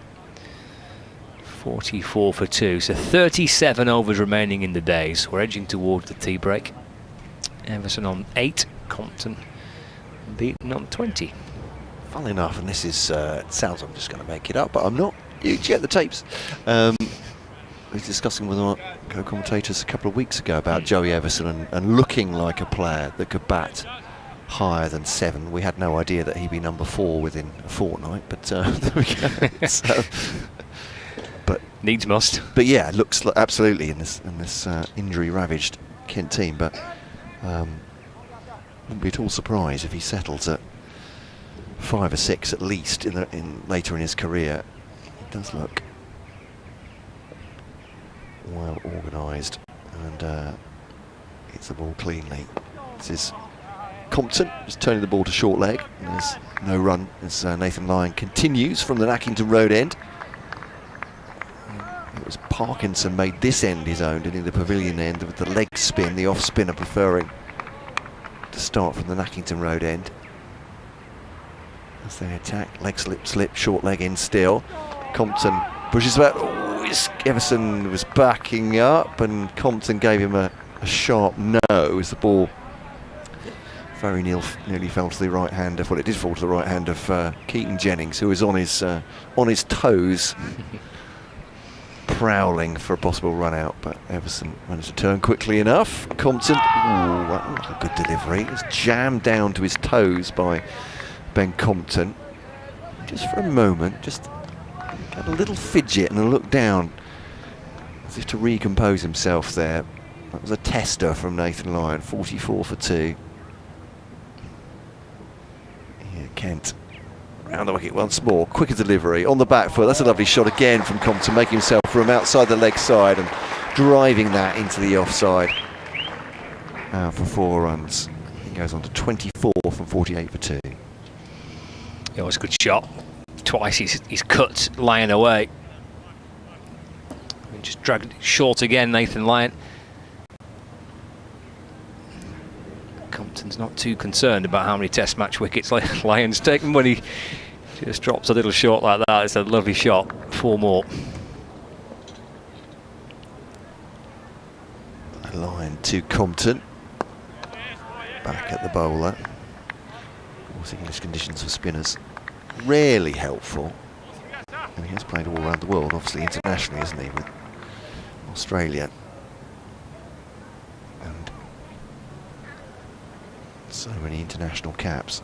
Proved himself again and again. Round the wicket to Compton. defends it up the pitch. There's no run. 48 for 2. Kent 257. The deficit though for them. We were talking a few minutes ago about relocating alligators. Not Scott and I don't think. I mean, it's good to have a side hustle, but I'm not sure that will be ours. Dave in Florida was talking about the 7-foot alligator relocated last year. Keith, quick as a flash on the emails, kencricket@gmail.com. Moving alligators, is that a classic case of Gatorade? He said. Nicely done. You like that one, don't you? Yeah, I can tell that. There's a deep admiration Yeah, for that. I can tell the look on your face. You like that one. It's a bit of indigestion. George says Max Wisdom is indeed real Lancastrian exile in exile. Oh, sorry, George. Sorry. Yeah, I could take a pun, but I can't read, sadly. It's very, very, very sad. I'll get to that after this ball, perhaps, from George Balderson. He's into Everson, and Everson leaves it through to the keeper, no run. This is from, of course, Lancastrian in exile, George, who's in exotic Kings Lynn. Oh, lovely. He says, Kings Lynn even. Max Wisdom, he's genuine, did all those great sporting feats, known at the time as the greatest sportsman, and very complimentary about the coverage.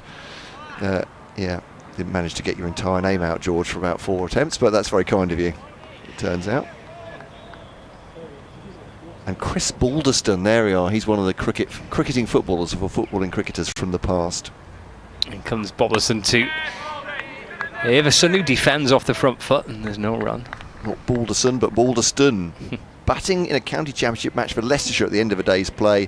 That evening he played football for Queen of the South. Well, that's in Scotland, isn't it? Following morning he completed his century for Leicestershire. Ridiculous. I presume the county championship match must have been at one of Lancashire's grounds, or possibly a Yorkshire Northern Outground. Leicestershire would have been too far away from Dumfriesshire. Yeah, quite possibly. I'm looking that up now, though. 48 for 2. Here comes Balderson in and balls. Forward goes Everson in defence. Probing away is George Balderson. In and around the top of Joey Everson's off stump. And Lancashire slip fielders quite like it. He remains on 8.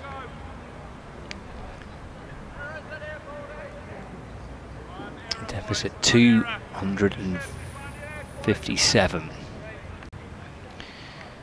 Speaks to Nathan Lyon this time as George Balderson. There's something he was actually mentioned after Lancashire beat Durham at Blackpool. He mentioned having Lyon at mid-on as he comes into Everson, forward in defence, and there's no run, and how much he was able to speak to Nathan Lyon, the impact he had in between deliveries with the way he was saying and how he was saying it. I think as much as anything, a little bit of advice, and able to. Of course, Lancashire were chasing a victory, and Balderson in the end bowled Lancashire to a win against Durham at Blackpool, but he was quick to mention Lyon nattering away at mid-on to him. 4 dot balls, 4 forward defensives, slightly more aggressive by Everson. The ball bounces back down the pitch, gathered by Balderson off his own bowling, and there's no run.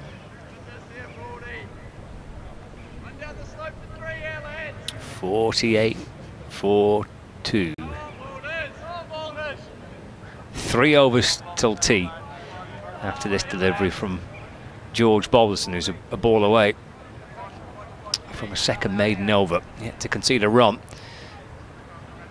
To Joey Everson, forward in defence, 2 mid-off, and there is no run. That will be a maiden. End of the over. Kent in their second innings, 48 for 2. And there I was, going to the record books for Chris Balderston's centuries, thinking, well, this will be easy to work out. Play for Queen of the South. Which century did he score? He scored no fewer than 6 centuries in the 2 seasons span that he was at Queen of the South. So someone who actually knows can tell us, I think, probably. I think it's delegate that to one of our that's what I was saying. Fine viewers and listeners. Here's a quiz for you listeners.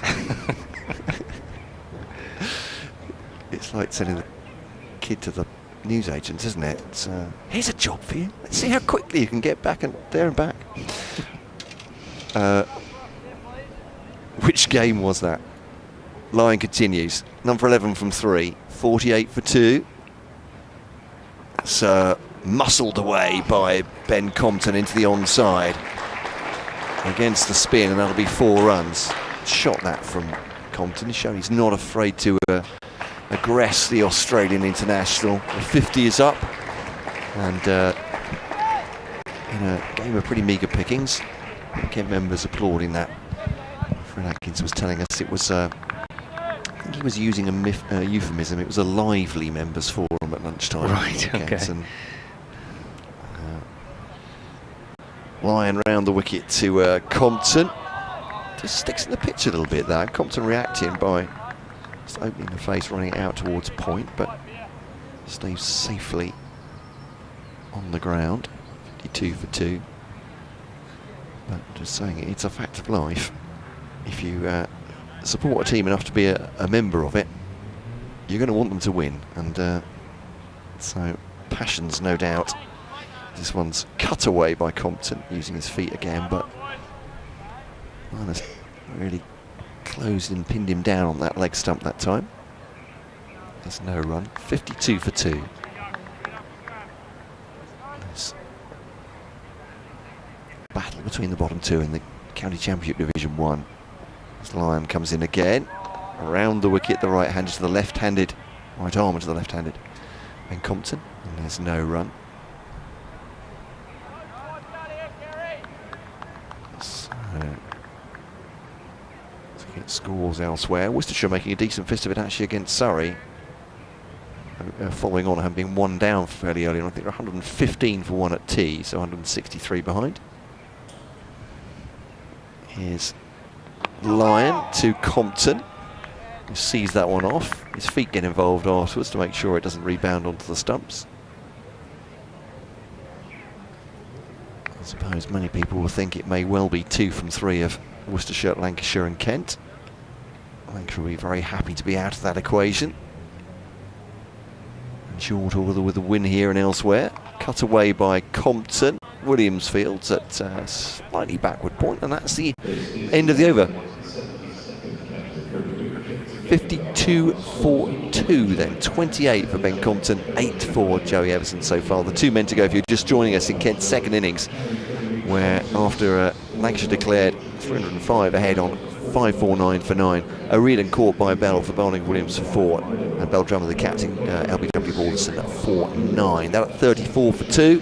These two have added 18. Not going any great rate here, Kent, but they need to dig in for a long period of time if they're going to save this match. Lancashire heavy favourites for victory. You mentioned that Worcestershire game, Matt. Yeah, they're at tea there at New Road now. 115 for 1 Worcestershire, so a good start.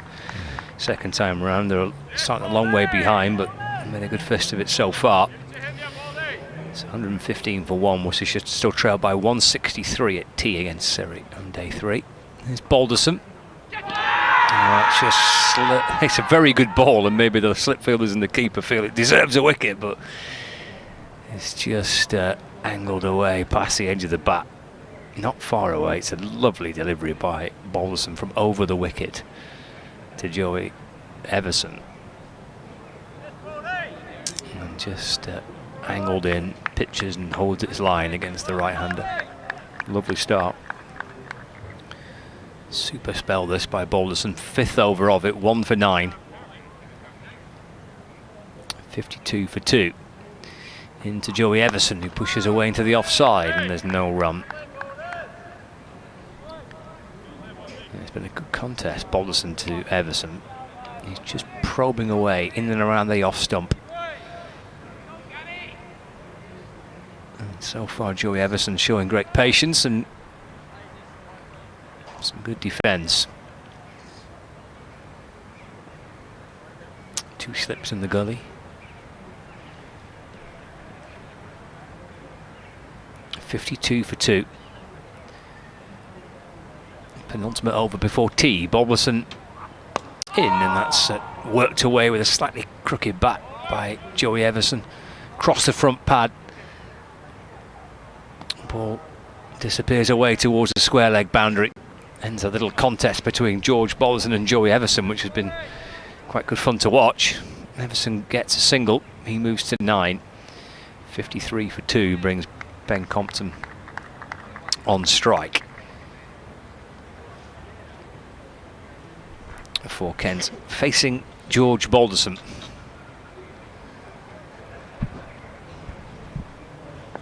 Two steps behind him in the gully. He's going to bowl over the wicket to the left-hander is Balderson. Into Compton. Plays calmly away off the front foot to Bohannon at mid-off, and there's no run. Elsewhere, as we head towards tea here, the game between Essex and Durham. Durham are 91 for 4. They're still well in front, but Essex working hard to try and drag Durham back a bit. Durham lead Essex by 339 runs. In Chelmsford. Balderson to Compton. It's short. He rocks back and pulls the ball away down towards fine leg. Gets 4 runs. Ben Compton moves on to 32. And Kent are 57 for 2 now. Yeah, it was always safe, that one, wasn't it? And Blatherwick even may have picked that up a little bit late. It went to the boundary, but I'm not sure he would have got that even if he'd seen it off the bat.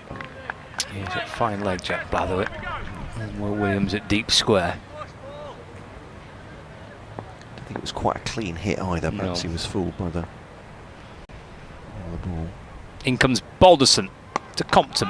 Shivelled away towards the leg side. And through for 1. Keeps the strike as well. End of the over. 1 to go till tea. 58 for 2. Deficit 247 runs. He's playing some attractive shots. Ben Compton, Nottinghamshire 66 for none. Against Somerset, they're still 44 behind. 10 wickets remaining in their second innings.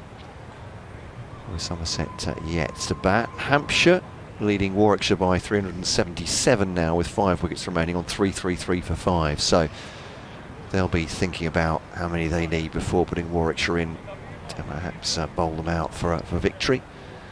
And Scott thinking about Worcestershire, Surrey and Essex Durham there into Division 2.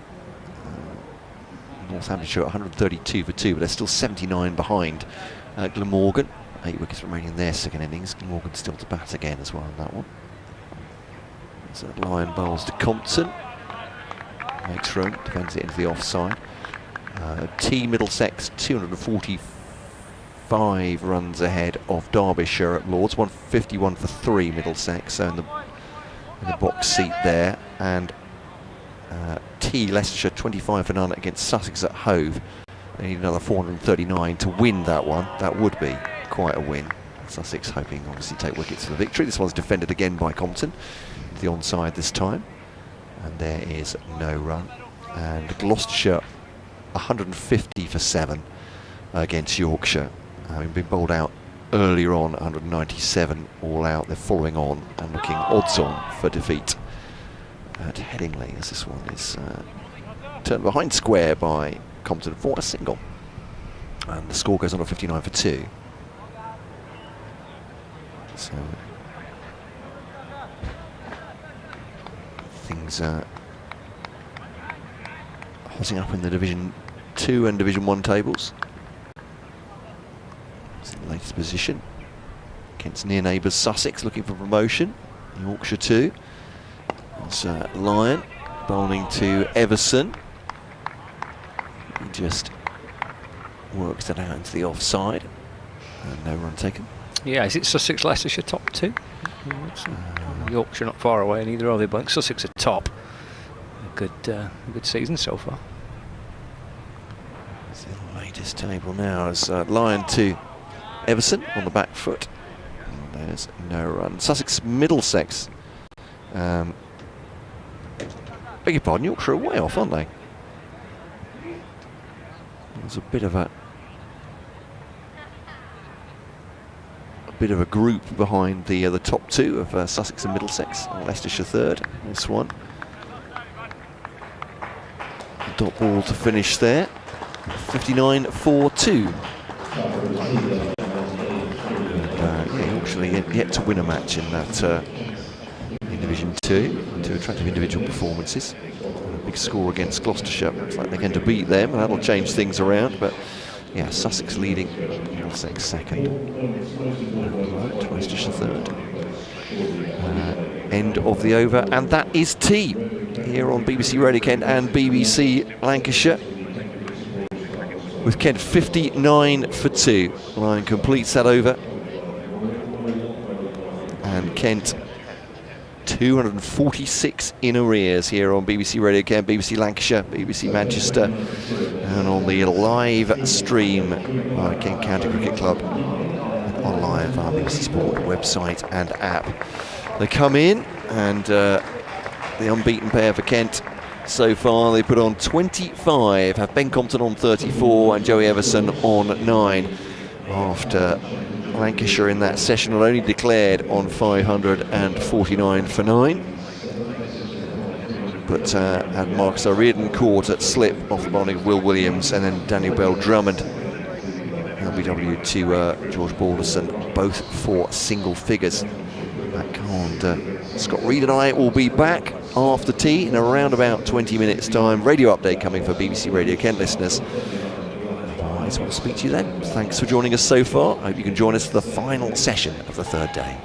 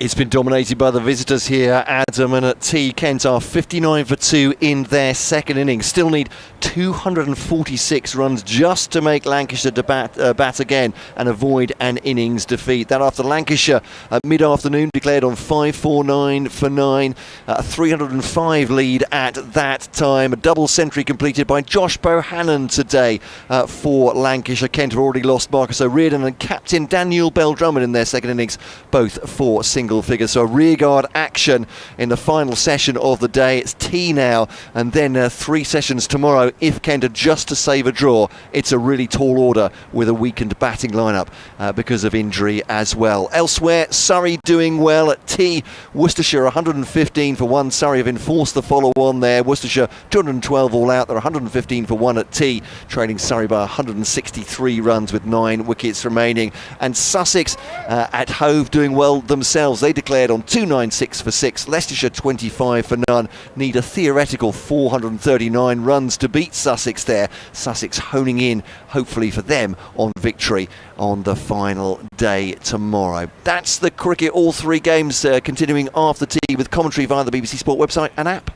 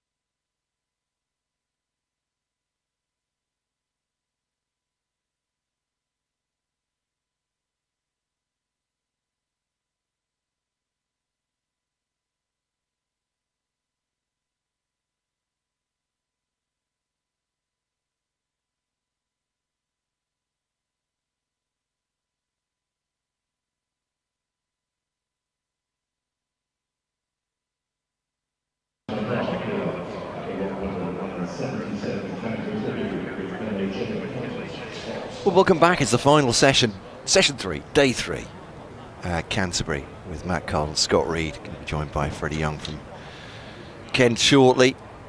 But the situation looking very, very good for Lancashire. They've dominated day 3, as they have done for most of the proceedings, declaring on 5-4-9 for 9, 305 ahead of Kent. Kent needing that just to make Lancashire bat again.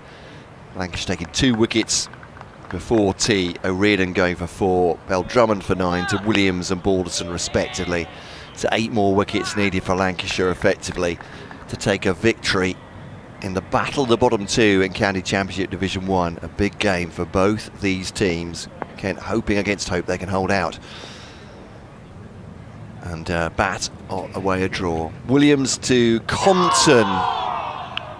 They've been vocal, but that did look close to the off stump, I'd have to say. Yeah, it did.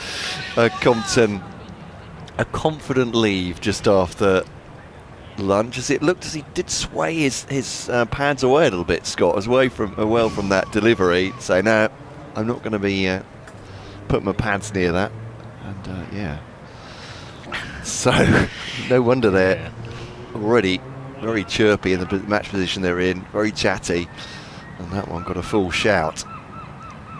2 slips and a gully in, or for Lancashire behind Compton, next to wicket-keeper Hurst, who scored a very entertaining 50. Well, composed firstly and entertaining latterly. I quite enjoyed Compton's response to that leave. As Lancashire got all excited, he just kind of took 1 step back and leant on his bat, waited for Williams to get back to his mark. Right. Defended the next one back up the pitch for a dot ball. Terrific. The Kiwi comes in now round the wicket. Oh, and Compton has withdrawn very, very late from that. In fact, Williams was into his delivery stride, delivered the ball. It's knocked the off stump out of the ground. Someone moving about, I think. Yeah. What do they want? Joey Everson is pointing. I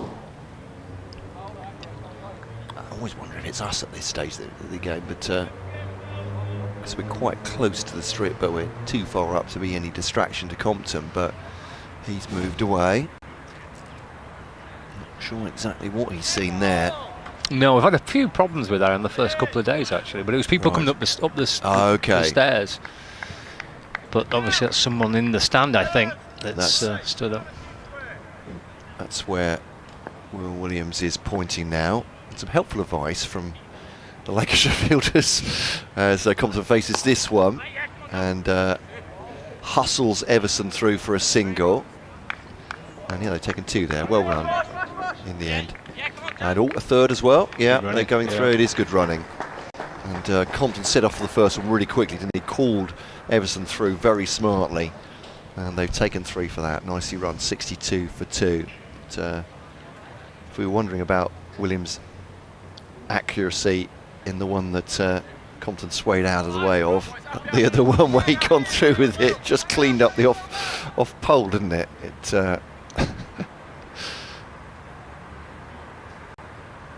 So he is testing the Kent batsman here. Everson 9, Compton has 37. As Williams will come over the wicket to Everson on strike now. 2 slips and gully in for him. It's about 4 stump line and actually doesn't get up at all. I'm not sure if he's taken pace off that one, Williams, but just bounces once before it gets to the keeper. So might have just tried the slower ball to Everson there as a greeter for the evening session. That's 62 for 2. Decent crowd here for a weekday and Canterbury Cricket Week. Quite a lot just in front of the beer tent and the ice cream van with their picnic tables and folding chairs. Everson defended that off stump. Position well up to mid-on. Nathan Lyon fields and there's no run. And, actually a breeze around the ground now. So the flag at the far end now is being buffeted around. So it'll be very pleasant out there. About 25 degrees in the shade. Lovely. Proper summer's afternoon, absolutely, yeah.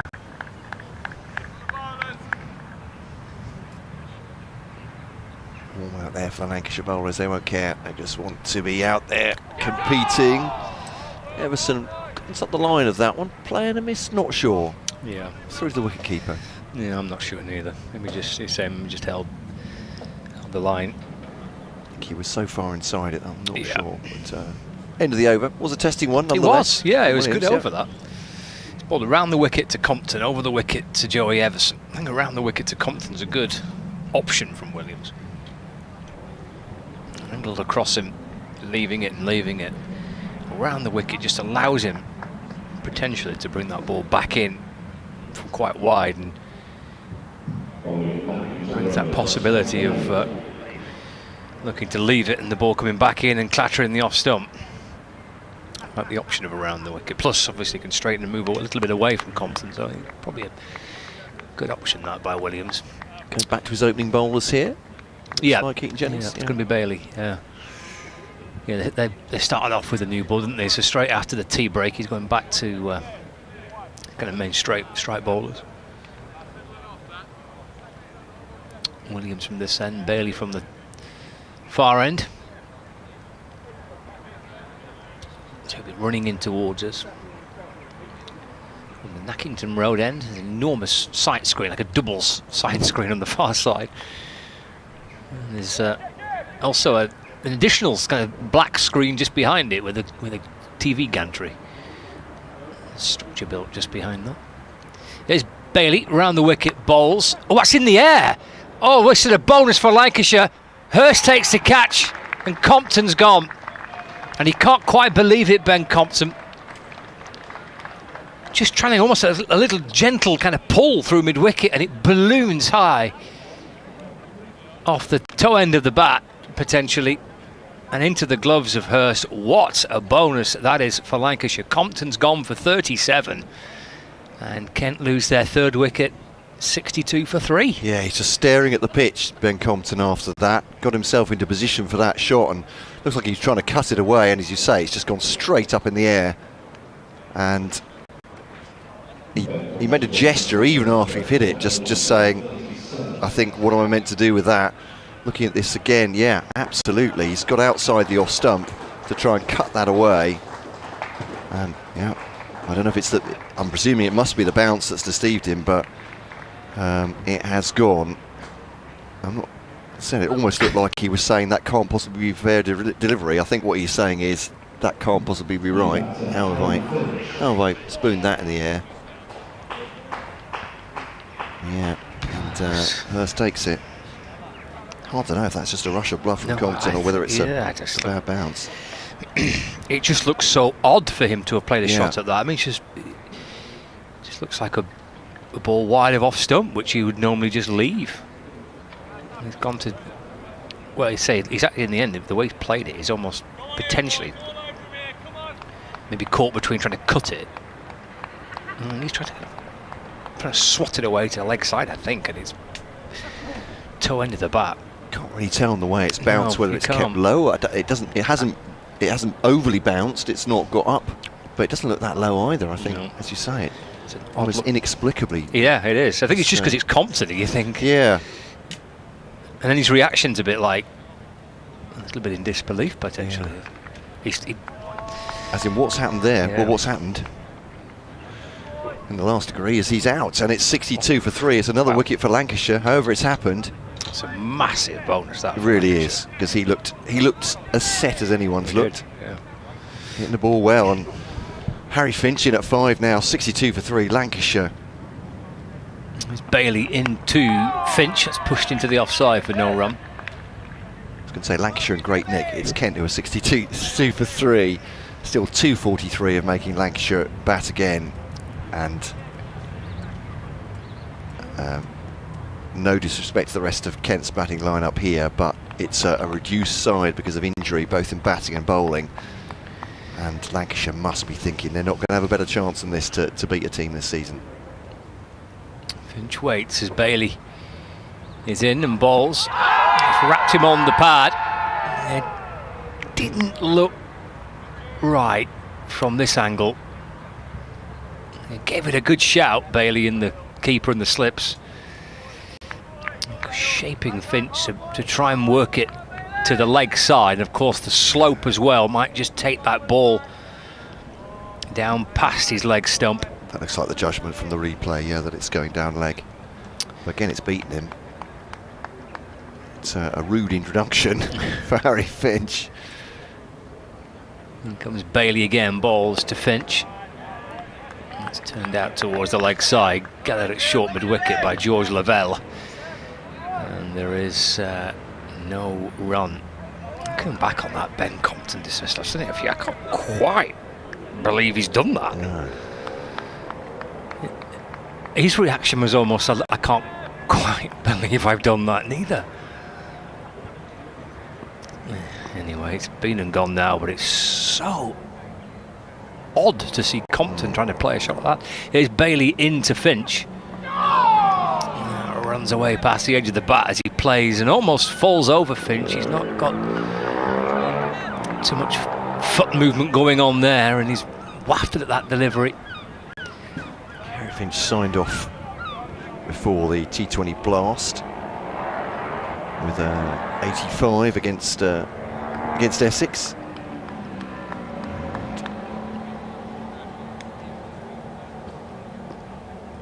Has just one in the first innings, and he was out for one in the first innings.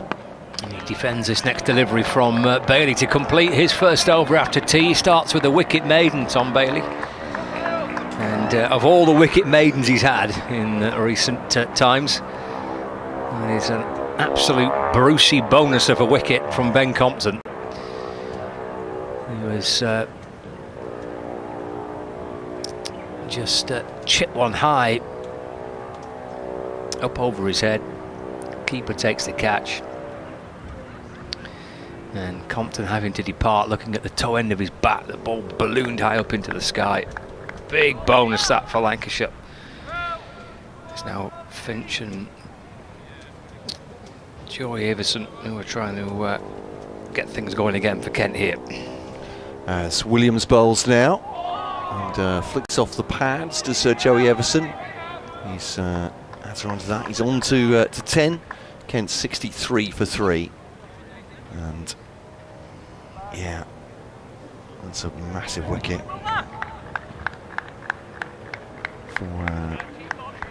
for Lancs at this point.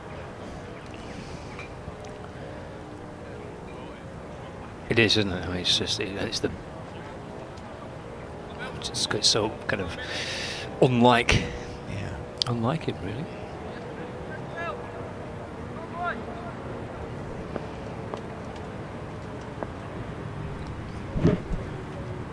Williams then to Finch outside the off stump, goes through to the wicket keeper, and the Scots are going to make way for a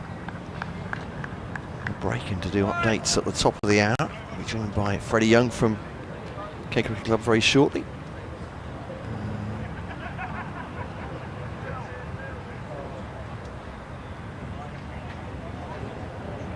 Dot ball,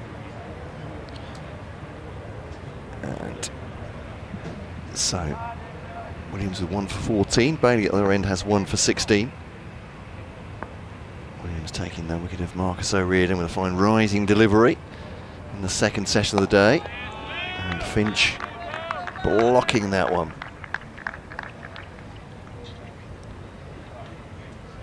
Back at the bowler.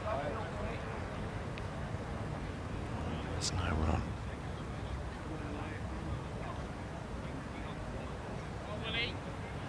Big for both these players for Kent in terms of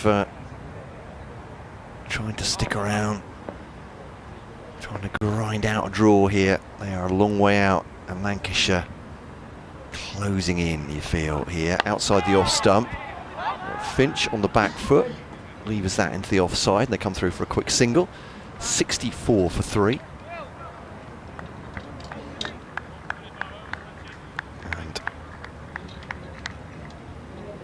2-4-1 the deficit at this point. Everson being promoted up the batting order to 4 in this Kent side. Looks very organised, 22 years old, all-rounder. Will Williams from the pavilion end runs away from us, 30 on his Lancashire shirt. bowls. Everson drives up to mid-off, immediately points his bat at Harry Finch at the far end, and that's a definite no. And welcome to Freddie Young. Freddie, good afternoon. Good afternoon, Matt. Thanks for having me again. Not at all. Great to have your company. And Lancashire have bossed this today again, haven't they? So it's been a dominant performance so far. Yeah, they have. It's really been Lancashire's day. 64 for 3. As Williams bowls now, and Everson again drives into the offside, and dot ball. So I think you're just looking at Ben Compton's dismissal, but I was indeed, yeah. Scott and I absolutely had lost to fathom it, and I think Ben Compton himself, unless it was an odd bounce outside the off stump, but spooning the ball up, but that's a massive wicket for Lancashire, however it comes. 64 for 3. Yeah, Lancashire won't be complaining. But no, I was watching it with Scott, and it did look like a bit of an odd one, but alas, Ben is only human. Yeah. No, absolutely. I think because he's so reliable, it's just it's a bit of an anomaly, but he'll be very disappointed. 37, obviously going to have to get out of their minds now. And, for Lancashire, big total. Josh Bahan looked very good. I think I don't think that's a surprise to anyone on the county circuit. Maybe Lancashire have underperformed this season as well from their high expectations. This looks like a good side. Some great young players as well. And they want to prove it now. So Bailey from the Nackington Road end to Finch. Just working that into the offside, and there's no run. So from a Kent point of view, nuggety from Finch and Everson. Is it going to have to be, do you think, for the last session, or? I think so. What's there left? 28 overs left. I think. Oh, you have to look for score. If you just look to bat dots, then you'll eventually get yourself out. But I think they need to be quite dogged and resolute in their approach. But these two definitely have it in their locker. So I wouldn't be surprised if Kent are 3 down come the end of day. Bailey then to Finch, driving up to wide mid-off. And it'll be a dot ball. Stopped by mid-off there. No run, 64 for 3. Just talking about Joey Everson, we were a couple of weeks ago, the co-commentator here, I was of the opinion that Joey Everson looked very much like he could bat further up than the 7 or 8 that Kent have used him at so far as he emerges as a cricketer, and he's been given the responsibility. Yeah, he has. He batted quite well in the first innings. Obviously, there was a bit of a soft dismissal, but I mean, technically, he's very good, and as a 22-year-old, he's got a very bright future ahead of him. As Bailey now bowls to Finch. It's a no ball, so 2 to the total. It'll be 66 for 3. And Harry Finch signed off, I think, just before the T20. I was saying he got 80 odd against Essex. Feels like it's been a bit of a patchy season for him, perhaps. He finished strongly last year, as I remember. Yeah, finished strongly last year. Well, his wicket keeping has come on immeasurably, but maybe the pressure of wicket keeping has perhaps taken away from some of his batting form. Not to say the ability is not there, but perhaps the form is just lacking somewhat. As Bailey bowls now to Finch behind that one. Welcome to listeners on 5 Live Sports Extra. Great to have your company. The match situation is a battle at the bottom 2 here in County Championship Division 1. And Kent are 66 for 3, staring down the barrel here as Lancashire declaring during the second session of the third day, 549 for 9. A double century completed today by Josh Bahan, an attractive 50 from Matty Hurst. And then they've taken 2 wickets in the second session and 1 just gone. You may have heard us discussing it. Ben Compton, who looked as good as anybody on this pitch has today, going for 37, almost inexplicable shot outside the off stump, spooning the ball up in the air, caught by wicketkeeper Hurst. Finch settling on the off stump, defends that into the offside. O'Riordan and Bell Drummond going before tea for single figures 4 and 9. And Matt Cole alongside me, Freddie Young from Kent. And a beautiful, beautiful day, we have to say. It's Canterbury week, and the marquees are there. The beer tent doing good trade, so too the ice cream vans. You'll be no surprise to hear that. But from Kent supporters, it's a bit of a cling on and watch it at the moment for Lancashire. Having a great time at Canterbury, and a win here would take them out of the bottom 2 if Worcestershire lose against Surrey. We'll talk about those games in short order. As ball's defended up towards Nathan Lyon, the Aussie international, of course, at mid-on. But a very different game, this one, from the one up at Old Trafford, which Kent won their only victory of the season. A big battle, this one. So welcome wherever you are listening on 5 Live Sports Extra, BBC Radio Kent, BBC Lancashire and BBC Manchester via the BBC Sport website and app, and on the county stream via Kent County Cricket Club, with the pictures as well, as Bailey bowls to Finch, right behind that one. And he's gone to barnacle out that over from Bailey. 66 for 3, and a number of Kent fans are beginning to touch about, I suppose, Kent's recent form, but to say this is an injury hit team, Freddie, isn't it? The line-up, this one. Yeah, trouble with bowling injuries and all season, and no Bears Swanepoel today either, the South African. No, so Bears is off the pitch. He's got hurt his hamstring a little bit, so I'm waiting to hear back from the medical team about that. So we'll be in touch when I have more information. But yeah, so Bears didn't bowl today. We've got Joe Denley out, Jack Leaning, Grant Stewart. So yeah, it's been difficult for the lads, but I mean, a lot of effort goes into everything behind the scenes. So credit where credit's due. The lads keep cracking on as Williams comes in to bowl at Everson, and Everson is bowled. He is bowled. Leg stump, I think, is out of the ground. Everson departs for 10 of 26, bowled by Will Williams. It looked like it perhaps came in a little bit. Matt, would you agree? Yeah, absolutely. Yeah, so Everson shaped up to play a forward defence. Played down the line, but the ball just yet back in enough to take leg stump out of the ground, and David Milnes is off to do some repair work. So Kent 66 for 4, and the trouble continues. First ball of Williams is over. Everson is bowled. Yeah, another big wicket, that one, for Lancashire again. As you were saying, he's got great technique, Joey Everson. That one just looked like it moved off the pitch and has deceived him. Let's look at the replay now. Yeah, it's coming. It's off stump, actually out the ground, but yeah. Everson, a very slow walk off. Tawanda Miyeye got his first 50 of the season in the first innings, and we do that and more for Kent, but Lancashire very much scenting victory, maybe even thinking, can we do it today? 66 for 4. Kent in all sorts of trouble now. Yeah, so to do it tonight, Lancashire would need 6 wickets from the last 27 overs, but Tawanda Miyeye looked very good in the first innings, so hopefully he can provide a bit of impetus, some runs on the board, bat some overs. Harry Finch has been looking particularly solid. Hopefully I haven't just cursed him, but he's currently on 1 off 15. And Will Williams has 2 for 15 off 7 overs. So Kent definitely under the cosh here, and Lancashire well on top. So Lancashire will be looking forward to the next 27 overs until close of play tonight. And Tawanda Miyeye, really promising cricketer, early 20s, and just doesn't seem to have got into a rhythm this season, certainly with his scores, but undoubted quality. Yeah, undoubted quality. Tawanda's a very, very good player. He's got good technique, good attitude on and off the pitch, and he can hit the ball harder than anyone I've seen. As he's just taking his guard. Williams in a discussion with Bohannon and Nathan Lyon. Harry Finch leaning on his bat at the non-strikers end. Tawanda is ready to face his first ball. Williams at the top of his mark. As Williams is running in. Bowls to Miyeye. Miyeye defends to point for a dot ball.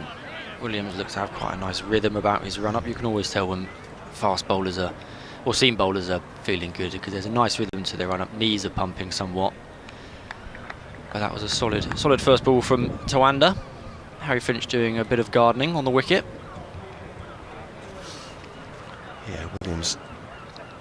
It's got a nice fluid run as well, hasn't he? Yeah, he does, as he's running in again. 2 slips and a gully to Miyeye. And Miyeye plays a classical forward defence, pushed it out to mid-off. Picked up by Josh Bohannon. They call it these days a repeatable action. Yes, I think that's what they call it. Repeatable, smooth, rhythmic. I mean, you'd hope so for a bowler, because you can have to do it a few times. Exactly. But yeah, 26 wickets at 36 apiece so far. Obviously, it's been a difficult summer so far for Lancashire as well. doing okay in the blast, second in the North Group, but in the bottom 2 of the County Championship Division 1. Mieye on strike again. Williams is in. It's full and it's pushed out, defended to point again. So 1 wicket and 3 dots so far from Williams. So Lancashire applying the pressure onto Kent. Kent obviously hoping that Mieye and Finch can soak it up for an extended period of time. It's 4:45 here. We've got 27 overs left. Harry Finch is having a chat with James Middlebrook, the standing umpire. The ground is currently looking delightful for Canterbury Cricket Week. It is beautiful, yeah. Nathan Lyons is underarming the ball to Will Williams, who's at the top of his mark again. And he's approaching the wicket. Mieye on strike. And that's a carbon copy of the last ball, basically. So that's another dot ball for Williams. So Kent scored 244 in the first innings, currently 66 for 4, and Lancashire were 549 for 9 declared in their first innings. Josh Bohannon with a double 100, eventually fell to the leg spin of Matthew Parkinson. And Luke Wells scored quite a big 100 as well, as Williams is preparing for the final ball of his over. Mieye on strike still. So Williams hoping to close out a wicket maiden as he's running in to Mieye. And it is another carbon copy of the previous 2 balls. So defended by Mieye, pushed out to cover, and that is a wicket maiden by Williams. Very well bowled by Williams. Very good over for Lancashire. Mieye looking comfortable at the crease though. Yeah, 2 for 15 for Williams off his 8 overs and 3 maidens. Five Live Sports Extras listeners just joining us, so we'll go around the county scoreboard here. Durham 107 for 5 now against Essex. Looks like they're faltering a little bit in their second innings, but they do lead by 355 runs at Chelmsford, so that, with further fall of wickets, could make a very exciting final session and final day in that one. Nottinghamshire 88 for none in their second innings against Somerset, still 22 behind.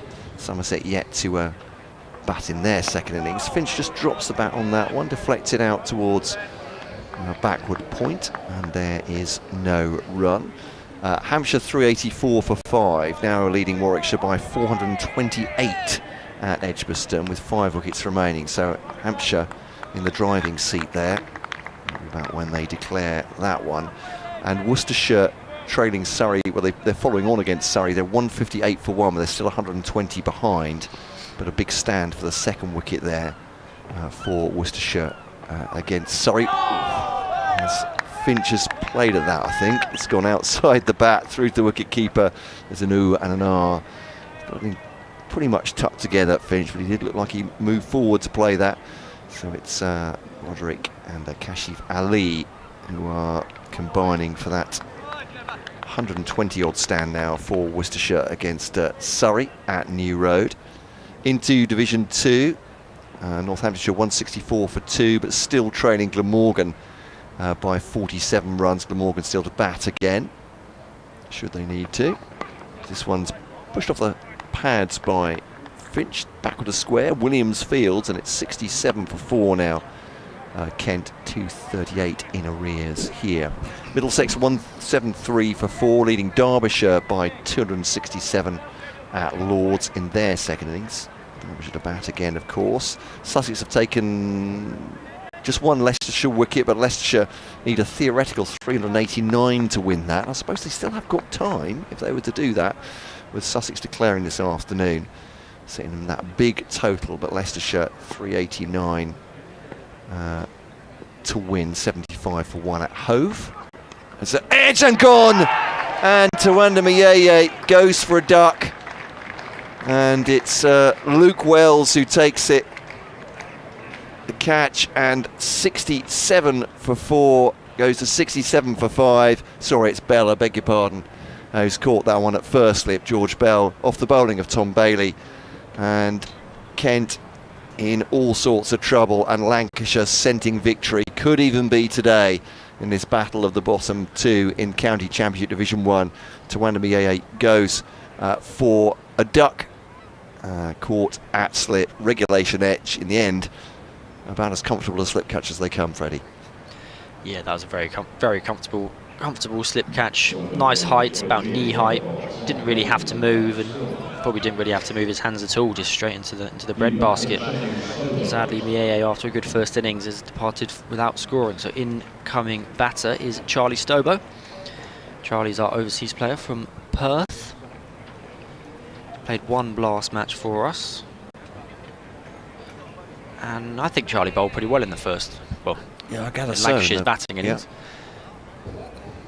It must be so difficult as a seam bowler, running in constantly and bowling on a flattish wicket, not getting much luck, but having to keep plugging away. But fair play to the Kent bowlers for plugging away and keeping going. There were times in that first innings, though, in Lancashire's first innings, though, where the runs were, picture a fire hydrant that's just got water leaking out of it. It was a bit like that at times. But credit where credit is due. Kent were consistent. They kept bowling. They kept going. They got their rewards at times. But sadly, Lancashire also got 549 runs, and Kent are under the cosh here. 67 for 5. Charlie Stobo 36 in that first innings as well, with the bat. Yeah, coming off a 96, I think, for the second 11 against Saka in a 3-day friendly at Beckenham. So the tall Australian now facing Tom Bailey, seam bowler from the far end, the Nackington Road end, coming down the slight slope from the far end. There's two slopes to negotiate for bowlers here, and one right to left as we look from hospital side of the ground, the old Dover Road. 67 for 5 though. Lancashire 3 slips in for Stobo. And just taken a slip catch. He faces now down the leg side, taken by Hurst, the wicket keeper, and there's no run. And yeah, 238 looks like a lot of runs for Kent now. In a game they would have obviously loved to have won between the bottom two. One they'd earmarked to try and get out of the relegation zone. Lancashire, almost the opposite of what happened at Old Trafford when Kent bossed it against Lancashire. They're doing so here. 67 for 5. Bailey, last ball of his 9th over to Stobo. It's a bump ball straight back past the bowler. End of the over. Yep, 67 for 5. Deficit 238 here. There's one score I didn't give you, by the way. Looking round the grounds, Gloucestershire 182 for 8 now. They need 77 to avoid an innings defeat there at Headingley. Yorkshire declaring on 56 all out, and then bowling Gloucestershire out earlier today and forcing the follow on in that one. And so the county scoreboards moving along, and as you said, part of the Canterbury week, this one, Freddie, and events every day. I've seen live music as well in the intervals. Massive crowd, I gather, or a big crowd on Sunday. I wasn't here, but yeah, Sunday. I think it was close to 2,000. Cars queuing all the way down the Dover Road. Oh yes, that it didn't help that Old Dover Road and New Dover Road has roadworks going on, and I think the end of New Dover Road that's closest to the Canterbury city centre was closed. So on Monday and Tuesday, today's Tuesday. Monday and Tuesday, we ended up opening the gates earlier just because of the backlog of cars. Traffic, Sorry, I was saying that as a sign of the success of the opening day, certainly, but yeah, it doesn't help, does it? People trying to get into the ground. No, absolutely, get them in as soon as possible. Not. So. Absolutely not. So Williams is going to continue. Finch is on strike this time. But no, Canterbury Cricket Week it's been, I'd say, a good success off the pitch this year. Williams into Finch. Finch defends. That was straight and fairly full. Just a hint of movement in the air in towards the batter, I think, but wouldn't expect enormous amounts from the atmospheric conditions, would you? No, There's not a cloud, in sight. Not a cloud in sight. Sun's out, baking hot. The wicket-keeper Matty Hurst is now standing up to the wicket. So I think it's safe to assume that Harry Finch was either batting outside the wicket or looking to walk at Williams. Obviously there is an added risk to that now. If he misses it, Hurst would take the stumping. Williams into Finch. Finch pushes it to square leg for a single. And Freddie has proper work to do. 68 for 5 as Stobo will face this next one. And with Williams, the New Zealander, on 2 for 16. And Lancashire, well, if they were scenting victory now, they'll be getting a lungful of it. Over it before, or they'll be getting a lungful of it now. 68 for 5. As Williams bounds away from us towards Charlie Stobo. Stobo, straight back, tall man, 6'3", 6'4", slim, just pushes the ball into the onside, fielded at mid-wicket, and there's no run.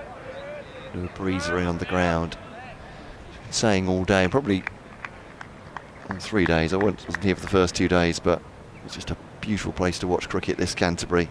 I know we're slightly biased, as half of this commentary team follows Kent around the country, but staring towards the Nackington Road here, and just green picture, all trees there as this seems away from Charlie Stobo.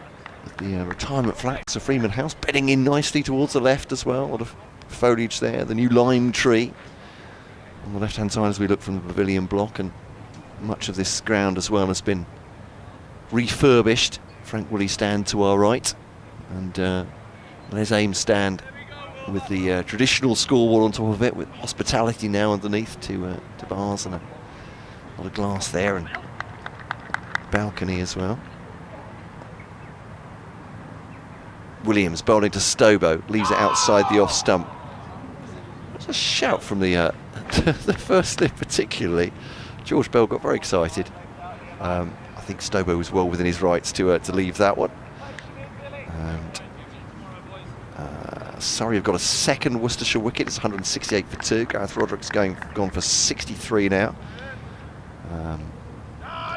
BBC Text Service also asking whether this one will be a 3-day finish. It looks like certainly that Gloucestershire against Yorkshire will be, as Williams comes in for the last ball this over. Stobo facing solidly behind that end of the over. 68 for 5. Rearguard battling action for Kent, and Stobo none, Finch 3 so far. Williams has 2, Bailey has 2, and Balderson 1 so far for Lancashire's bowlers.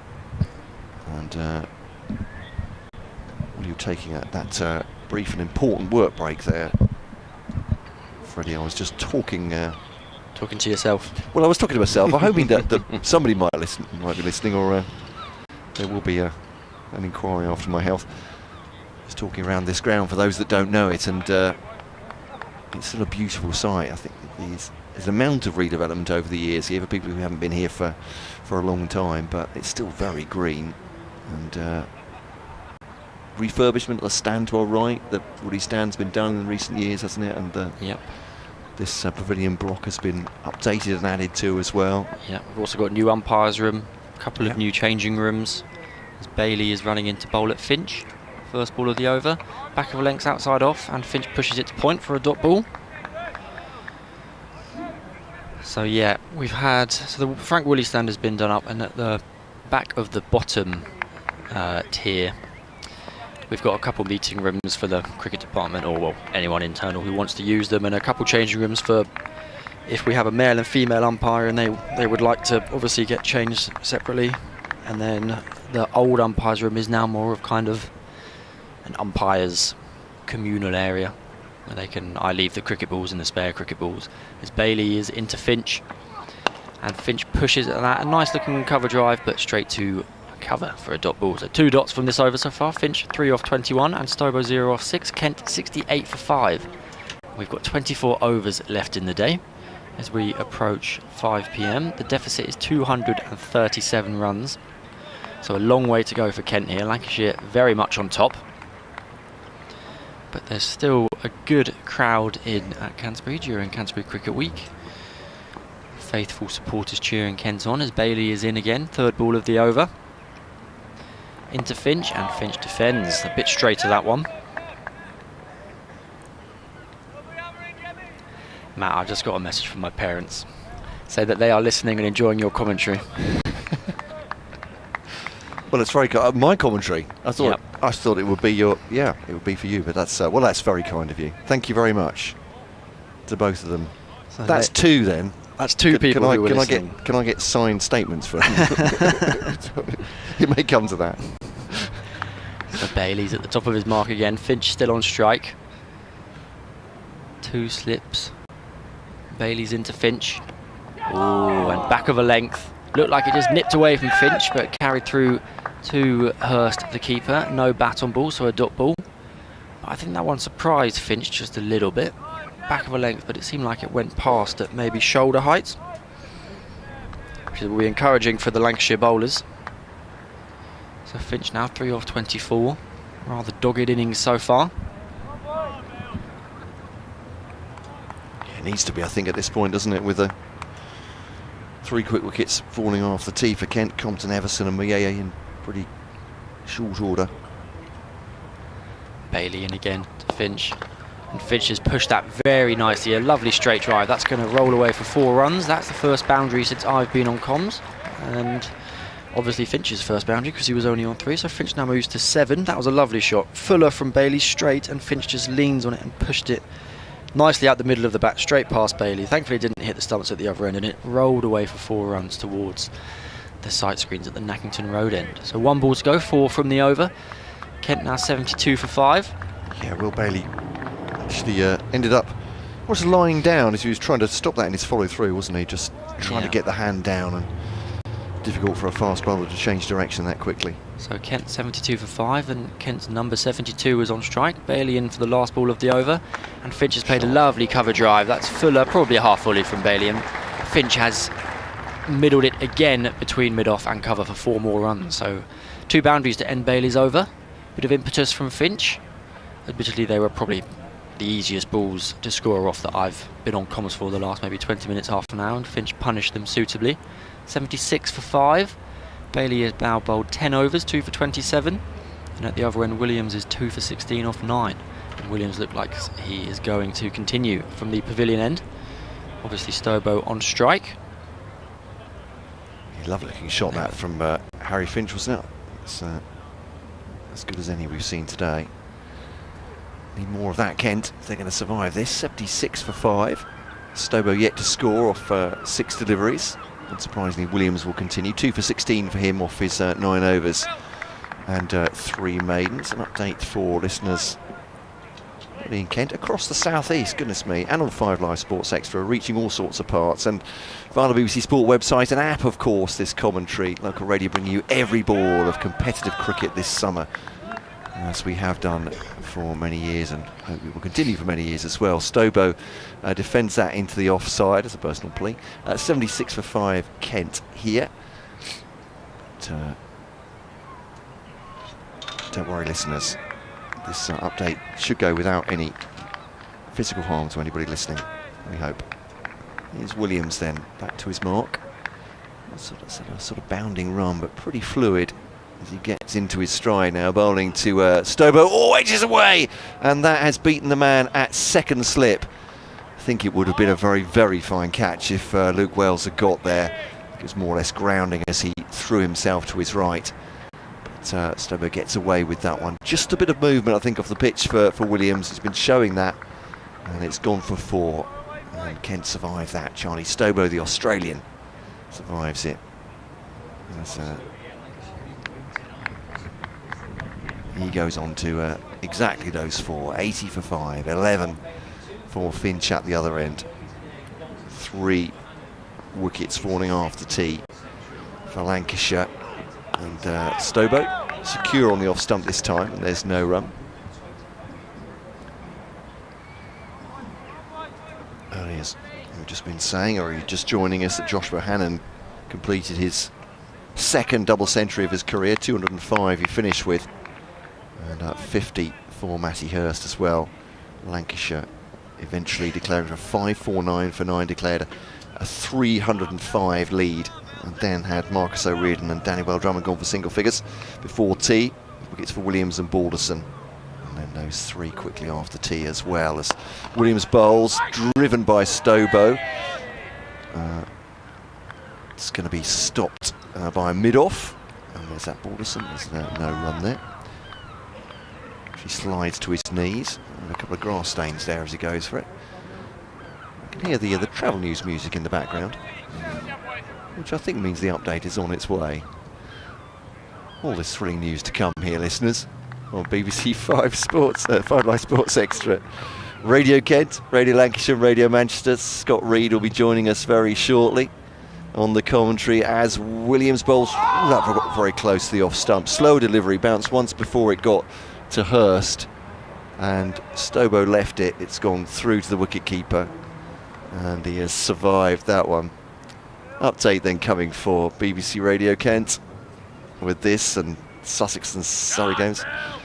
And Kent just clinging on for dear life at the moment here, Adam. 80 for 5 they are, and still 225 short of an innings defeat. So they'll need 225 just to make Lancashire bat again. This after the visitors here at Canterbury declaring 5-4-9 for 9 as Josh Bohannon completed his double century, the second of his career. And then Kent lost 2 wickets just before tea. Reardon and Daniel Bell-Drummond gone for single figures. And then after tea, Ben Compton, almost inexplicably, he couldn't quite believe it himself, looping a catch up to the wicket-keeper when he looked assured on 37. Joey Everson followed him shortly afterwards, bowled by Williams, and Mayeye went for a duck caught at slip off the bowling of Bailey. So Kent with it all to do here, could even lose within 3 days in the battle of the bottom 2 here in County Championship Division 1. Surrey doing well, they've taken 2 quick wickets. Worcestershire 172 for 3, they still need 106 to avoid innings defeat at New Road. So Surrey in the box seat in that one, and Sussex have Leicestershire 95 for 1, Leicestershire needing 369 to win that one, so Sussex favourites for victory at Hove in that one as well. Commentary on all 3 of those games via the BBC Sport website and app. And new over coming, looks like Jack Blatherwick is taking the ball. I'll make way for Scott Reed to join Freddie Young on commentary. Yeah, so Blatherwick will now be bowling from the pavilion, Nackerton Road end, replacing Tom Bailey. Pretty similar field. You've got 2 slips, backward point, cover, mid-off, mid-on, mid-wicket. Deep square and deep backwards square, maybe fine leg. As Blatherwick is in, so Harry Finch was on 11. And that is just defended by Finch. We're going to scamper through for a quick single, pushed down by Finch and into the gap between point and cover for a single.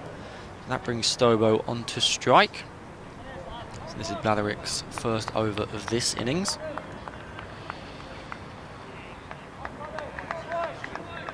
Went wicketless in the first innings, but only bowled 7 overs compared to the other seamers who bowled 15, 13 and 16. That's Bailey, Williams and Balderson. Blatherwick just having a quick chat with Nathan Lyon. As he's turning round to start his approach to the crease. Stobo on strike. Blatherwick in. Oh, that's a player to miss by Stobo. Looked like a good ball by Blatherwick. Good length, perhaps nipped away a tiny bit, and Stobo played a standing forward defence, but thankfully didn't get any bat on it, and it flew through to Matty Hurst, who is the wicketkeeper. He did fly through, didn't it? It did. Got that extra bit of pace about him, hasn't he, Blatherwick? Pushed that one through. It was a good ball from Blatherwick. He didn't quite get it right. He struggled a little bit in the first innings. I think you just mentioned it there, when he bowled 7 overs, went for 43. Struggled to find a bit of rhythm really on the first day. See how he does here. So he's in again. Good start to the over from Blatherwick. Stobo on strike, and that is defended, but it's a no ball by Blatherwick. So 2 extra runs for Kent, and Blatherwick will have to bowl an extra ball. So front foot going over the popping crease for that delivery. Stobo defended it comfortably though. He's been pretty solid, hasn't he, Stobo, in defence so far. He's a very good cricketer. He batted very well for our second team against Saka. I mentioned earlier he got 96, and he bowled as well as conditions would allow for Lancashire's batting innings. As Blatherwick is into Stobo, and that is pushed for a single towards cover as Harry Finch and Charlie Stobo switch ends. Scamper through for a single. 4 runs from the over so far off 3 legitimate deliveries. Kent 84 for 5, closing on 100, but a long way to go to make Lancashire bat again. 221 is the deficit. Nathan Lyon giving the ball a bit of a shine. And he was an important innings actually, Stobo and Mayeye in the first innings. They important partnership to try and get Kent to at least some kind of first innings score. Yeah, definitely. Blatherwick into Finch. And that's defended by Finch. They're going to get through for a quick single. Covers, if there were a 30-yard ring, cover would probably be on it. So they've just pushed it out to him for a quick single. No chance of a run out. But yeah, there was a valuable partnership from Stobo and Mieye in the first innings. Stobo got 30 odd and Mieye obviously got his first 50 of the season. Mieye then batted with the tail pretty well, I think. And a bit frustrating from a Kent perspective to have got all out for 244, 6 runs shy of the first batting bonus point. So bonus points currently Kent 1 and Lancashire 7. So Blatherwick is in for the penultimate ball of the over. Stobo on strike. Blatherwick is in, and that's a good length. Just outside off and defended by Stobo to cover, who has just crept in a little bit. Luke Wells, I think that is at cover. He's just crept in maybe 5 yards after the last couple of singles that have been his way. So Blatherwick looking like he's got a better rhythm in this over already than he did in the first innings. Take out the no ball. Stobo will face the last ball of this over. We've got James Middlebrook, standing umpire, David Milnes at square leg. And our match referee this week is Mike Smith. Jack Blatherwick into Charlie Stobo. Last ball of the... Oh, that is very wide. That might even be a wide. Nope, it is not a wide. Charlie Stobo had a bit of a wild swing at it, but it was so wide he was nowhere near it, and Matty Hurst dived and saved 4 byes. Yeah, it was a bit of a wild one down the leg side, and it was a good take, wasn't it, by Hurst?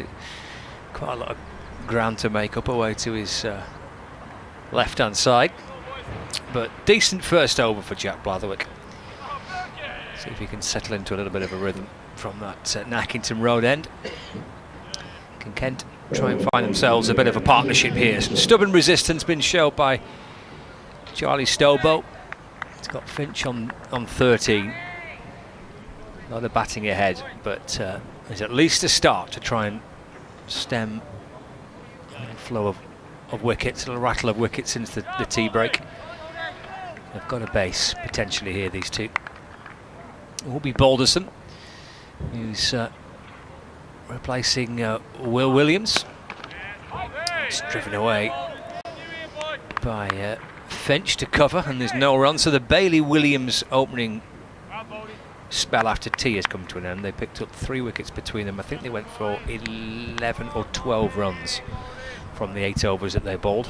Does that include the 2 boundaries that Finch hit of the last 2 balls of Bailey's over? I think, yes, it does. Yeah, it does. So it's a very tight spell by those 2 then. 85 for 5. Yeah, that's defended by Balderson to Finch. Yeah, it was just terrific opening little burst, wasn't it, after tea by those 2. 85 for 5, trailed by 220. Finch on 13. 2 slips and a gully. Point, cover, mid-off, mid-on, mid-wicket. And fine leg. Balderson in and left by Finch. And through to Hurst. And there's no run.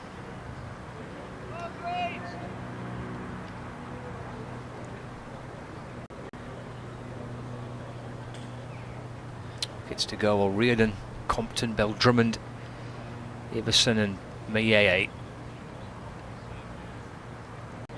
2 for Bailey, 2 for Williams, 1 for Balderson. To his 6th over. Sets off again, balls to Finch off the back foot, played nicely away into the offside. Gathered by Bailey at cover, and there's no run. So dot balls to start the 32nd over of Kent's 2nd innings. Nathan Lyon, who's at mid-on, chief polisher there, lobs the ball back towards Balderson. I've not seen Lyon since tea.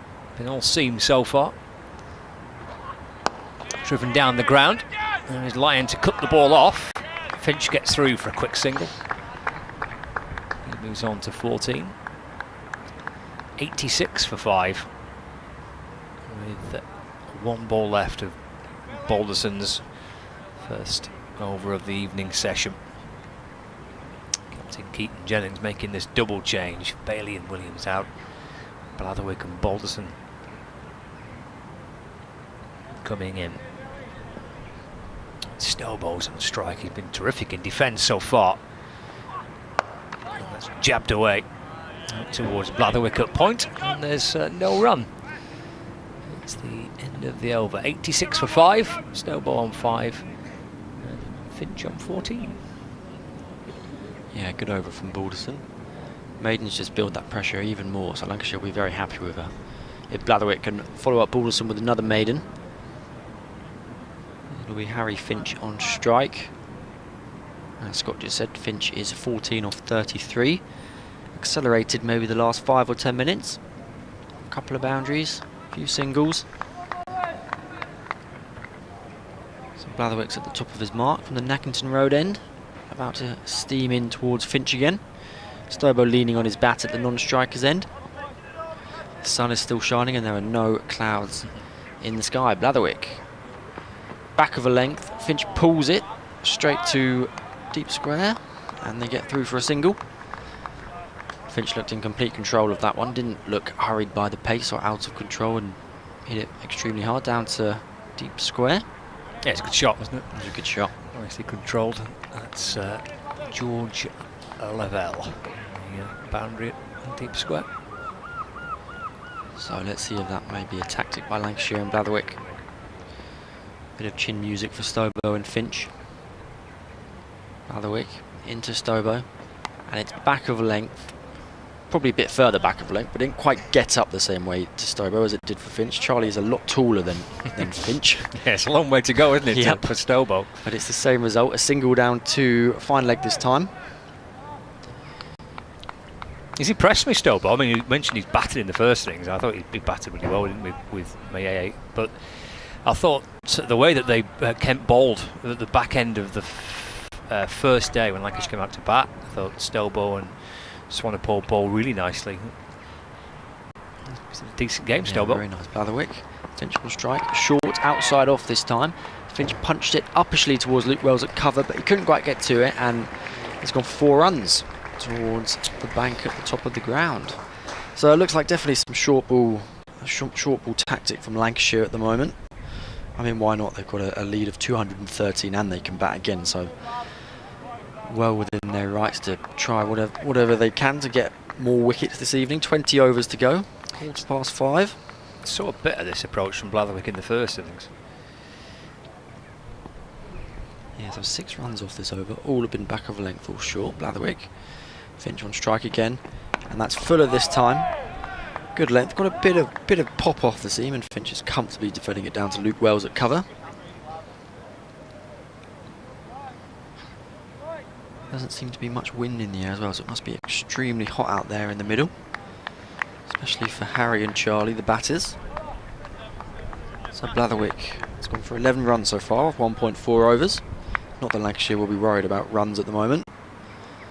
And he sets off again. Finch on strike. And that's very short this time. It's gone over Finch's head. But he left it alone, and the umpires are signalling 1 for the over. That one ballooned a bit. Tennis ball bounced off the pitch over Harry Finch's head.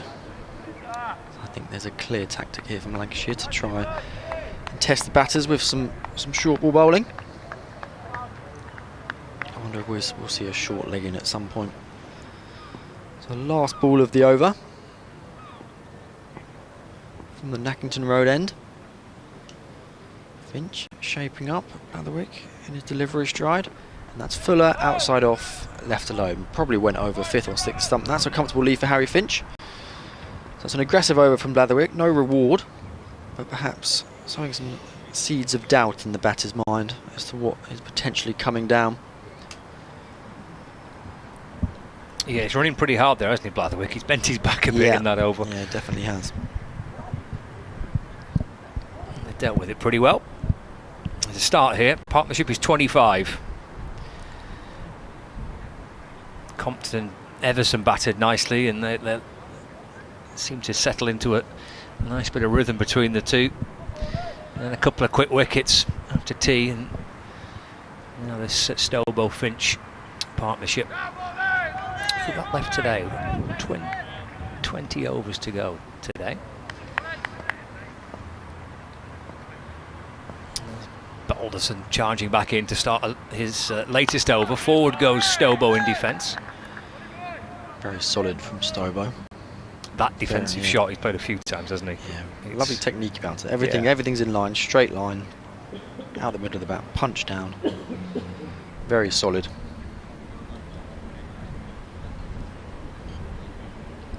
Remains on 6. Ryan having a chat with Balderson, his way back to his mark. Here he comes again, over the wicket to Stobo. Defended again, just with a slightly open face of the bat. Eased away to backward point where Jack Blatherwick fields, and there's no run. Remains on 92 for 5. Say another cloudless day here. We've had, goodness, what a week we've had. It's been absolutely gorgeous.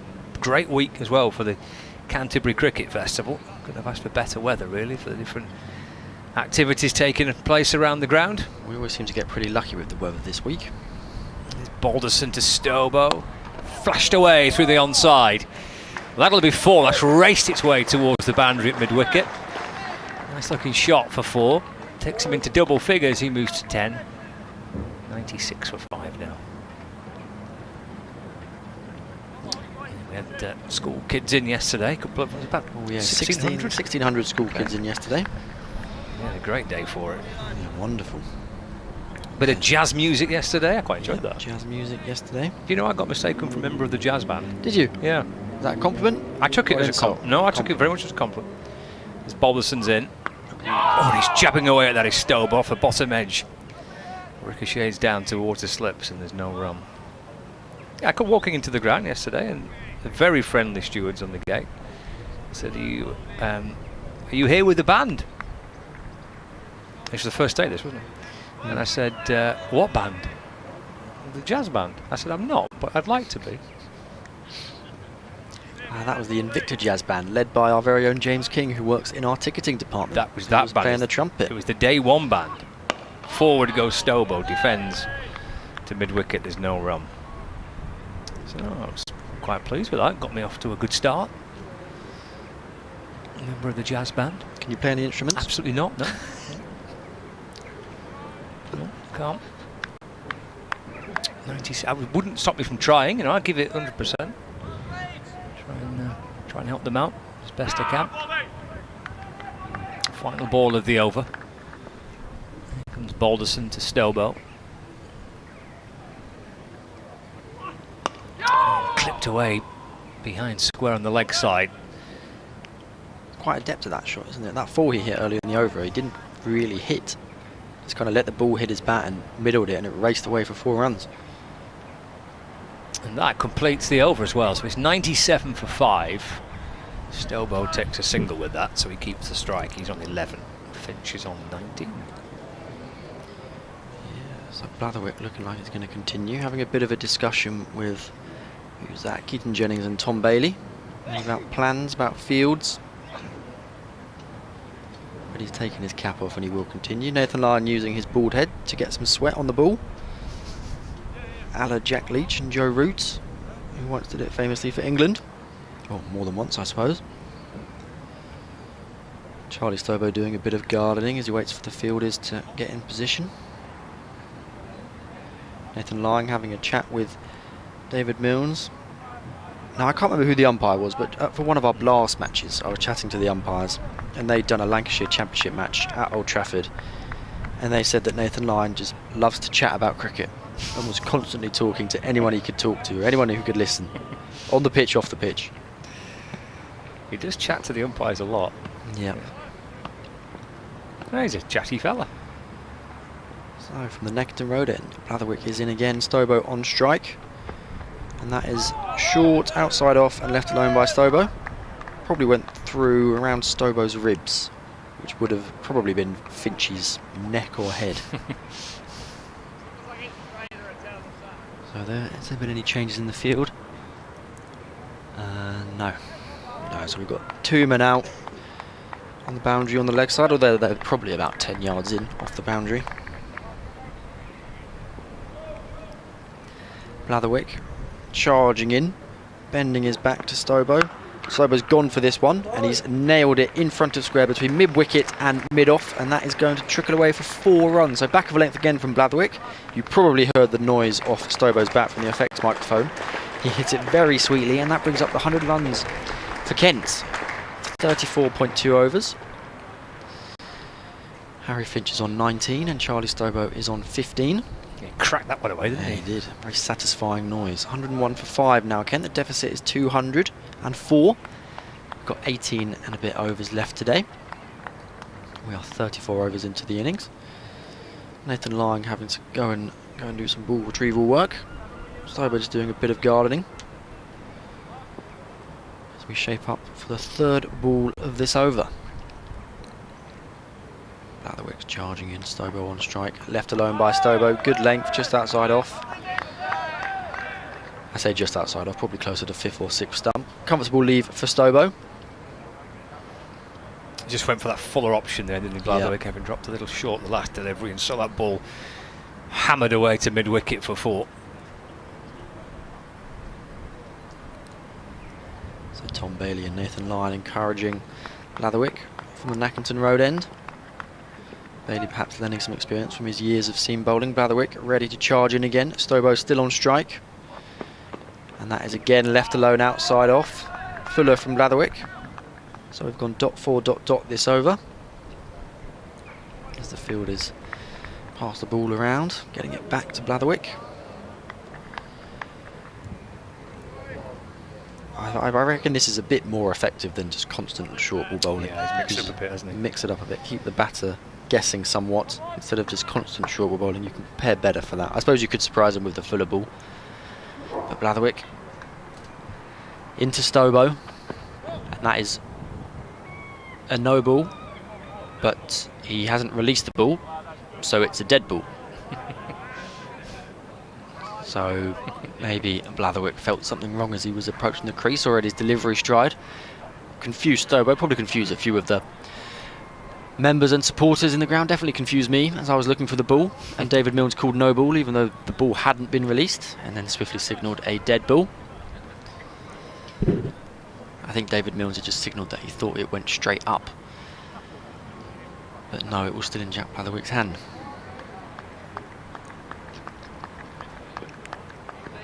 Not something I think I've ever seen before on a cricket pitch. No ball, then a dead ball, and the bowler hasn't released the ball. It's Blatherwick trying again now to Stobo,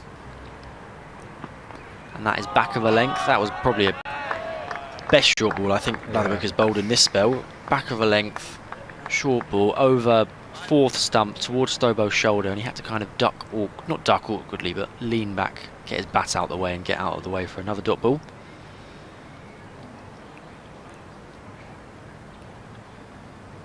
Another meeting between Lyon, Bailey and Blatherwick. Lyon giving the ball a good shine. Jennings and Wells seem to be discussing which end Wells potentially wants to bowl from, if he's going to have a bowl this evening.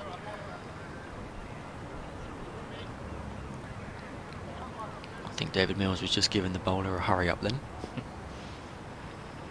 Last ball of the over. And Charlie Stobo leaves that alone. That was pretty wide, that one. I think a comfortable leave for Stobo. So Blatherwick has now bowled 3 overs, none for 15. There was that 1-4 from that over that Stobo cracked through mid-wicket. And Balderson will continue from the pavilion end. Yeah, just varied things up a little bit more in that over Jack Blatherwick. A couple of short balls, a couple of fuller balls. See if he can try and get himself into some kind of rhythm and bowl a decent spell. He's on too much chances really with the ball. Wasn't used too much in the first innings, just 7 overs, couple of spells.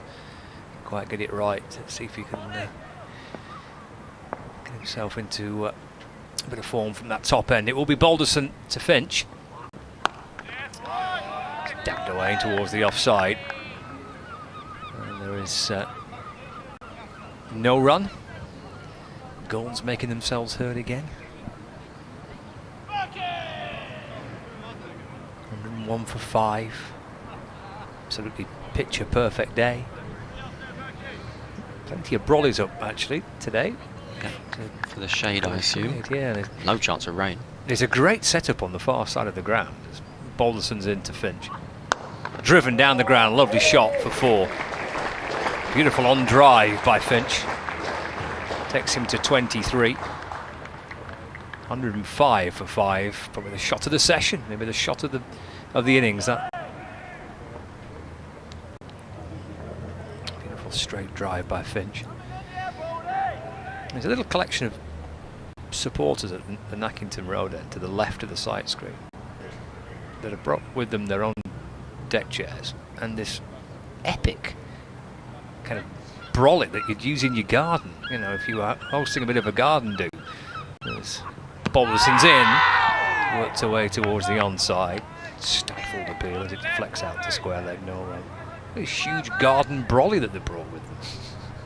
And then there's 2 smaller ones either side of it, so they've got quite a large square footage of grass completely in the shade. Good for them. Definitely needed today. It's a great setup. Got all the cool boxes in front of them. The lounges kind of go all the way back so you can put your feet up as well. Oh, lovely. Impressive setup. 105 for 5. Balderson with the keeper standing up. To Finch, who's defending. Out towards mid-wicket where Williams fields and there's no run. Like this option with Hurst standing up. Still got 2 slips and a gully. Point, cover, mid-off, mid-on, mid-wicket. And long leg. And Balderson sets off to ball over the wicket to Harry Finch, who leaves that. Ball taken by the keeper, Hurst.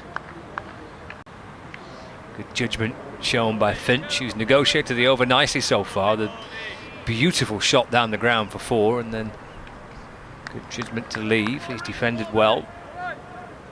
Last ball of the over. 17 left today. Balderson 1 for 25. In from this end, running up towards the pitch and bowls, and Finch defends off the back foot, just jabs the ball up towards mid-on. Lyons there, and that is the end of the over. 105 for 5. 17 overs remain. Stobo on 15, Finch on 23. Thick end of a 45 minutes to an hour of cricket to go here with 17 overs left. Might see some spin from Lyon potentially, maybe some from Wells. Certainly you'd fancy Lyon. But we've had seams so far through the course of the evening session. Deficit is now at 200. Yeah, exactly 200 behind. 105 for 5. Just got to knock them off 10 at a time, that's the thing. Don't get too above yourself. 105 for 5. Don't get too carried away. It's Jack Blatherwick from the far end. Well, thanks to Freddie Young from the club, from Kent, in joining us. We didn't get into a VAR conversation with him. I think maybe that's another one for another day. This one's punched into the onside by Charlie Stobo, 15 of 32 balls, 23 from 44 for Harry Finch. And as you say, Scott, the deficit exactly 200. Things looking slightly more straightforward. I'm probably cursing Kent here, so Kent fans, my apologies for that if so, but I think with 36 overs in this ball, maybe not moving around as much. These two get themselves in. They've had to fight though in the early stages too. Left by Stobo outside the off stump through to the wicketkeeper, and there's no run. Yeah, you can see Nathan Lyon just starting to limber up as well. With I think there was a shout to the dressing room, wasn't there? I heard on the effects microphone. For helmets again. Yeah, I think. Okay, there's the clue, isn't it? Helmets, pads, and I think it was George Bell looking around towards the dressing room to make sure the some sort of message had got there, but there's Stobo facing now. Just clipped off the hip. Wait, says Charlie Stobo, and then they'll jog through. Got 36 in his first innings. I don't know how he looked in that one, Scott. He batted really well. Yes, good partnership with Tawanda Miyeye. It's an important one. I mean, had they not had that partnership, then there's every chance Lancashire would have been batting a lot earlier than what they were on the first day. They put on 82 and a score of 244 all out. So it's a absolutely crucial partnership for Kent. If nothing else, just to take a bit of time out of the match as it did. Lancashire had 14 overs to bat on the first day. It's Blatherwick then too. Finch, has he worn that one? I think he has. It's dropped at his feet and it's not hit his head, but Harry Finch is just walking away. I think he's perhaps, I mean, he's got his back to us, maybe just hit him just below the shoulder there. Yeah, he's just flexing the right shoulder, the back shoulder. He's maybe just turned slightly into it. It's a good short ball from Blatherwick. He's got that one. He just sector slightly, Finch didn't flinch. Got underneath that one. Almost essential second try with the short ball to see if his nerve will hold. I think the road racing's just starting on the old Dover Road. Does seem incongruous, doesn't it? The gorgeous gentleness of the cricket out there. I mean, it's tense, but it's the click of leather on willow and the sunshine and the trees and rhododendron from the spectators, and then Le Mans happening just outside. Monaco. Oh, crikey, that's an extravagant bouncer. That might even bounced nearer his toes than Harry Finch's, I think. That one from Blatherwick, and that will be a no ball on height. So he's hit him once and he's going all out now, so. But once again, it's Lancashire's day.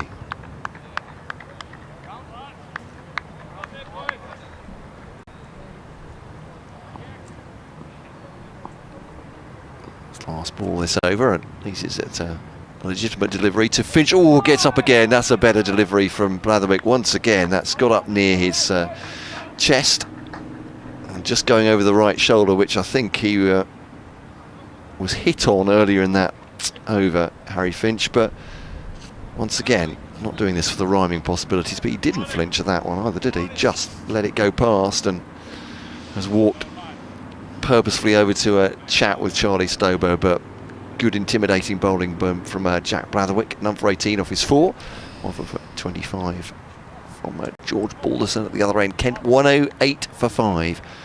They are 197 in arrears still though, and I think we're about to have Nathan Lyon, all the pads in the entire county of Kent, and helmets have been brought in from neighbouring boroughs and counties for Lancashire.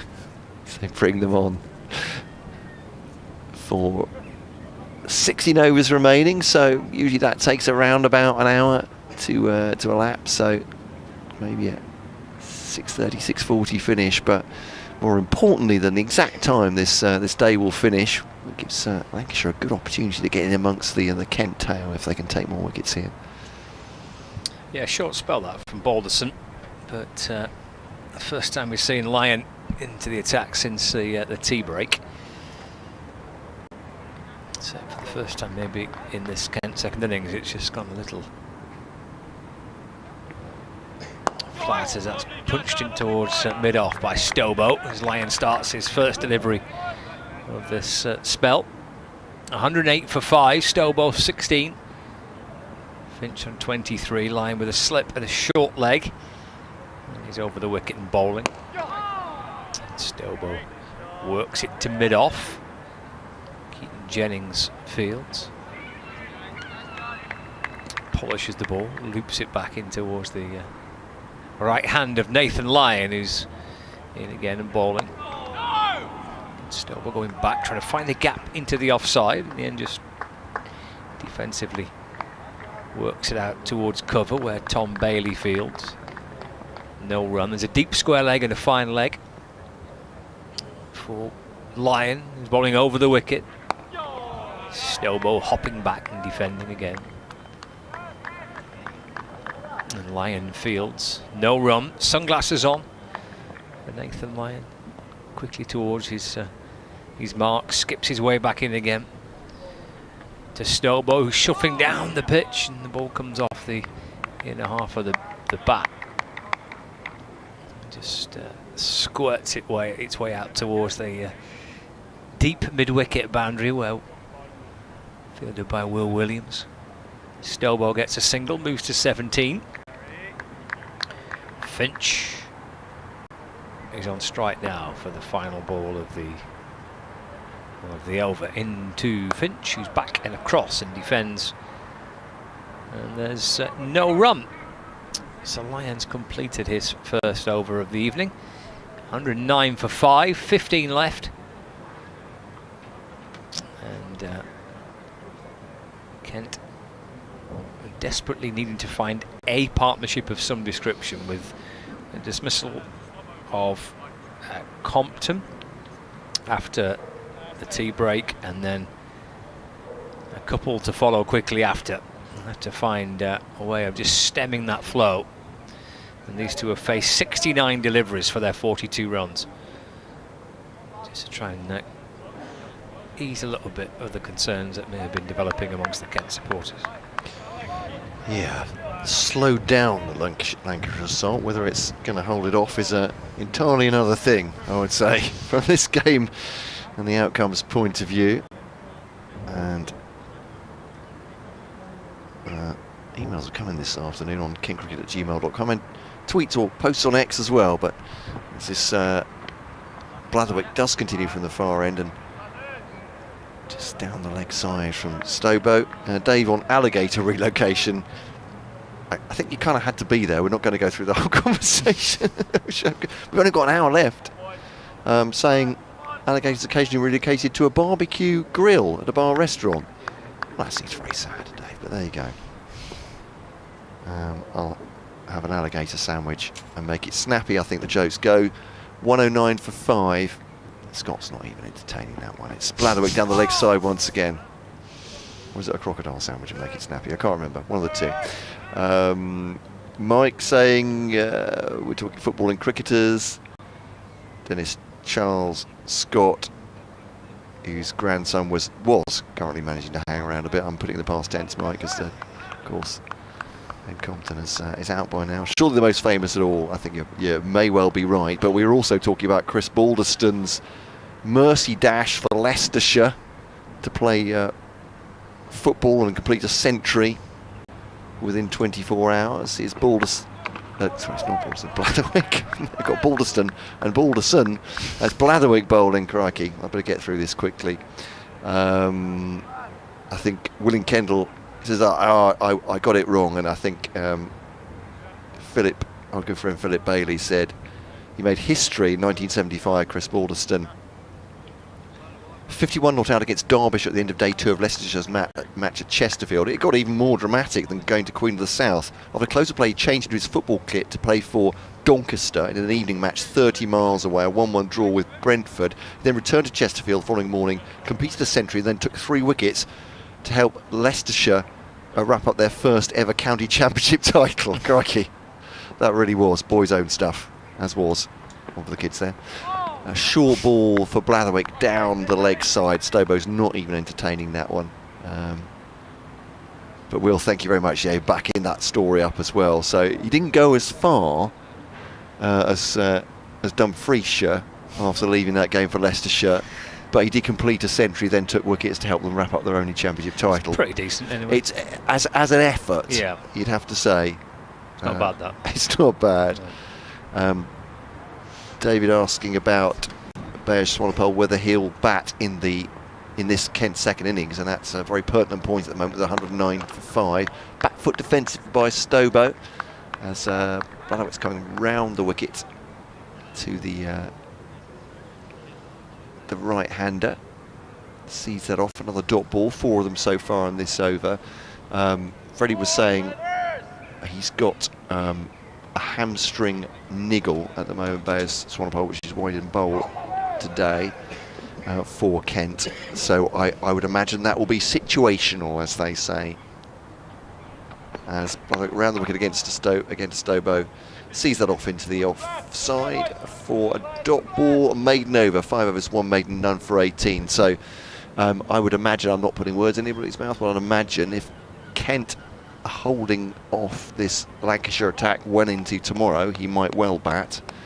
If they lose 3 or 4 quick wickets now, I'm not sure with 196 deficit and a day to go whether he would. So that's my best guess at the situation. But at the moment, 23 Finch, 17 Stobo, made a decent fist of it for Kent. Scott was explaining after tea they lost 3 quick wickets, 3 in 4 overs, and 42 partnerships so far. Here's Lyon, and there's Finch with his nice use of his feet to come down the pitch and clips it back to Lyon. No run. 109 for 5. So we've got a bit of a contrast at the minute. We've got the guile and skill, conjure of the off-spinner Lyon, who's into Finch and trying to create something from one end. Jack Blatherwick, who's running in hard from that top end, basically trying to bang it in short with Lancashire. Loads of fielders in catching positions on the leg side. It's a valiant effort from Blatherwick on a pretty unresponsive pitch. It's driven away by Finch to mid-off and there's no run, so contrast of ways to try and prize another opening here. Lyon to Finch in bowls, forward and defends. And there is no run. Luke Wells is at slip and George Bell under the helmet at forward short leg. Nathan Lyon in, Finch forward and defends. And it's Matty Hurst that comes sprinting up from behind the stumps to field. Hands the ball back to Lyon. Delivery to go of the over. Rattle through it quickly. Just thrust the pad at that one, does Finch, as that's first a little quicker outside the off stump. And into the gloves of Hurst. And there is no run. Maiden over for Nathan Lyon. And we're going to see a bowling change. Blatherwick has run in pretty hard there for Lancashire, and he's really bent his back on a hot day and not a very responsive pitch to bowl. 5 overs, 1 maiden for 18. He's being replaced, and it will be Luke Wells. He took an important wicket, didn't he, in the Kent first innings? How many did he take? He took 2 in total, is that right? But for Luke Wells, 2 for 9. There we go. It was a low analysis, so he got rid of Tawanda Mayeye. That was the one I was thinking of. Sorry, LBW. Yeah, and then added Matt Parkinson to that as well for a duck. Freddie Young has been commentating with us for the last hour. Bayers Swanepoel News. Marcus O'Riordan is padded up, as is Bayers. It looks like Marcus O'Riordan will be Bayers Swanepoel's runner, so it looks like he will bat is the answer to that. But it's Luke Wells, tall figure, bowling his off-spinny bowls, Luke Wells. I was going to say, that one looked like a leg spinner away from the right-hander. But did start with off-spin, actually, and he's kind of developed his leg spin. Bowls a lot for Lancashire in the T20 Blast now. Definitely looked like, yeah, there we are. Off break and leg break, but it did look like a wrist spin, and it is. And Stobo gives it due respect and defends it out into the offside, and there's no run. Yeah, so double spin now, trying to break the conversation, or even concentration of these two. It's Wells once again driven by Stobo, and they'll come through for a single as it's driven up to mid-off. And that should be 2, deflected away by the fielder there. Can't quite see who that is, but just a hint of a misfield. 1 for 5. Kent still 194 behind. Yorkshire have beaten Gloucestershire by an innings and 21 runs in Scarborough. Good win for the Yorkies against Gloucestershire. First result, that, isn't it, of this round of fixtures? It is indeed, yes, yeah. As Wells bowls to Stobo. 2 off the previous delivery, just leaves that one, shoulders arms to it. No run. So Lancashire still with 12 overs after this one to try and pry out a wicket, 2, 3, whatever they can do before the end of the day. So, effort ball we almost heard from Luke Wells there. It's a play and a miss from Stobo outside the off stump into the wicketkeeper's gloves, which is why you heard the excitement from the Lancashire fielders. Keaton Jennings is slip, and then short leg is George Bell. But yeah, innings and 21 runs then, yeah. First result of this round of county championship matches. As Wells, you can hear him. Explosion of energy as he delivers that one. Tall man out of the back of the hand, wrist spin, left by Stobo. End of the over, 1-1-1 for 5. 150 for the Nottinghamshire openers against Somerset as well. As Hasib Hamid takes them to 150. Slater has 61 there, 78 for Hamid. Late on this third day. It's Matt Carn, Scott Reed with you. On BBC Radio Kent or BBC Lancashire, Manchester, via the BBC Sport website and app, of course, all the way through the season for all our county championship clubs. And Kent County Cricket Club with the pictures as well. And here's Lyon, if you're watching on those pictures, in to bowl to Finch, who plays forward in defence. There is no run.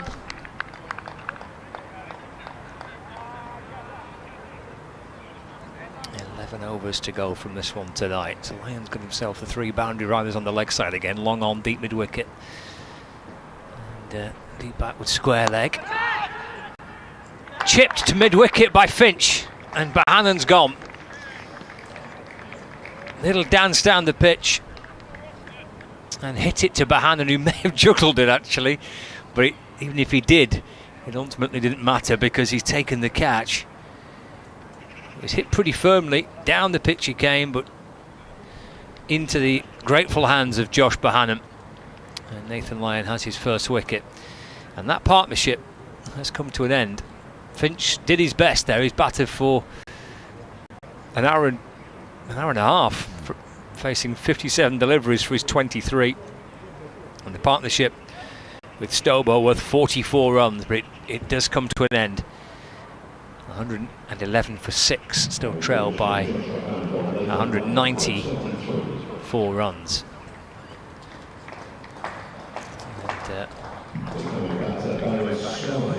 And, it's going to be Swanepoel who's coming out to bat, but he's going to come out to bat with a runner. As Lancashire players gather in a little huddle at the edge of the square. There'd be a little bit of a sense of relief. I'm not so sure that Lancashire would have been in a situation where they were panicking. They're 200 in front still, but just maybe a sense of frustration. But they have a sense of remaining relatively calm in the process of that, because the captain's given Blatherwick a burst from one end with a short ball. He's brought Lyon into the attack from this end. He's gone to Wells with the leg spin, so just keeping things fresh and trying different things. And eventually, I'm sure he was confident he would find an answer to that question of how do you break a partnership between those two, which is looking pretty handy for Kent. But Lyon it is with the breakthrough. So there's a runner coming out. I mean, you're set for all types of potential carnage with runners. So let's hope everyone's on the same page as to who's running and when's running and how you're running. Swanepoel on strike. And Marcus O'Riordan is his runner at square leg. Lyon comes around the wicket and bowls. And Swanepoel off the back foot works the ball down towards short third man, where it's fielded by Keaton Jennings, and there's no run. It's already pretty crowded, isn't it, with 3 close fielders around the bat, and then you've got Marcus O'Riordan offset, as you say, at square leg. Lyon to Swanepoel. That's a nice ball. Just has him lunging forward, testing that slightly dodgy hamstring. So I hope he's okay. Because he's not able to feel he can run. He needs some assistance for that, but he got forward. Ball slid past the edge of the bat. Lyon in again. Gets behind it and defends, and the ball is played back down the pitch. Lavelle, who's at silly point underneath the batter's eye line, he's there to field, hands it back to the bowler. There's also the short leg and the slip as well. Lyon to complete the over, in and bowls, and he goes back and defends. And that does conclude the over. A wicket maiden for Nathan Lyon. Kent are 111 for 6 and trail still by 194 runs. Yeah, it's a very difficult situation now for Kent, and Lancashire might be thinking, well, I'm sure they'll be hoping they can get this done with a day to spare. Marvellous for them to do it within 3 days, but it's a real defensive action for Kent now, with 6 down. And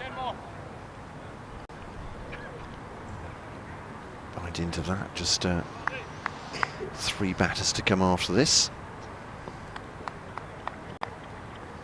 Matt Parkinson has shown hitherto unfound resolution as a batter with Kent, but this one's defended by Stober. The first one from Luke Wells in his new over. Yeah, he's batted for some lengthy spells this season, hasn't he, Matt Parkinson? George Garrett's had one very decent innings. I think he scored his highest score in first-class cricket, but he's not played that many matches. And then Jazz Singh remaining after this. Stobo stonewalling Luke Wells. I don't know if you felt Finch got slightly, maybe I'm just projecting, but slightly antsy at the crease just before he got out. Been trying to use his feet to line, hadn't he? And just this one is cut away by Stobo to backward point. Fielded by Balderson, and there's no run. But certainly it cost him trying to attack him. I think he used his feet pretty well to line. He'd been quite positive, hadn't he? But on occasion they just put the short straight mid-wicket in place and he chipped it straight to him. Yeah, Wells to Stobo. Takes it to the onside this time, short leg field, and there's no run. But yeah, tough on for Kent at the moment, and Lancashire reinforcing the close field. It's Lavelle, is it, under the helmet? It is, yeah. Leg slip now, short leg. Orthodox slip as well. All helmeted, so to the keeper up to the stumps as well. As Wells bowls now to Stobo. Will take himself a single into the offside, and Marcus O'Riordan comes to this end as he's running for Bayers Swanepoel. And he might just have to face one delivery here. I'm sure he'll be very happy just to face the one. He's got a career first-class high in the 180s as Bayers Swanepoel, but I think he'll be asking quite a lot with a hamstring injury to be staying around for long periods of time. But Kent just trying to do whatever they can to delay this. Pitch looks flattish at this point, but a long way to go. 100 overs plus to face. They're going to save this game, you'd think. Swanepoel played that late out of the off stump, out of the offside rather, off the off stump. There's no run. Leg spin coming into him as the left-hander. End of the over. 112 for 6 then. 10 available to Lancashire to conclude this day, or more perhaps if there's if they're getting close to. Well, I suppose so. Yeah. Consider close to a victory. At least another. You probably would think maybe 2 more. If they get 2 more in the not impossible in 10 overs, you think? And they could do that.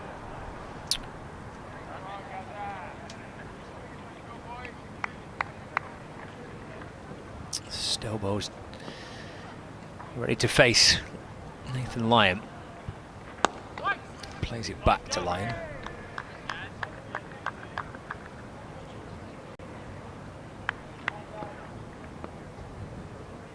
There's no run, 112 for 6. Lying over the wicket, bowls again. There'll be a single down the ground. Balderson coming up from the long on boundary. Stobo moves to 21, so Swanepoel back on strike.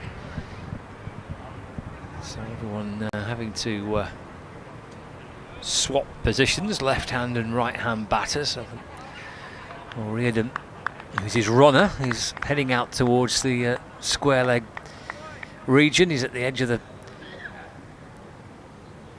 waiting to see if Swanepoel wants a single, as that's pushed through quicker. That's around the wicket to Swanepoel. It really was darted through by Nathan Lyon. Maybe just trying to see if he can sneak one through, and Swanepoel off the back foot.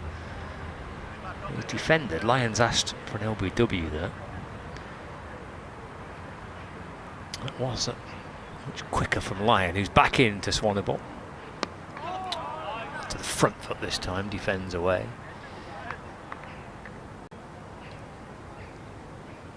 113 for 3.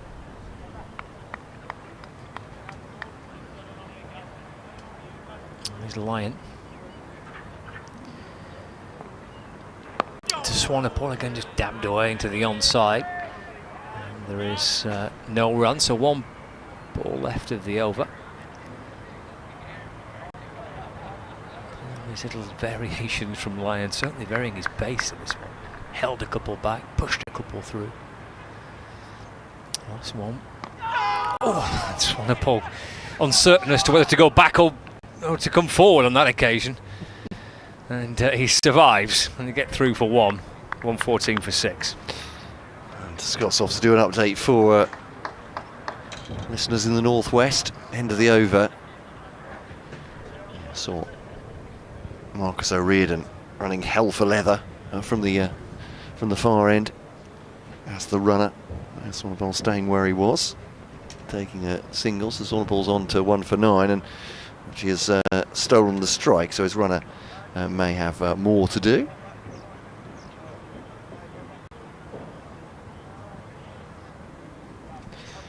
So indeed, welcome wherever you're listening throughout the day here, perhaps on the stream through with the pictures from Kent County Cricket Club. You're very welcome.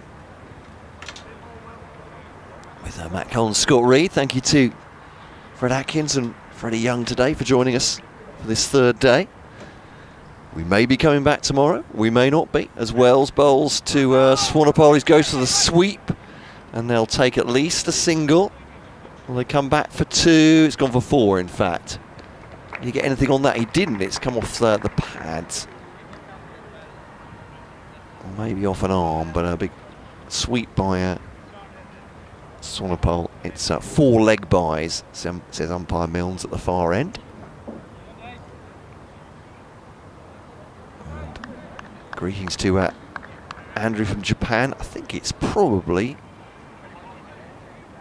a bit late in the day now, but the messages for us today, enjoying Canterbury week, but feeling a bit traumatised by the Kent performance, he says. As Wells bowls, cut away by Swanepoel. That's a good looking shot, and they'll take a single there, Kent.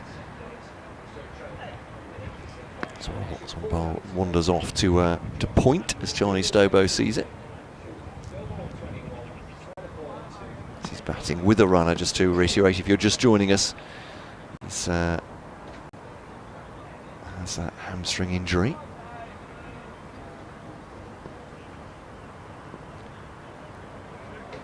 So Luke Wells, is he adjusting his field? Charlie Stobo has a look around, the Australian.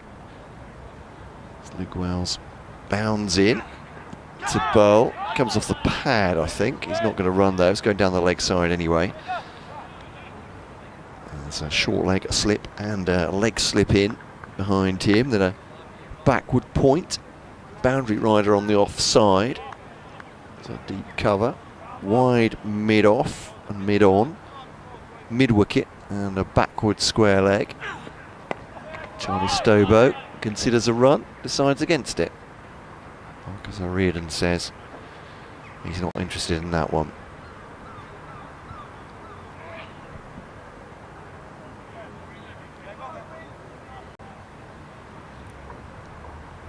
man from the boundary rider on the offside has been brought in towards more orthodox cover. Backward square moves in as well. And Stobo taking the single here, swings there and misses. I think it comes off perhaps the shirt front. It's caught with one hand by Hurst, a fairly easy catch as it came off the body, but no bat involved, but excitement from the Lancashire fielders. Ball to come at the 45th over of this innings. Kent 119 for 6. Lancashire looking to wrap up victory perhaps on the third day here. Could they do it? Defended by Stobo. Wells takes it on his modest follow through, the leg spinner, and that's the end of the over. So looking around the country, I'm not sure how many of these games are still going on. Worcestershire 200 for 5 against Surrey. Still need 78 to make Surrey bat again. They're in the bottom 3 of County Championship Division 1. Essex now batting, as Durham have declared at 184 for 8 at Chelmsford. So the victory target 4-3-3. Durham hoping to have batted them out of that game and to bowl them out of that game. The remaining time today and tomorrow. Line it is, who'll bowl to Swanepoel, batting with the runner. With the silly mid off, Lavelle has to take evasive action as it's hit quite strongly out into the offside. Bahan fields and there's no run. Nathan Lyon, Australian international, round the wicket, quicker ball to Swanepoel, testing him, testing his feet, but he jabs it out into the offside. And there's no run. Nottinghamshire still going their opening pair, 169 for none, leading Somerset by 59 now in the second innings, with 10 wickets remaining. 470 plays 360 there. Somerset and Nottinghamshire respectively at Trent Bridge. Defended by Swanepoel this next ball. Warwickshire 29 for 1 after Hampshire declared 4-5-3 for 6 and have set them a big target to win 4-6-9 further runs for Warwickshire to win that one. Looking very unlikely. 29 for 1. Hampshire hoping to bowl them out for victory with the time left in the game. Day 3 of that one. Next one defended by Swanepoel again. And Worcestershire are giving you that latest score.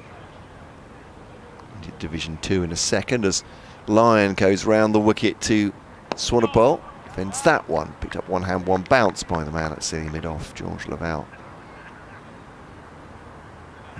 Northamptonshire 212 for 4 against Glamorgan, but they lead by just 1 run there with 6 wickets remaining in their second innings. Glamorgan looks like they will bat again. I'll be very optimistic of a win there at Cardiff. Defended this next one from Nathan Lyon. Ball to come. Will Swanepoel be able to stonewall this one? Well, the Australian will come in now, round the wicket and bowls to Swanepoel and does defend that one. No run into the offside. A maiden from Nathan Lyon. So elsewhere in Division 2, Middlesex 269 for 7, leading Derbyshire by 363 runs. 3 wickets remaining in the second innings. So in a decent position at Lords, a Middlesex there. Perhaps to have a bowl at Derbyshire on the final day and try and bowl them out for a victory. Leicestershire 135 for 4. They still need another 329 runs to win. So Sussex favourites for the victory on the final day there at Hove. And that game's still going on. And the one result that we've had today, the first result in this round of matches in the County Championship, Yorkshire beating Gloucestershire by an innings and 22 runs. Gloucestershire bowled out for 197, then 237 in reply to what Yorkshire's 4-5-6 all out. It's Yorkshire's first win in the County Championship of the season. Here it's a Luke Wells to Charlie Stobo. Stobo nudges that one into the offside and they'll take themselves a single. And Swanepoel will be back on strike with the runner. Marcus O'Riordan coming through.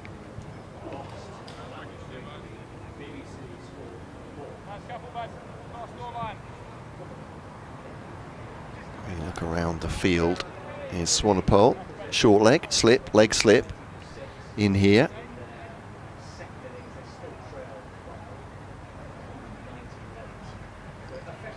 $185 the deficit now, and as Wells bowls to Swanepoel. Defends it stoutly into the onside, and there is no run. Thanks for all your emails, by the way, and tweets, posts on X. It's been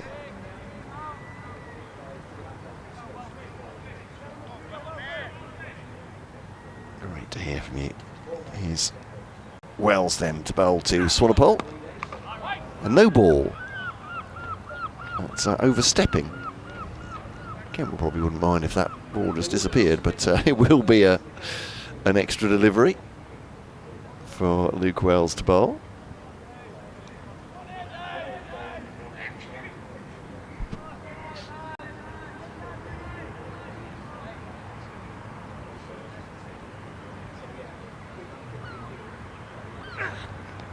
That's wedged away by Swanepoel.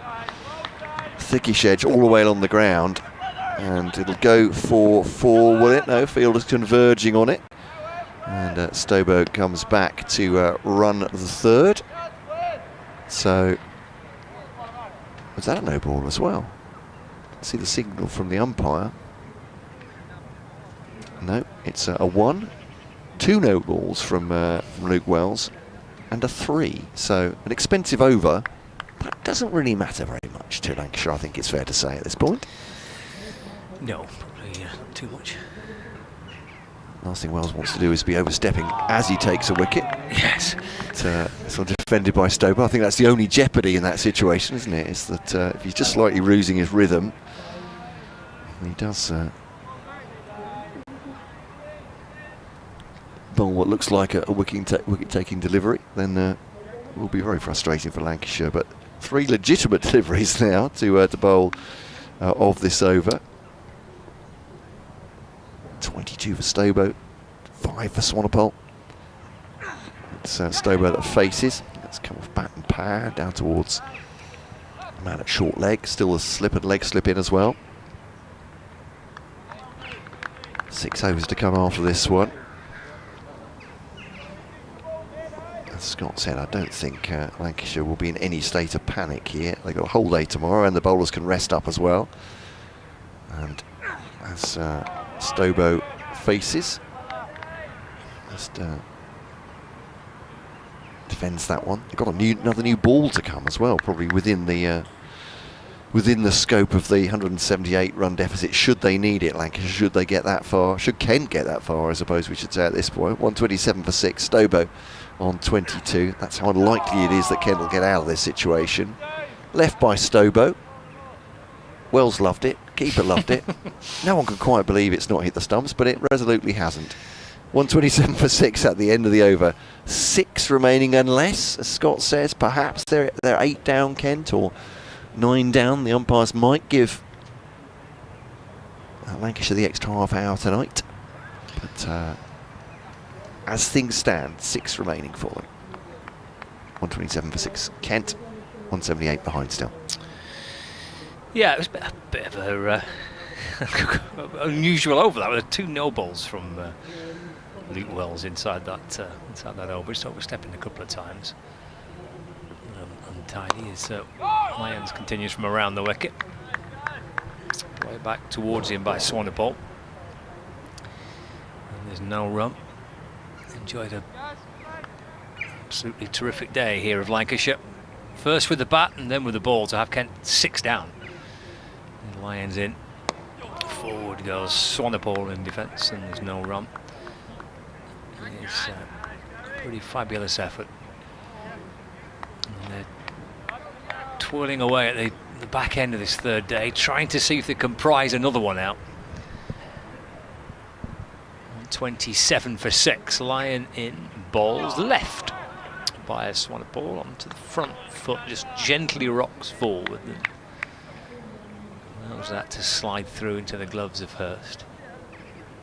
Blatherwick's creeping up from the deep backward square leg boundary. As Lyon's in. Swanepoel defends. Lyon fields off his own bowling.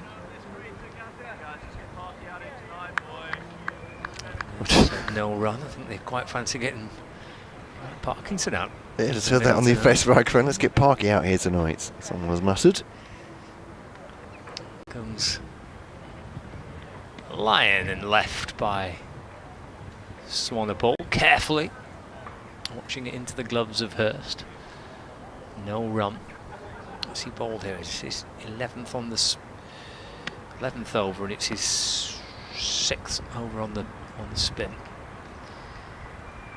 Lyon in, bowls again, left alone into the gloves of the keeper by Swanepoel. Left-hander, just allowing that one to pitch and slowly turn away. End of the over. 127 for 6. Stobo wants a drink. And one is provided for him. He's on 22. Swanepoel on 5. 178 runs behind. 5 overs remaining on this third day. Wells continuing in his quest for his first wicket of the second innings. Over number 5 for Luke Wells from the top end, and Nackington Road in. Stobo facing, still there's 3 close fielders and the wicket keeper for company, all helmeted, and nudged off his hip by, or his pads by Stobo. A shout of frustration from Luke Wells. That one got away from him a little bit two leg stump, and Stobo easily pats it away. Back on a square for a single. 128 for 6. The opening partnership in Nottinghamshire's just been broken. They're 173 for 1 against Somerset. Craig Overton taking a wicket of Hasib Hamid. Lewis Goldsworthy has gone for Leicestershire. It's another wicket for Sussex. Closing in on victory there, perhaps. Maybe not tonight, but possibly tomorrow. A bit like Lancashire, you might say. Here's Wells to Swanepoel, goes to the sweep. There's a man there for the sweep. Has he holed out? He has not. I said there's a man there. The balcony of the Woolly stand means I can't see him, but the catch it shout, I'm assuming meant there was a man close to it, but it has gone for 4. So yeah, I just see some feet. If I lean out of the window, I could probably see up to about a knee, but you can't recognise the player from the knee below that. I'm afraid not. Not a Lancashire fielder. I would back myself it with a Kent fielder. Obviously, ooh, was that an edge?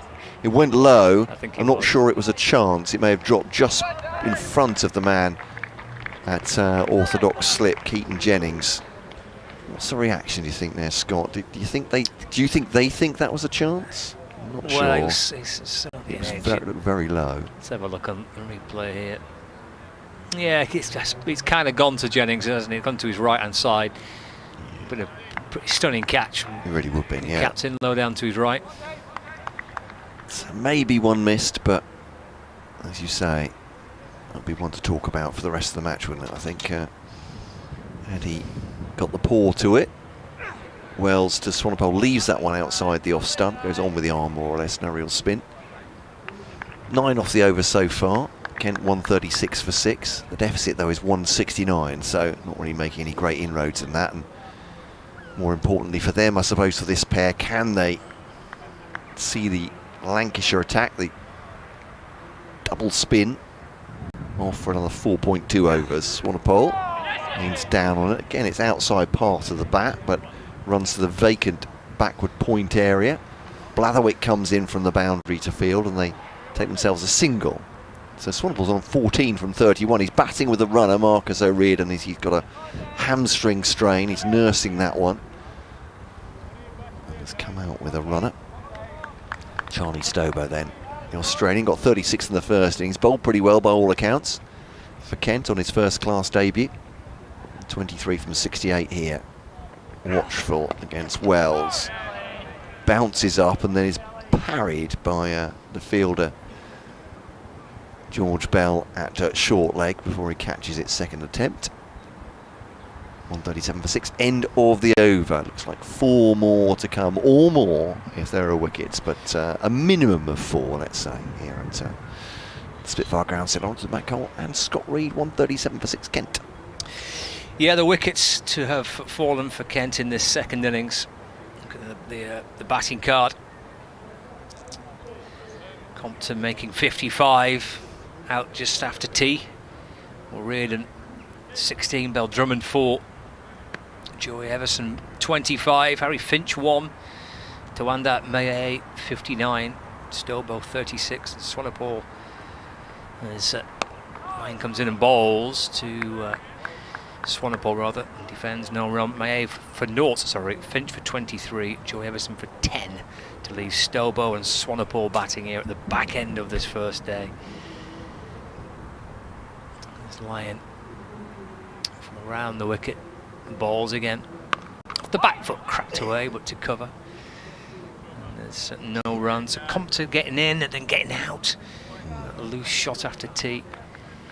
Finch mid 23s, so he kind of got himself a start. The second innings, 6 down already. That's outside off stump and left by Swanepoel through to the keeper. And there's no run. A couple of wickets for Bailey, 2 for Williams, 1 for Balderson, 1 for Lyon. That's Kent at 137 for 7. Swanepoel 14, Stillborn 23. Here's Lyon for Lancashire around the wicket, bowls. Oh, I think that ball's been lodged into the behind the flap of the pad. Yeah. They were claiming or hoping that Swanepoel had hit that or gloved it in there, and then, of course, Matty Hurst is well within his remit to go and grab that, isn't he, off the pads. Lyon to Swanepoel left. And in fact, sorry, with Swanepoel, what could he do? I suppose he'd drop to his knees, couldn't he? And it would run out. Would he be obstructing the field if that were the case? I'm not sure he would be. Could he run off to the boundary? Yeah, leg it. Not with a hamstring injury, probably, but yeah.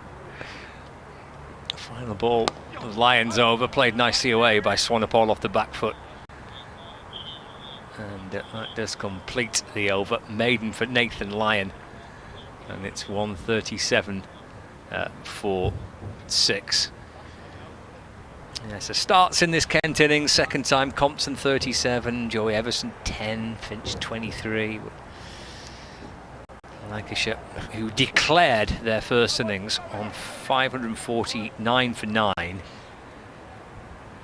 have taken 6 Kent wickets so far. 3 overs left today. Kent to take it into a 4th and final day. As Wells then. Wells to Charlie Stober. I'm just looking that up. There we go. It's if the ball gets caught in a batsman's pad and the fielder removes it and attempts to claim a catch, the umpire should give the batsman not out, as the ball is a dead ball. Here we go. The County Championship match in 2009. It's off the BBC website.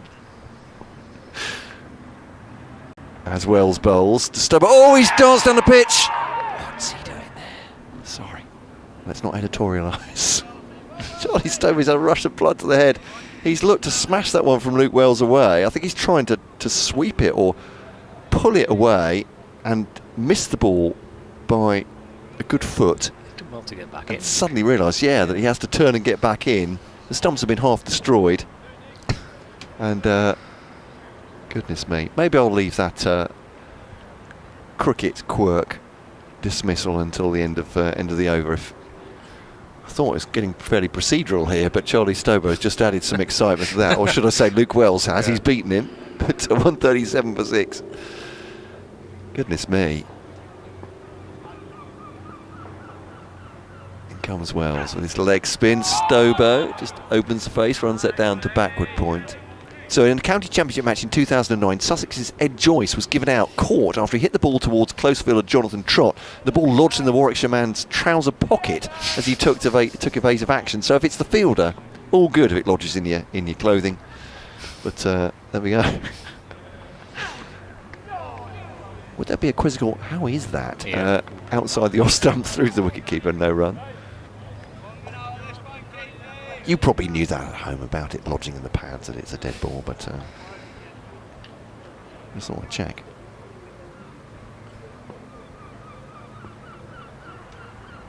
So 2 to come. 2 overs after this to come for Lancashire, defended by Stobo.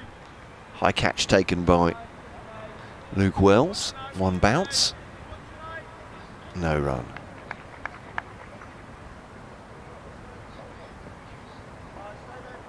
So 1 to come. Stay there, says Luke Wells. The man at silly mid-off, that's George Lavelle. Don't want him taking a single here, and he won't. That's the end of the over as Bayer Swanepoel at the other end is batting with a runner, Marcus O'Riordan. Maiden over for Luke Wells. 2 remaining. Probably will be just the 2 now, I think. 137 for 6. 23 for Stobo, 14 to Bayer Swanepoel, who came in with a runner with that hamstring injury at 111 for 6 in the 42nd over. So they've seen off 9 overs, these 2, and that's as important as anything for Kent. Yeah, that's true. That's going to take it into tomorrow. They've not got much to work with tomorrow, a full day to try and bat through. Only 4 wickets in hand. Here's Lyon. Punched away by Swanepoel out towards point, and there's no run.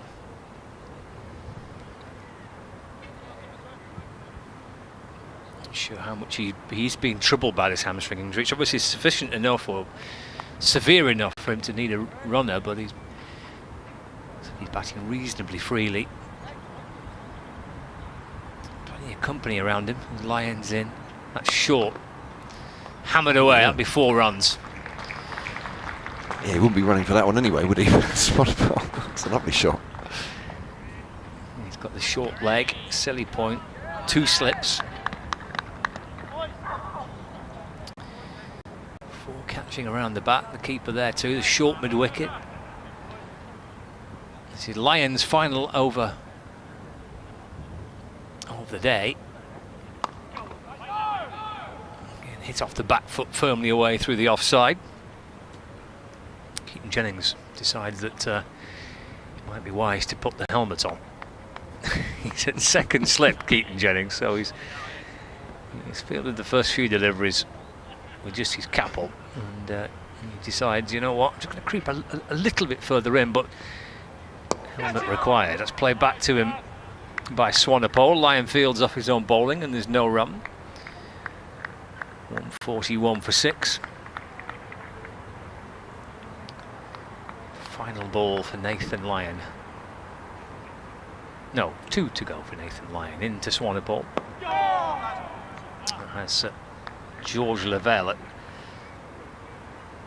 silly mid-off, tumbling away to his left-hand side across the pitch to field the ball. Hand it back to Lyon. Swanepoel waits as Lyon completes the over. Dabbed away into the onside for no run. So 6 balls left of the day's play. It's a tremendous effort by Lancashire to have got Kent 6 down, having declared just before tea with that big lead, and have already removed 6 of the Kent batters. They will come in tomorrow as it stands. So wicket falls in this over, needing 4 more for victory. Kent still 164 runs behind. So yeah, wouldn't this wrap up put the bow on top of a fantastic day if Lancashire could take a last wicket here. Kent clinging on to their lives in this match. Stobo faces outside the off stump. It's a tempter from Luke Wells, who's bowled that outside off stump. That's it. Go on, have a go. Charlie Stobo does not.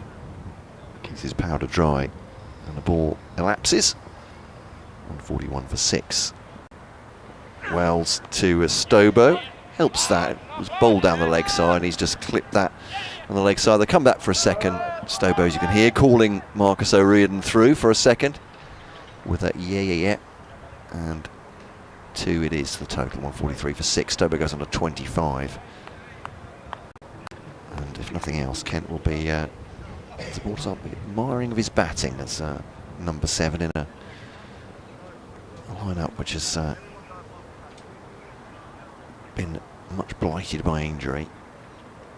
Hasn't done himself any harm. Well in the first innings as well. Or the only innings, I suppose, for Lancashire. Wells then to Stobo, defends that. They love that. They're keeping the pressure on as well they might. In a fantastic position here still. Will still be odds on to win this one tomorrow. But,